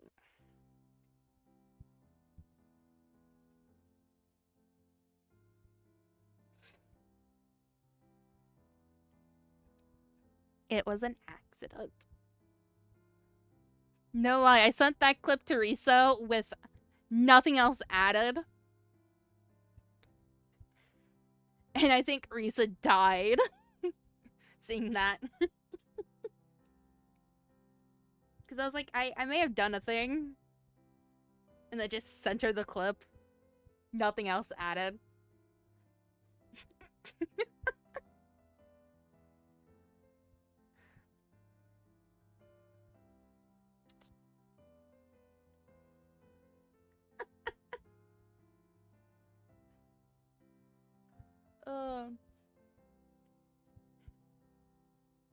I'm glad it entertained you.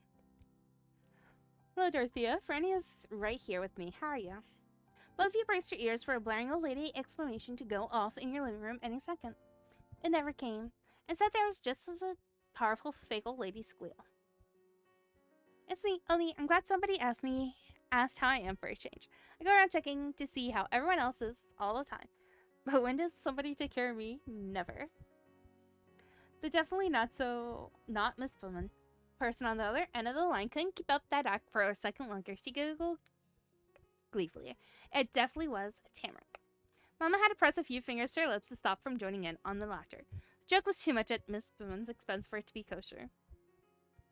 Hi, Tamrick. Tamrick, hi. Hi, Miss Bowman. Well, Omi, this is Franny's mama speaking. Tamrick, how'd you get that phone? Your granny doesn't say it's me, Omi. Tamrick, why are you calling my mama? What do you want, Tamrick? Your granny doesn't say it's me, Omi. She might sometimes. Tamrick breathed noisily through the phone speaker. It was an attempt to speak more calmly for the next part. I'm having a tea party right now. You're invited. The attempt hadn't worked. There's gonna be tea and snacks and our best china. I don't know why plates and stuff have the same name as the country, but that's what Omi calls them. A tea party? She wants you to come over? Glanced from the phone to Mama, trying to work out her thoughts on the matter. You concluded they were positive. She moved a free hand over her chest and raised her left brow. Free china, huh? That sounds wonderful. Quick question, is there a dress code for this proper occasion? Oh. Tara gasped with the thought. One more piece of the puzzle had snapped into place. The picture of an ideal tea party was coming together in the world behind her ruby eyes. Yeah, I can get my special German dress. Fran, you can wear something nice too if you wanna. The goal so close, Tara couldn't wait for you or anyone else to comment on the last-minute addition. She brought it to the final matter of planning. Is Q home? He should come too. He's not there. Q stayed at the dance hall. Then the whole party would be me and you. It's gonna be amazing. A second noise bomb rattled your brain. Wow, you didn't know the last time you heard Tamrick be that excited. And that was a pretty big deal because a lot of things excited her. This party had to be something special. Mom could sense that too. Her thrill was so unmistakable. Q might have been getting an itch that he had been missing out on something all the way across town. But despite Tamrick's energy pulsing into the world, the feeling was for you only. Your mom discreetly placed your side of the call on mute. So, will you RSVP? I could break the bad news if you'd rather not, but I don't have a problem with you going over. She over her phone screen at your eye level in case you wanted to talk to Tamrick directly. The choice was fully your own. Tap the sound back on. You could tell Tamrick that what you thought. Gave Mama a thumbs up. You go to the party. Hopefully, please tell Tamrick you'd be there. You bit your lip in hesitation, but ultimately gave an okay. Hung your apologetically. You couldn't do anything. You thought inside and nodded. Why not? Shook your head definitely. You weren't going to talk and you weren't going to go. Trying to gag. That was the only answer you give. Tap the sound back on. Tamrick, I want to go. Thanks for asking. I'm not going to read anything else. Really? She squealed and the pitch was so high you worried it might crack the screen. We're having a tea party. Thank you. Guess what? Now this is a best friends only party. That was right. Okay. For the first time this whole phone call, Tamrick wrangled her enthusiasm under control. It's time to make the event of her dreams into a reality you keep inside. Franny, come through the back door. You don't have to knock. It's not locked. Umi and Oppa don't need to let you in. Also, bring honey and milk if you have any. She was having a tea party while out of honey and milk? How did that happen? Your mama, who is a super smart lady, also found it unusual. You're looking for an answer somewhere, and she had none to give. But there was no time to think of a reasonable thing like that. Bye. Everything went quiet. Tamrick hung up.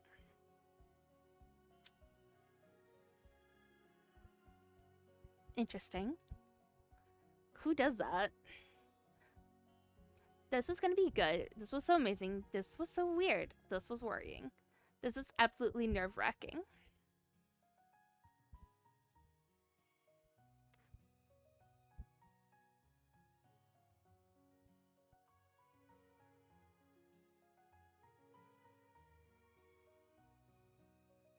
This was so weird.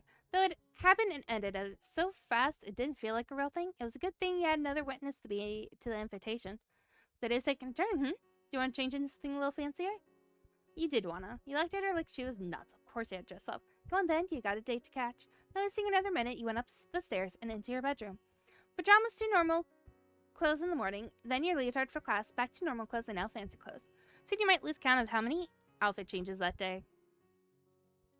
He used both hands to shove aside the hefty fall coats hanging in your closet to get to the good stuff. You just dressed in pretty clothes. And there it was.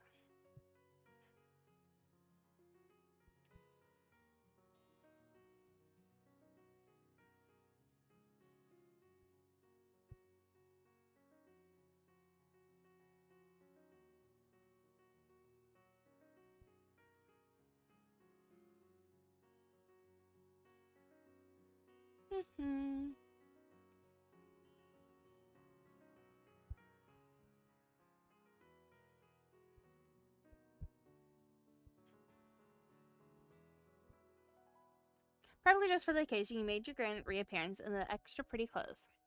Mama grinned and her eyes sparkled more than any opal stones. Really, it made those jewels seem like nothing more than plain old rocks. It was one of those rare times when you actually remembered she was a mama who was seeing her daughter when she was looking at you. Unlike Mama, usually Mom's glances didn't make you feel like a child, but she was proud of the person she was raising. You're glad somebody like that got to be your parent. It's lucky the rain stopped. She mumbled that appreciation under her breath. Mama wouldn't want anything to rain on your parade, or to mess up the nice outfit you had on. Well, we better make a pit stop at the land of milk and honey, the kitchen. Mama gave a polite chuckle at her own statement. It wasn't as overpoweringly funny as that granny impression. However, this was perfectly appropriate to find amusing. Land of Milk and Honey was a book. Your mama made a punny joke. Yeah, alright. Of course, there's gotta be milk and honey for a tea party. That's good for you. It's polite to bring a gift to events of such importance, even if it's last minute. I grabbed the honey. Some of these old cupboards are so high, even adults who aren't as tall as me would need a step stool to reach. You get the milk. Thank you for the hydrate.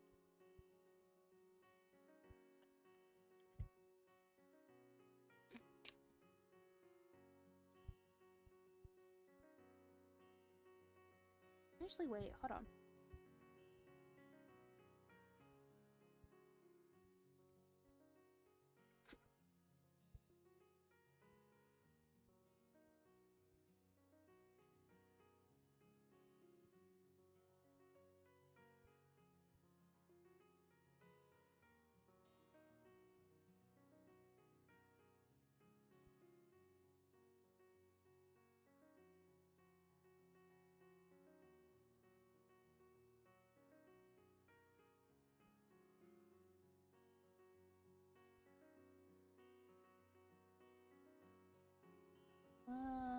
Where's Chris Forge?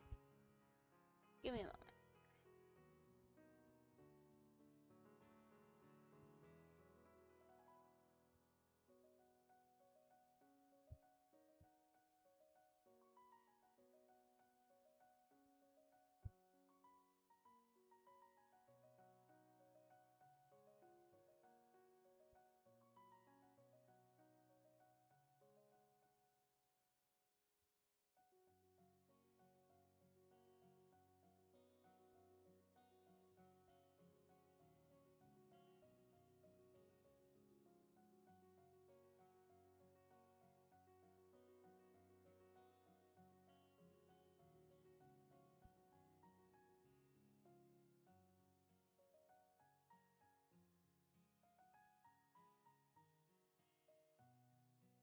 Hold on.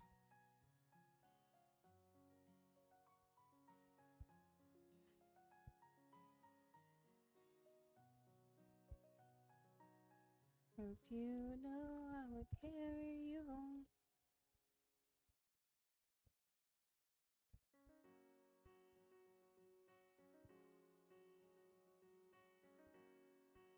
Mm.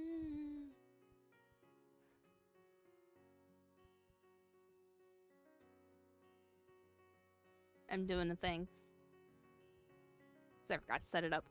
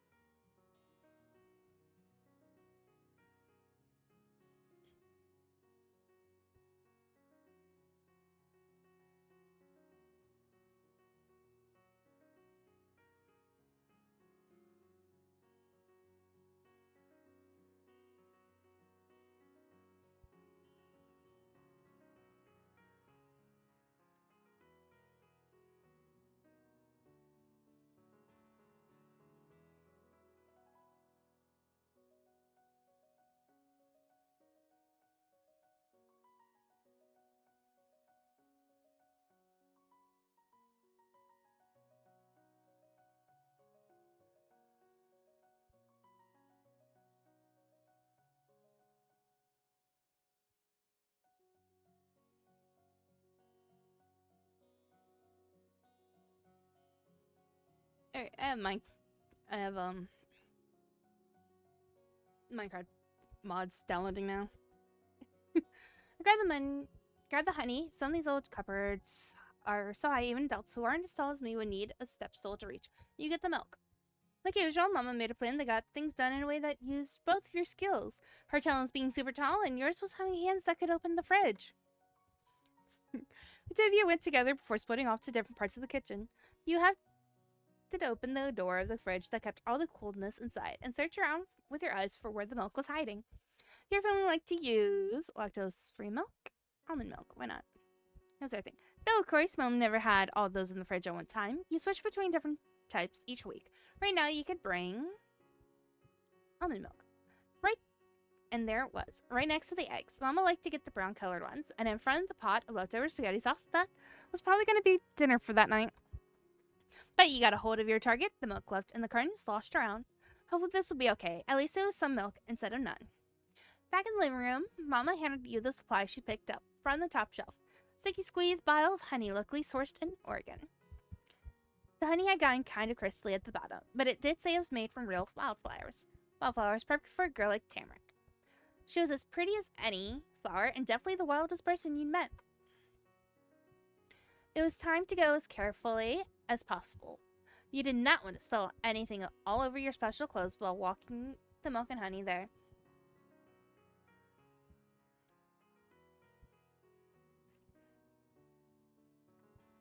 Enjoy yourself, Franny. Just give me a call if you'll be there past dinner.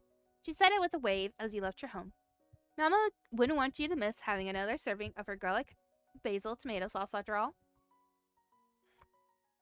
Nothing happened in the 2 minutes it took to get from your house to the back of Tamarick's, but you did have some close calls with so many puddles around. Standing on the uneven step of Tamarick's back door, you balanced the bottle of honey and carton of milk in one arm, so you could take hold of the knob. Casually, you gave the thing a turn. The door opened right up. You peered down the long hallway. It was empty of people anyway. Furniture still choked the pathway. Hello? Nothing. Shutting the door behind you, you wandered towards the opposite end of the space. It was only Tamarik's house, but everything suddenly seemed off. This was the first time you'd navigated the cluttered space by yourself. And with the way you'd enter all on your own, too, you couldn't help feeling like you were a burglar. He would have had plenty to say about that if he was there. In your highly attentive state, a glint caught your eye. You twisted your head that way. The candy bowl. It was still filled to the brim with the same candies from when you moved in. The treats tempted you, faintly glaring like a chest of long-lost treasure in the amber light of the Blumen house. But in that instant, a different one of your senses got set off. You heard a small creak. It came from above. Your head snapped up. Taryn was at the top of the stairs, though only her face peeked out from behind the edge of the banister. Come up here to my room.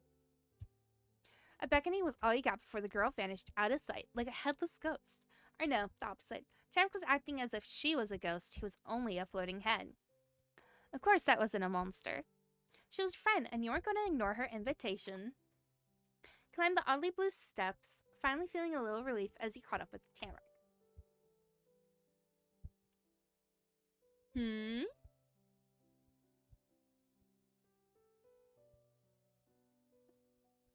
What?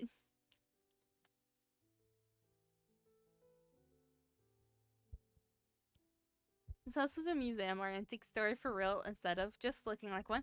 On the second floor had to be the employees only area. Good thing you're an invited guest. My god. Good thing you're an invited guest. Jared continued to quietly guide you on. Instead of magic flying head, it was a mysterious levitating arm. She wiggled it up and down in an open doorway. That had to be a bedroom. Her room. Jared's own room. That's where you were going. You were going to get to see it. This was amazing. You went to meet her and... oh. You rubbed your eyes to double check that they were still seeing things the way they were supposed to. Were you in a kid's real-life bedroom or a dollhouse? Somebody shrunk you to the size of a thumb and placed you in a place that when you weren't looking, it had to be. Human people didn't actually live in places like this, right?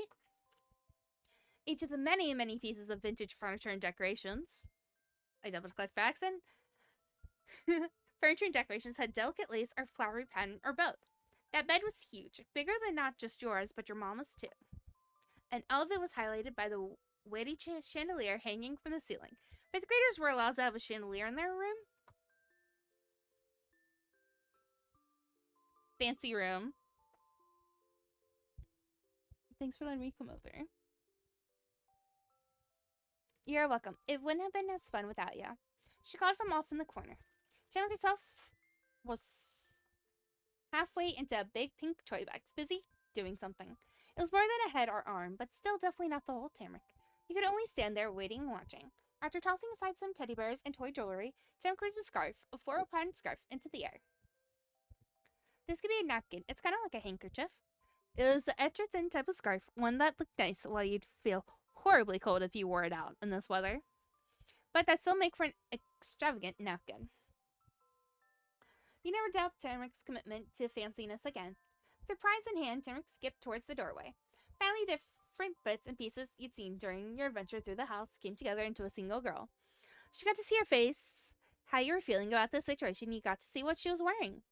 Her overalls and stripy sweater with the holes in it were gone. Even her messenger bag was almost never out of reach, was nowhere to be seen. They'd been replaced by a dainty dress, which must have been her special German clothes, and across her chest was a golden chain strap for a classy purse. Both elements of the outfit would be described as old-fashioned, though in very different ways. One could be a style from when Granny was younger, meaning forever ago, but the other was so long in the past it could be in history books. Tarek didn't have shoes to match either concept. She only had a pair of white socks on her feet. There were a few small holes in those. It seemed like they were a third kind of oldness. It might have been a few months, but for well-used socks, that was ancient. She showed herself off with the perfect princess twirl, arms stretched out at her sides. Tarek wasn't usually the kind of kid who did proper poise. That was more of a cute thing. But considering what the backdrop looked like, it only made sense. This was a princess's bedroom. And there was a big bow on the back of her dress. You saw it during her spin. Tarek ended the little presentation of her tea party gown by showing you a huge smile. Ta-da! Her face was all flushed all of a sudden. But your cheeks were warm too. It must have been something in her room. I like your dress. You look like a milkmaid. You're really pretty. I don't like it, you lied. It's pretty weird. Oh, it's nice. Tamara, you're beautiful. That's perfect. You're beautiful. Tamara giggled, swishing the hem of her polka dot skirt. Aw, thanks, Fran. Tamara then popped the thought in your head with a clap. You dressed up too. Thank you. It wasn't just her words that expressed appreciation. The light in her eyes did too. She thought you looked good, and she kept looking at you because of it. It felt so good and strange, you didn't know what to do anymore. All right, the stuff you brought. Oh, wait, here. It's the stuff you wanted. I brought it. Thanks, Fran. Your grocery store supplies made this the celebration of the century, at least to her. It hadn't made any difference that it was almond milk. That's really good. You have no idea. How are people supposed to drink tea without any honey or milk? Sarah slipped behind you to slowly shut the door. Come on, bring it over this way. Then she took you by the elbow to lead you along with her. Walking on air, not having shoes on, made her feet extra light. I can't believe you're here. She snuck the high-pitched words into your ear. It was at a low enough volume that your eardrums only tickled. For as long as you'd known her, which wasn't long, but long enough to realize this, most of what Tamrick said felt like it had an exclamation point at the end. If that hadn't been happening the whole conversation, she must have been scolded for yelling in the house already. Maybe Tamrick decided shouting was the proper behavior for a tea party. That was probably it. She played by her own rules. Like how the floor of her room was covered in toys that had been hazardly shoved, only partially under the bed to clear space on the rug for a set of fine china. Fragile-looking plates and teacups were spread over the ground in a vague circular shape. In the center of that was a platter of snacks and a pale pink teapot with roses painted along the bottom part. The cap for the pot had an actual sculpted rose at the tippy top. Couldn't find a table, but this makes it like a picnic. But inside, she plopped down in front of one of the place setters, pointed to where you could sit. You took your spot on the opposite side of the arrangement and added your things to hers. All right, my first best friend's the Golden Grove tea party starts now. In an instant, your view was blocked by an array of tea packets. Taryn held the spread up to your face like a paper fan. You'd seen in movies and TV shows where people bashfully hid behind decorative fans. It was even sometimes over tea, but this wasn't that. You're the guest. You can pick what flavor you want first. This is what I got. You narrowed your eyes at the spread, trying to figure out the types of teas among the layers of her fan. There are 4 options, of course. Taryn's bounty was far more than 4 individual packets, but a lot of them were the same. Vanilla, chamomile, pure peppermint, mixed berry, and cinnamon apple. It was nice for her to offer to let you pick first and give you so many options. That was just like her. Cinnamon apple. You slid the packet you wanted from between Tamrick's short fingers. I was thinking about that one too. I'll have it, and then we'll both be drinking the same thing. After dumping the unwanted tea into a heap, Tamrick tore open the cinnamon apple packet and placed it in the cup closest to you. Next, she recovered a black thermos that had been buried in the toys. It must have gotten swept aside in a rush to clean before you got there. This way we don't have to go downstairs and heat it up in the microwave. I like doing it in the microwave because if you put the bag in with the water, the tea gets done way faster. I could hear Mongoose screaming bloody murder.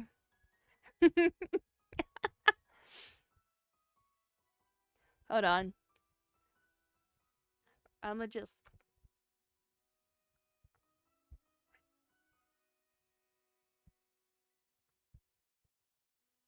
Excuse me while I just send this to Mongoose. And have him instantly run here.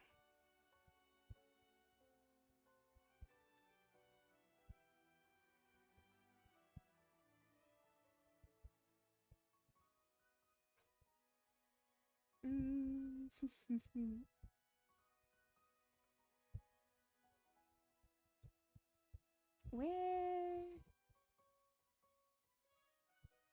Okay, it wasn't that long ago that I talked to him. Where is it? There it is.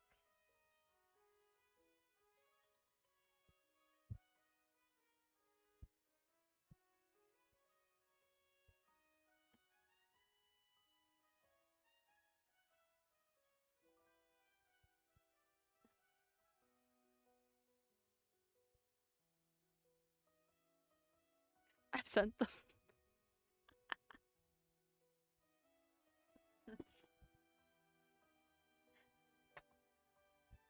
If I had a command for that, yes.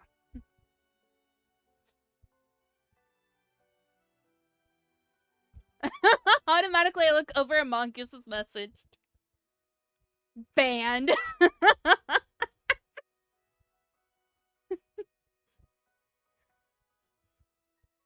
Instantly send him the screenshot of this, and he just goes ... Banned.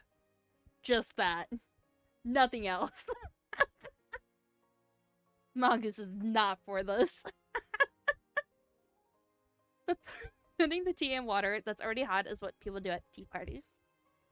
Jarek chattered while screwing off the top of the thermos. Whoops. I clicked buttons. Rather than wait for her, you picked up your cup and held it up. She poured the hot water from the thermos into the teapot, and then from the teapot into your raised cup. It would have taken less time to pour the water directly from the thermos, but using a teapot was also what people did at tea parties. You stared at the cup set at your feet. A rich brown color had already begun to seep into the clear water. Rising with the steam came the warm scent of the apple. Tamara cut through the gentle wisp with a spoon. It was for you. And guess what? I've got sugar packets. She announced with a grin on her face and music in her voice. You grasped a spoon in one hand, smiling at Tamara's syrupy sweet song. She cut that up. No one would need the actual sugar packets. Not really, though. Words couldn't sweeten tea, and she did stop anyway. You dumped a pack of sugar in, and squeezed honey, and added milk. And that was good. That's how I have tea, too. It's the best way. Oh, you can eat any of the little finger food you want. Taryn pointed at the center place plattered using the spoon. She decided to keep it as her own. There on a plate, laid out in a neat row, were 3 chocolate cream sandwiches, cookies. A matching trio of chocolate chip cookies went alongside those, and framing the top and bottom of the dual lines was a peanut butter cookie in the shape of an actual peanut. So the finger food was cookies, but it was a good amount for a party of 2.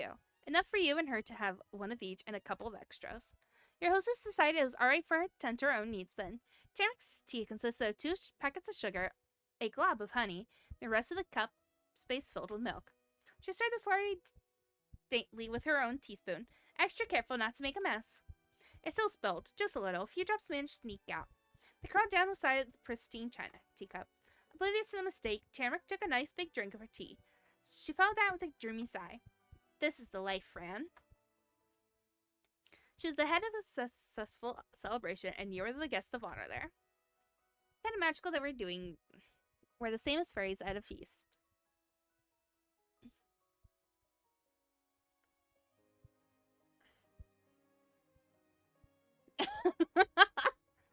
I look over and Mongoose has messaged again.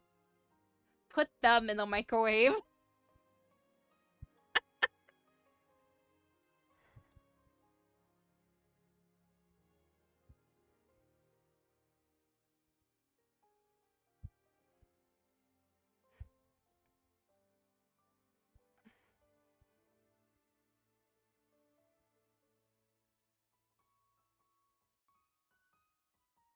Mongoose is messaging again. He said put them in the microwave or I'll put Wiggles in my sock drawer.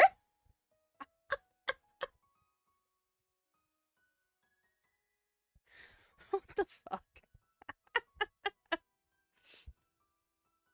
Okay. Keep Wiggles out of your fucking sock drawer.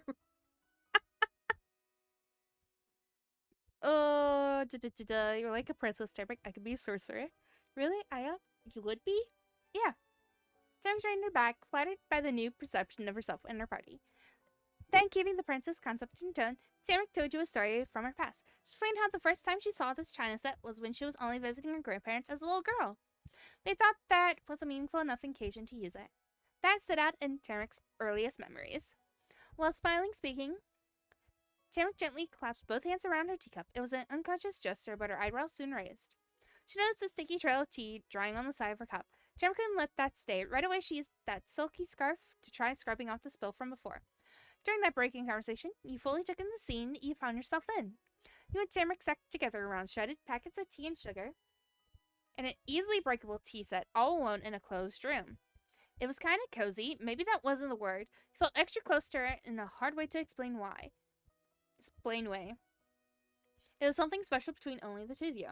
But also, this is the longest Tamarick had willingly chosen to sit still as far as you've seen. In school and at normal meals, she didn't have much choice, but when she did, Tamarick preferred to be on the move. And even more unexpectedly was that she'd do it here, in the house. Even if this was her own room, it'd make more sense for Tamarick to throw a tea party in the woods, or at least her backyard. There's a table with 2 chairs there. You'd seen it when you came in. Yeah, it had been raining before, but that stopped a while ago. She did have her special dress on and the good dishes.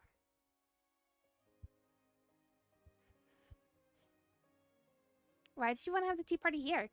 What wouldn't have surprised you was a story about how doing it in her extravagantly decorated room made the event more proper, and she just felt like being fancy one time. That was not the answer you got. Her twinkly eyes pinched in, her mischievous smile pulled up.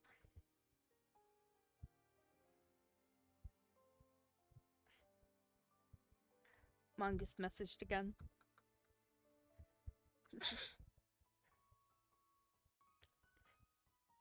He said thank you. You're welcome.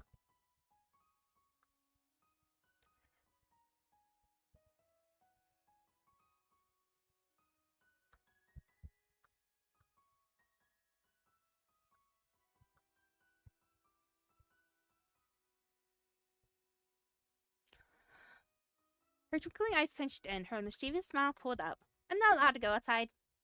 She looked ready to burst, like keeping her yelling inside was seriously gonna kill her from it exploding at once. Jack still cheered with as much quiet joy as she could. I'm grounded.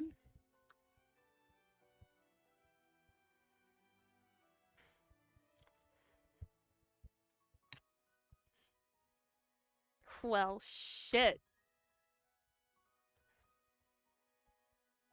Uh, that's not a good thing.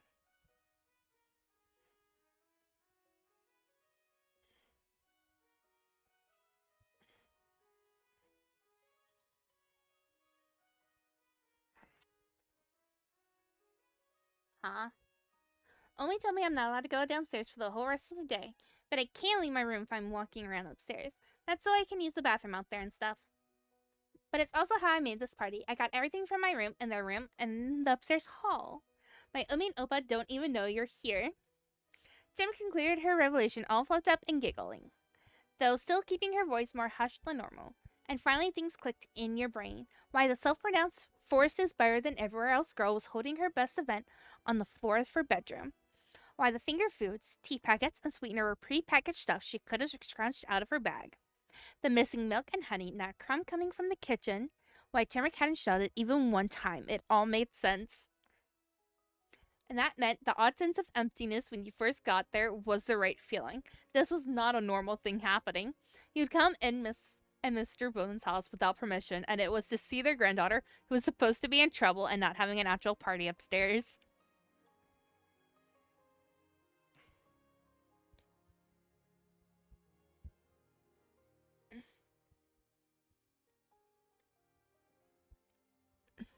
You know, I'm not exactly shocked, but also why? She just huffed.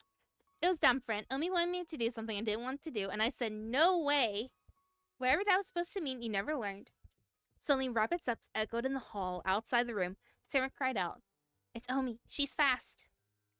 During the amusement, Tamara had forgotten the only reason that Granny hadn't already caught her. She'd been quiet before, and that was not quiet.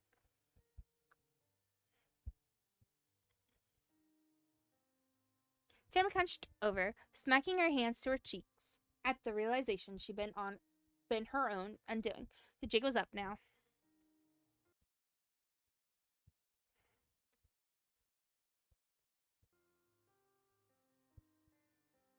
Well, we're fucked. You froze in place. What were you supposed to do? In that instant, Granny burst onto the scene, barreling inside like an out-of-control train. Her jewelry clattering was the sound of wheels clacking over rails. Young lady, what on earth is that ungodly racket? She should be asking that herself. Tarek's racket was nothing compared to the one Granny just made. Her eyes were blown wide. They stretched out as far as the top to bottom cabin windows. You could see right through them into a fiery coal furnace that powered this train. Granny was furious.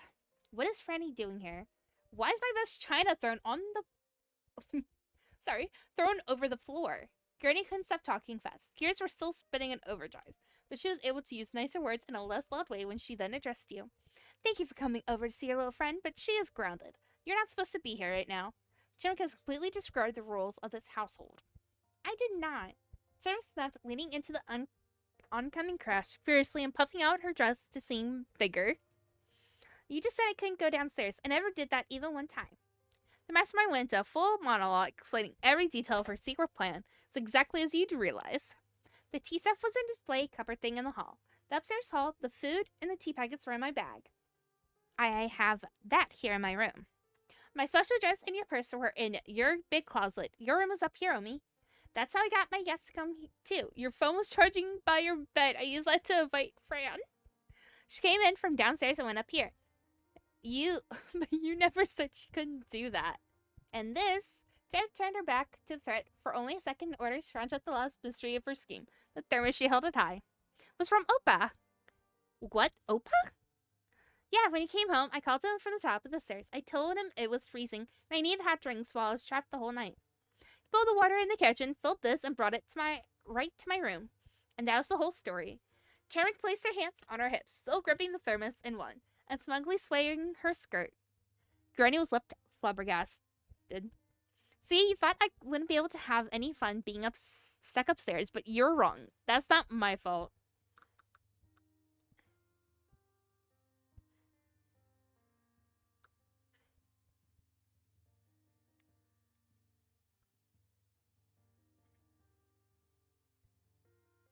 What was Granny gonna do Whoops. with that?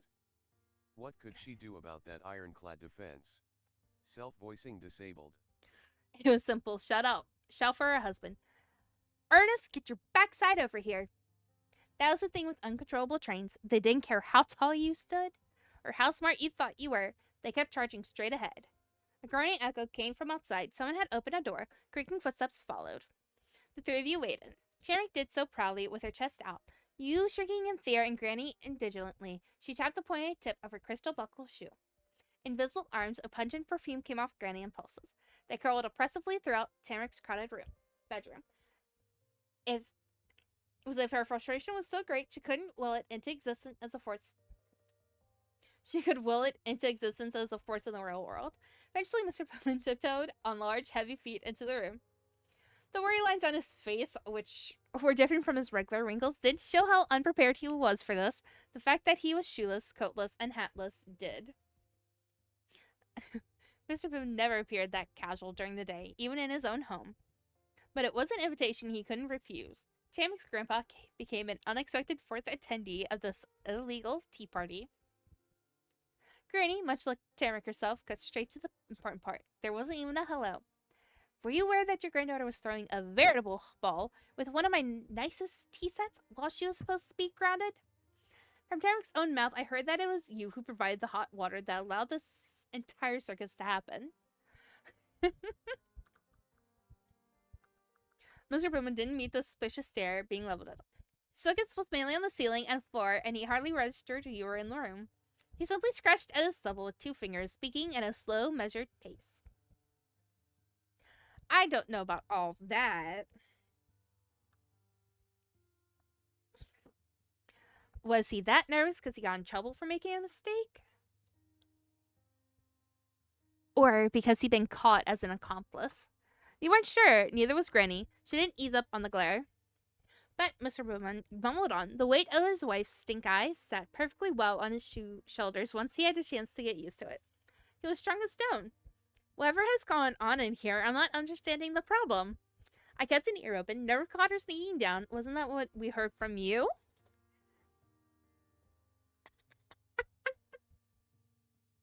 I don't think that this is going to go well.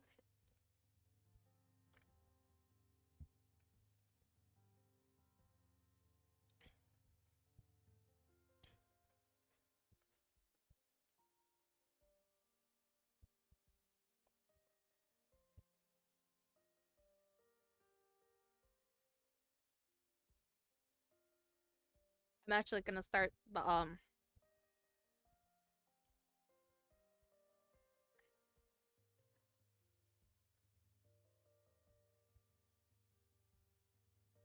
have a snack to eat now because I'm hungry. I haven't eaten anything technically, except for a small cookie earlier. So we're gonna start the voicing. Self-voicing enabled. And that closed the case and sealed his fate. So I can eat. It no longer mattered to what degree Mr. Bauman had looked the other way, the side he was on was made clear. He was an ally. Granny, oh, you old traitor. Now, normally, that would be the part where Granny would sigh deeply and pretend how unfair everyone was to her. This wasn't a normal disagreement. Granny wasn't being dramatic, she was serious. And she set her sights on her granddaughter once more. Granny, you were supposed to be here reflecting on what you said. And what I had said.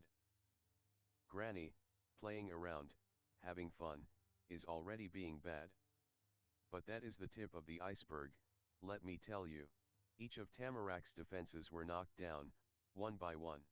Granny, you're not allowed to use my good dishes whenever you fancy or however you please, you shouldn't have touched them. Granny, nor do you have permission to take my phone or purse without asking. Granny, and that beautiful, irreplaceable dress is only for holidays or otherwise special occasions. Being grounded is not a special occasion. Granny, that's plenty of rule breaking all on its own. Doing it when you were already in a load of trouble makes it inexcusable. And yet here you are, making excuses. Granny, you're not as clever as you think. This party is over, young lady. Granny, Franny needs to go immediately. Granny ended her rant with a huff. You'd never seen her like that.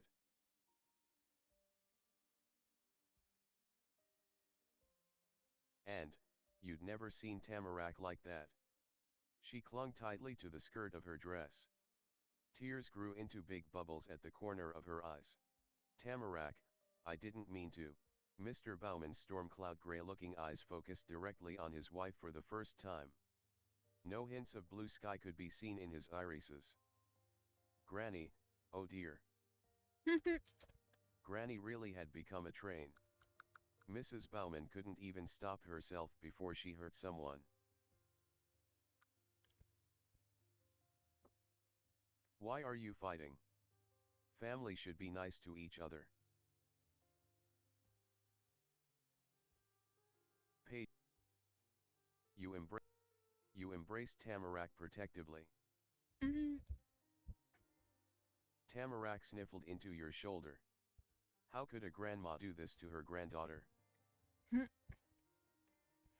And luckily, you and Tamarak still had that other ally in this fight, too.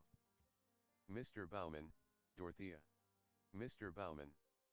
One thing that remained usual about this crazy situation was how absolutely opposite he was from his passionate partner. The more worked up Mrs. Bauman got, the more he, well, didn't do that. He hardened. Mr. Bauman, those kinds of words aren't necessary. Granny, well, isn't this a fine turn of events?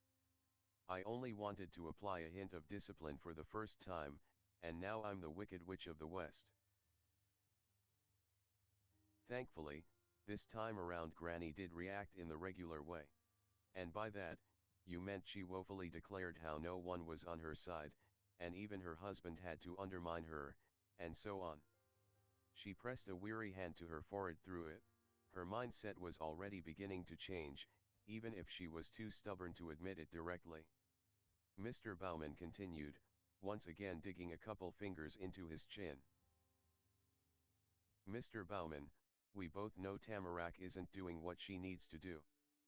But that doesn't mean you should start doing things you shouldn't be either. Mr. Bauman, there's not as much of a rush as you feel there is. Don't force a spoonful of medicine down someone's throat. Tamarak will come around. Mr. Bauman, and remember that no matter how you're acting, the truth is you're more worried than you are mad. This was the most you'd heard Tamarak's grandpa talk in a single go. You finally could grasp, at least a little, of what his way of speaking even was. For a man that elderly, Mr. Bauman's voice sounded like it was something even older than that. Like maybe it was 200 years old instead of 100 or so. Too bad what he was saying made sense to everyone in the room except you. What happened between them? And why? Granny's shoulders stooped. Who was the grounded Bauman girl here again? Her crescent-shaped eyes slowly turned to rest on her little granddaughter.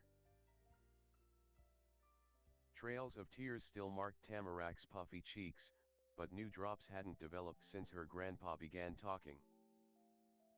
Granny, I hear you, I hear you. I know when I'm outnumbered. We can leave things here for now. She stood tall once more, her heavy-looking necklace and the weight of the heavy atmosphere couldn't keep her down for long. Granny, young lady, you are no longer grounded. Tamarack tapped her tiny fists together. She was hopeful but didn't quite know what this would mean. Mr. Bauman must have understood better. He grinned at his wife. Someone like Granny could never be hard for real, she could only pretend it for a little while. Granny, well, what are you waiting around for? Go on. Franny, huh? Me. You tapped a finger. Granny, no, not you. Granny, goodness, I'm saying we'd better move this tea party into the drawing room. It will be far more appropriate there. Granny, besides, were you expecting Opa's and my dusty bones to sit on the floor? Tamarack popped with a loud squeal, all smiles, and all forgiveness. It looked like both of them were back to normal. Tamarack, thank you, Omi. Tamarack shifted her hold on Granny to take her hand. The two left together, with Tamarack leading the way and Mrs. Bauman telling her granddaughter to be careful with such fragile cargo. Both of them were laughing. For a minute, it was just you and Mr. Bauman. Mr. Bauman, those ladies love each other, I hope you understand. What happened wasn't as serious as it might have looked to your eyes. The real problem is something else entirely. Mr. Bauman, but it's the shadow of those bigger problems that make it hard to find a way out of even the smaller. He closed his eyes, considering important matters in a wise and sagely manner that only a person with wrinkles and silver hair could manage. Thanks for being nice to Tamarack. Things, Mr. Bauman, in the long run it should be. When you live as long as I have you realize how lengthy the long run can be. Mr. Bauman, in the long run it should be. Franny, what does that mean? Mr. Bauman, I can't tell you. It was a promise. Mr. Bauman, but I imagine you'll understand one day, when you're just a bit older. A small smile managed to make it onto his face, lines forming around it like cracks on a stone. For someone as rough around the edges as Mr. Bauman, he could still be though, what you found most surprising was that once he got going, Mr. Bauman was a little more like Mrs. Bauman than you'd ever thought. They were definitely a pair in their grandparent ways. The unexpected moment with Mr. Bauman came to a swift and sudden end. Granny, OPA. Get the tea set, would you? My hands are full here. Mr. Bauman unconsciously moved to lift his hat, only to find it wasn't there. He wiped his forehead instead. Mr. Bauman, I'll get the tea set. And he did. But it took more than that to fully set up the tea party in its new venue. Fresh water was boiled in the kitchen. In place of the pre-packed cookies from Tamarack's bag, the plate was covered with sugar-coated shortbread. The fresh-baked cookies were glued together into sandwiches using jam and shaped like hearts and flowers. Mr. and Mrs. Bauman had their own milk to use, but it wasn't the same as yours. So, your almond milk remained the option for this party. They had their own type of honey too, but yours worked just as good. All of it came together in the drawing room where Mrs. Bauman got to sit on her throne and entertain her family and one guest of honor. Mr. Bauman kept his tea plain but dipped cookies in it. Mrs. Bauman liked a dash of honey with hers. And, of course, Tamarack needed some of everything, exactly like you. She giggled about how they were having a tea party around a coffee table. That got a big cackle from Granny. Then Tamarack mentioned a familiar point, doesn't this feel like we're royalty? You had shared your imagination with her and now Tamarack wanted to share it with others. Of course, she mentioned where she'd gotten the idea from. You took a nice long drink. The tea, sweet and smooth, went down your throat to warm you up from the inside out. And so did the company. Problems were still somewhere out in the world, you knew it for certain, but for this evening they weren't invited to the party. Walks, walks, walks, walks, walks, self-voicing disabled. On that note,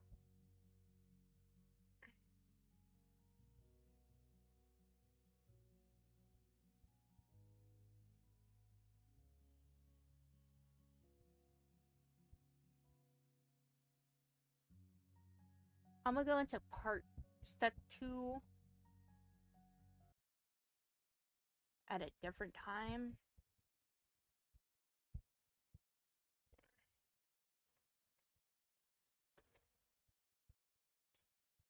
I'm gonna be ending it here because I do have stuff to do and I'm hungry and I want to go get actual lunch instead of the snacks that I just ate, you know?